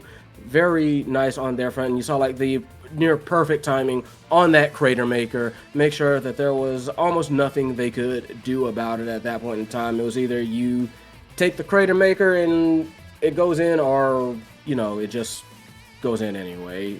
You can see that Scython was right there regardless. So just very, very good play from Lockdown. Gonna see if they can keep that up going into this second match, but they've got to be feeling good about that one. For sure, but I do think that the grass is greener on the other side for Cats here. They're moving over to Taiko Temple, which is definitely more of a favorite map for them. They've got certainly better picks for it, I'd say. And just in general, going to have much more of an advantage.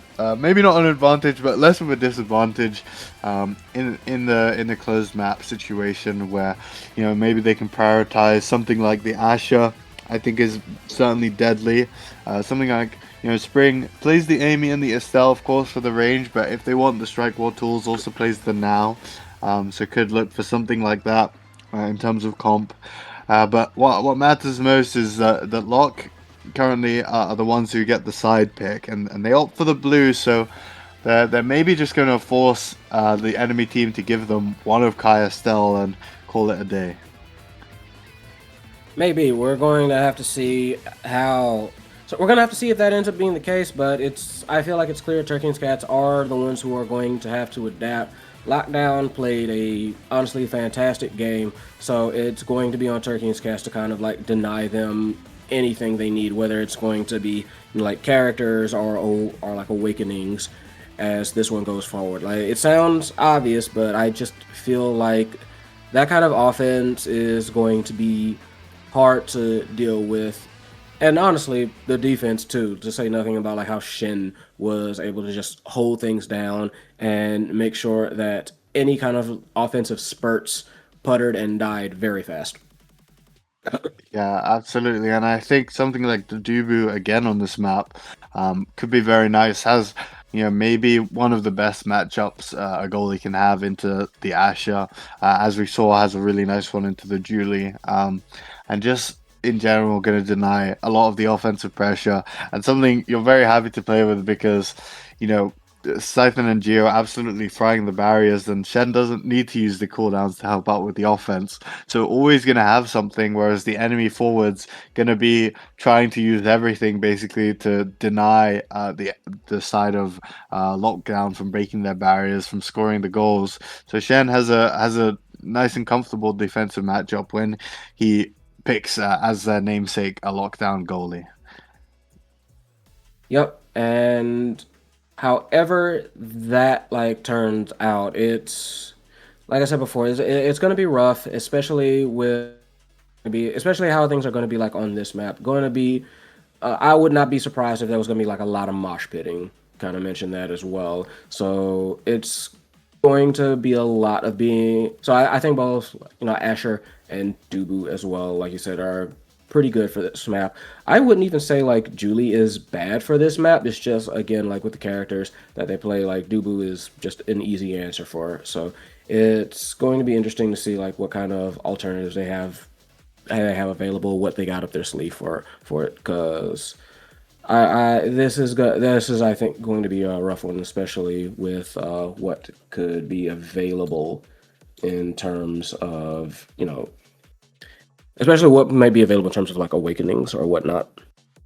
Yeah, I think in terms of awakenings, Cats, probably the advantage they could have is the damage, which we see is a possibility with the heavy impact here, right? Siege Machine, the other one, and Lockdown do ban away this Asher, which I think gives Shen such a nice matchup, whatever he opts to pick, maybe the Doobie, maybe the Atlas here, but nothing is going to come close to the scoring threat of Asher in terms of the forward department. It doesn't mean that Cats couldn't just lock something like the X here, and lock in the Estelle, the Amy, whatever they want, and just try and force the damage through. Maybe whip out the Vice onto Noctilite, we'll have to see. But for now, it's locked down with the first pick Estelle. it never really disappoints you the first pick Estelle, especially with this heavy impact, going to get some nice cooldown reduction out onto the primary here. But still could be countered out by a nice, like, yeah, as I said, could see like the X-Vice pick here or X-Amy, something like that, to lean into this heavy impact. I think is definitely what the side of Cats need to focus in for.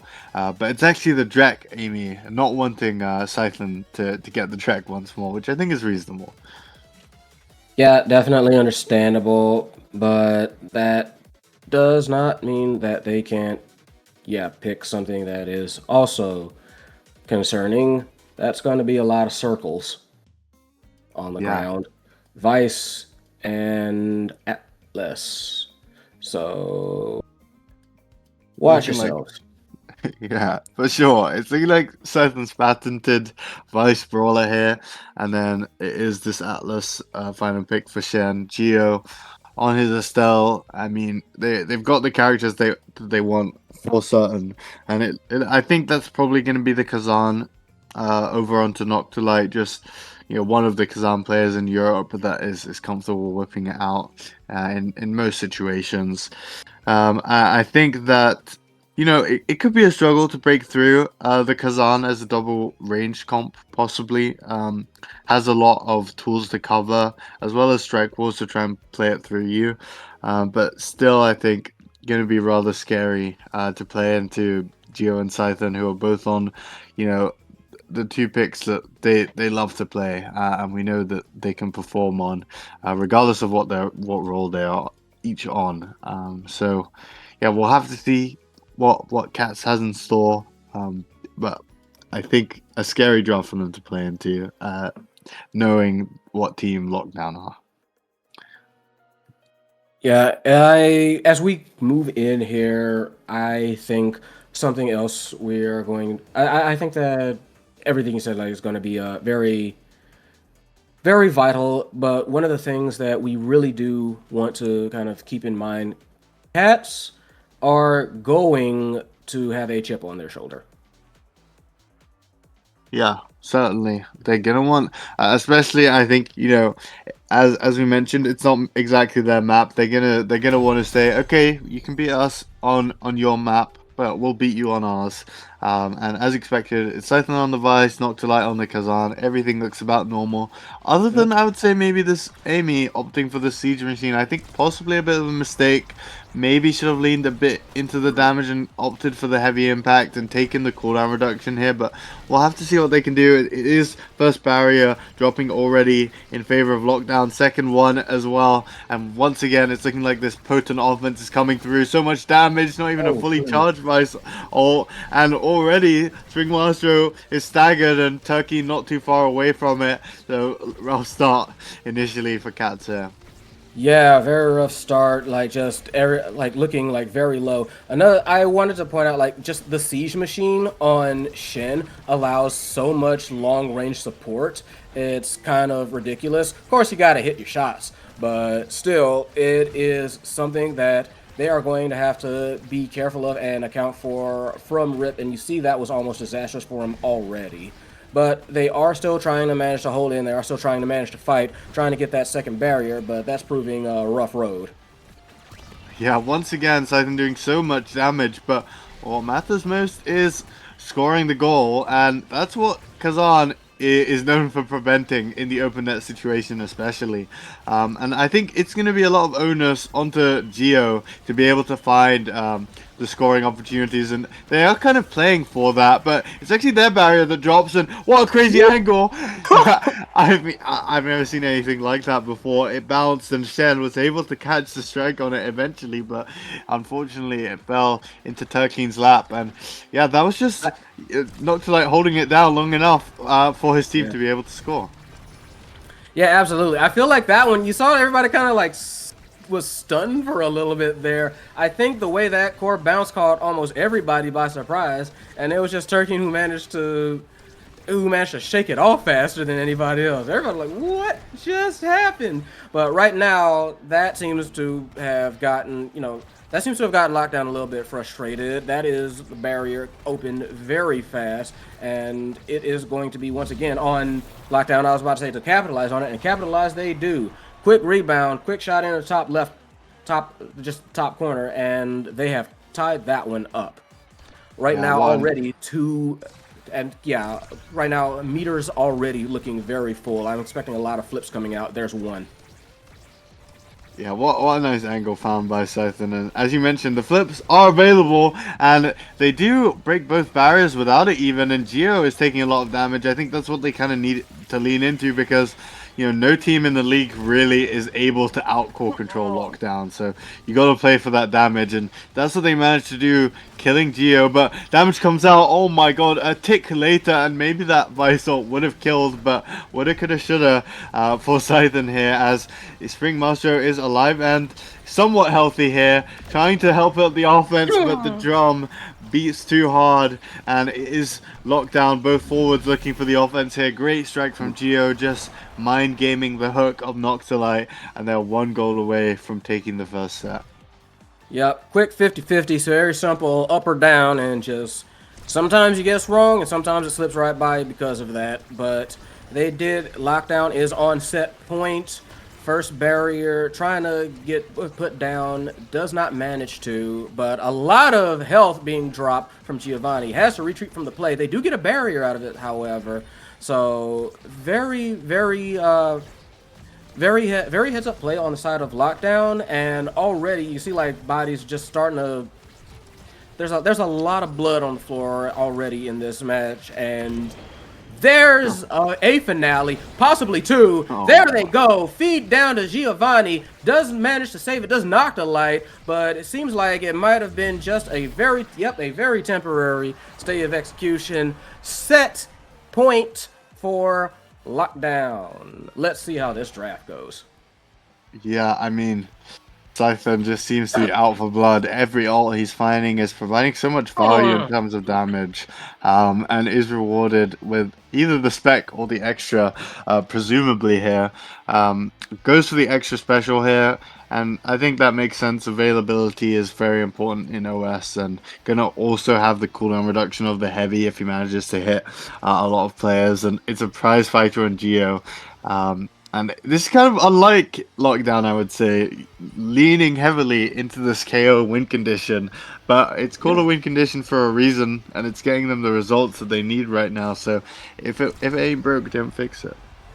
Yeah, no, they recognize that it's working. They recognize that, hey, we're dealing a lot of damage. We might be able to cause some real problems with this. But sometimes those problems can cause you problems. A nice little bit of reversal of fortune as Turkeen's Cats gets the KO. They do manage to equalize that, however. Turkeen looking low as well, still pursuing the play, and a bit of a rough pass ends up own barriering. Turkeen Cats looking very staggered, however, or at least Turkeen themselves, as they try and keep up with the play. There they go. Wow. Body down. Giovanni tries to piercing shot through. No dice. Long range strike shot leads into Giovanni, who leads into a supernova. Beautiful team play there for the first goal of this second set. 1 point in, Geo already has 3 prize fighter stacks, and I must point out that coordination on the kill that they found onto Turkeen, I believe, was so well played by Lockdown. Just Geo using those crystal thorns to launch him into the kill, but no help needed there. Oh no, it's a disaster for Cats. It is Noctilite though on the Kazan, the character that possibly can hold in a 2v1 situation on the offense better than anyone, and does manage to hold this final barrier. Had to use the flip for it, but I think gonna be alright with that trade. Still though, need to be very careful. This Estelle has almost 200 power, has the heavy impact damage as well, and this Atlas is showing no signs of the defense folding so far, as already Turkey's HP bar extremely blown up, but he still finds the strike. Just beats out the strike shot. Health is a resource. If you still on the field, you can still play. Turkeen didn't let up on it, didn't retreat, said nope, I'm going to flip that coin, I'm going to bet it all, and managed to get in a good position, got that strike off. got the point, and Shen is Atlas. Atlas walks, he doesn't run unless you make him run. Like, man got to get his exercise in one of these days, but wasn't today. Yeah, I think, maybe that was a situation where the side of Lockdown focused too heavily on the KOs. Almost one found out by Geo. It's pretty ridiculous that almost killed, but I guess that's what happens when you have his build. But to me, it looked like Shen was looking for a strike shot kill. Somewhat I like what he just found, combining the strike shot with the primary, which resulted in the goal, but it's just too much damage if they don't make mistakes right now. They're just Turkey's Cats. I feel bad for them 2 weeks in a row. They're just getting blown up, first by Burst, now by Lockdown.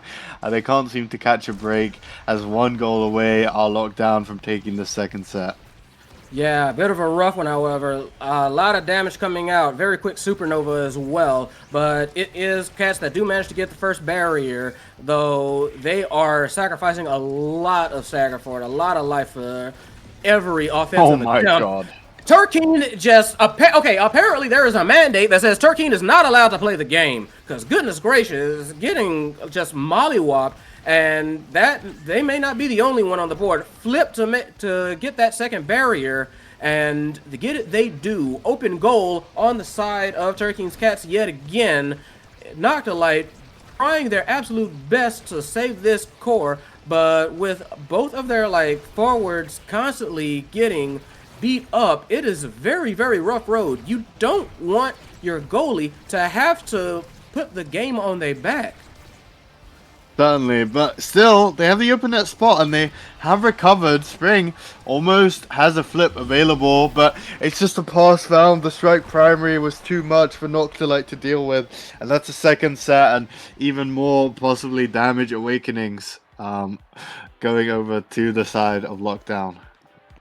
Yep, quite possibly, maybe unlikely. I see that hot shot coming out. I would not be surprised if, hot shot peak performance, maybe even built different as well, or even like among Titans, who knows. Yeah, I think that Scythen gonna pick his patented peak performance, the hot shot. A bit of a deny and a bit of a nice pickup for the Amy. Possibly, and Omega Infuse going over to Shen, going to make use of the move speed that Atlas is certainly sorely lacking. But still, it's just Scythen the one who got the survivability awakening, and Geo got the Deadeye, which even more damage. And we can see who the target is right now, and already he's killed straight away. I mean, the only upside if you're Cats is that Geo didn't get a prize fight to stack just yet, but I'm sure they would prefer to have Spring on the field. Yeah, for sure. Just rough start. Although they are trying. They are the ones who have managed to take offense. Almost got that barrier. Not quite, however. Defense with Lockdown can be just as potent as their offense. As Turkeen looking very low. Still trying to commit to the play. I was about to say nearly... Oh, God. He couldn't do anything. He literally sat there in the corner. Had to kind of oh... What am I supposed to do? I'm behind enemy lines. But nope, got shot up, got put down, and that is a power play for a brief period of time on the side of Lockdown. They are the ones on the offense, as they have been much for this game. Flip goes out, as well as a piercing shot. Look at the damage. Flip punched through 3 defenders for the first point in this potential final set. Good gracious. I mean, this is just disturbing. They didn't find a kill, but it doesn't really matter. Turkeen has no evade, as you can see by the fact that Scythen is ulting him. Almost killed, and then actually flips to get the kill out onto him. And this eternal power play seeming to continue right now. Geo up to 3 prize fighter stacks after that, and maybe gonna get a next one. But a great flip found by Spring before he is killed. And Talcan is respawned with all his cooldowns available. Noctilite still has the flip, but he, inevitably Spring is killed. I do still think that Cats, more than most points, they do have chances here with this open net situation and the flip available on the goalie. They're all respawned, they're all healthy for right now. So, chances. Give it a couple seconds. I was about to say give it a couple seconds. And yeah, Spring has been trying to do their absolute best to make hero plays, and that seems like it's what it's gonna take. It's just gonna throw caution to the wind. You're never going to be safe at this point in time. The damage is just too much, so just go hog wild, and maybe you can get opportunities like that. That's all I can think about, really. Like, Turkey was in a good position to kind of feed off that turret that happened. As the supernova goes out, they did manage to hit nothing for once, but this is definitely a precarious situation. And yep, there's another one. This is just a very rough road. You gotta just do what you can and accept that you know, like, you're gonna be playing man down a lot of the time. That is a very nice opportunity. However, goal is open though, so need to be careful. But this is the best opportunity they've had in a minute. Yeah, they need to capitalize off this chance right now. That's a lot of cooldowns out by Shen, and a lot of damage onto him as well. Of course, has the Atlas ultimate available to him, and a big Vice ult comes out. Doesn't, you know, blow them up, as it were, but still Spring taking a lot of damage, about half HP, evading the abilities well, though, and managing to recover here, but still, Gio finds the goal. And this game reminds me a bit of a saying we have in London. We say, if you don't like the weather here, wait 5 minutes. And if Lockdown aren't in a power play, just wait a couple seconds. It seems to be the gist of this game right now, as one more point until they close this one out, unless Turkey's Cats have a miracle in them.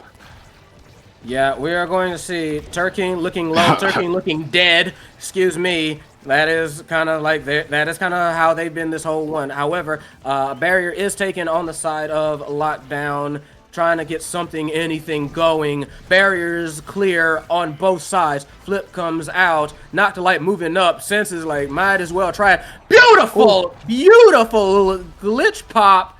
Sends Shen to the back of the net and sends the core in. Match point, Lockdown, set point, Turkey's Cats.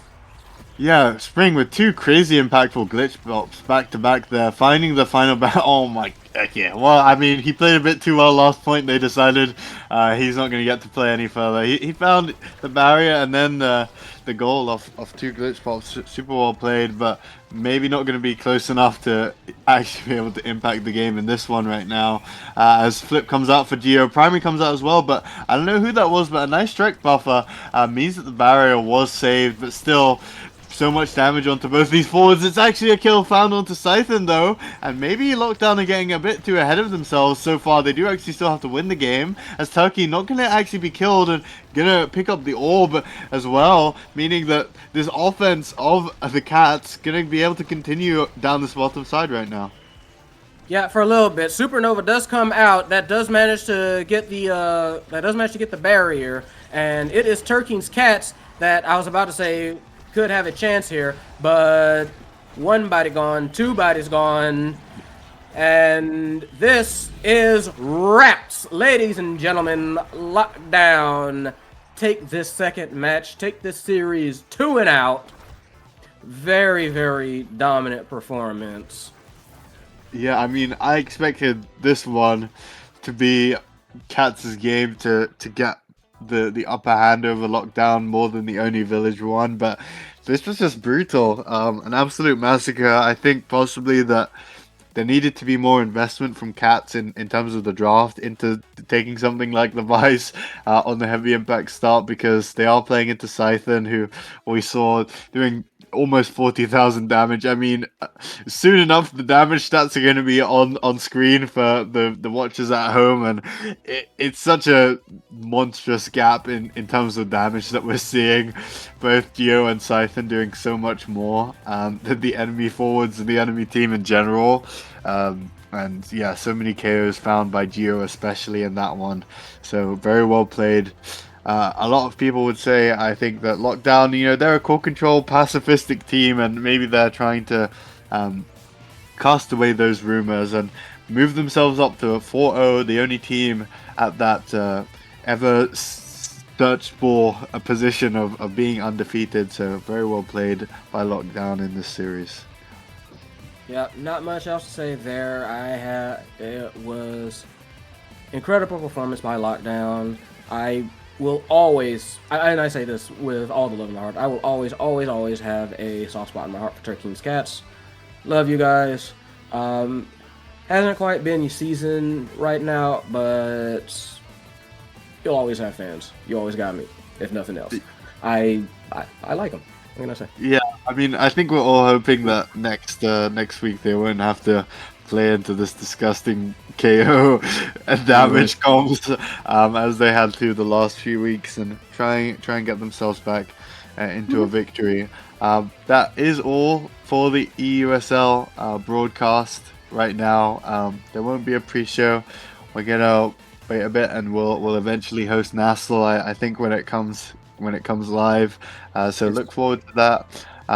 But we'll be back next week with some more banger matches. It is kind of the final week of the pool. So the last game's always going to be the important ones, and the ones that have been scheduled to be very interesting to watch. So tune in next week for that. But for now, that's been us at ETOS. Have a good night, everybody. See you around.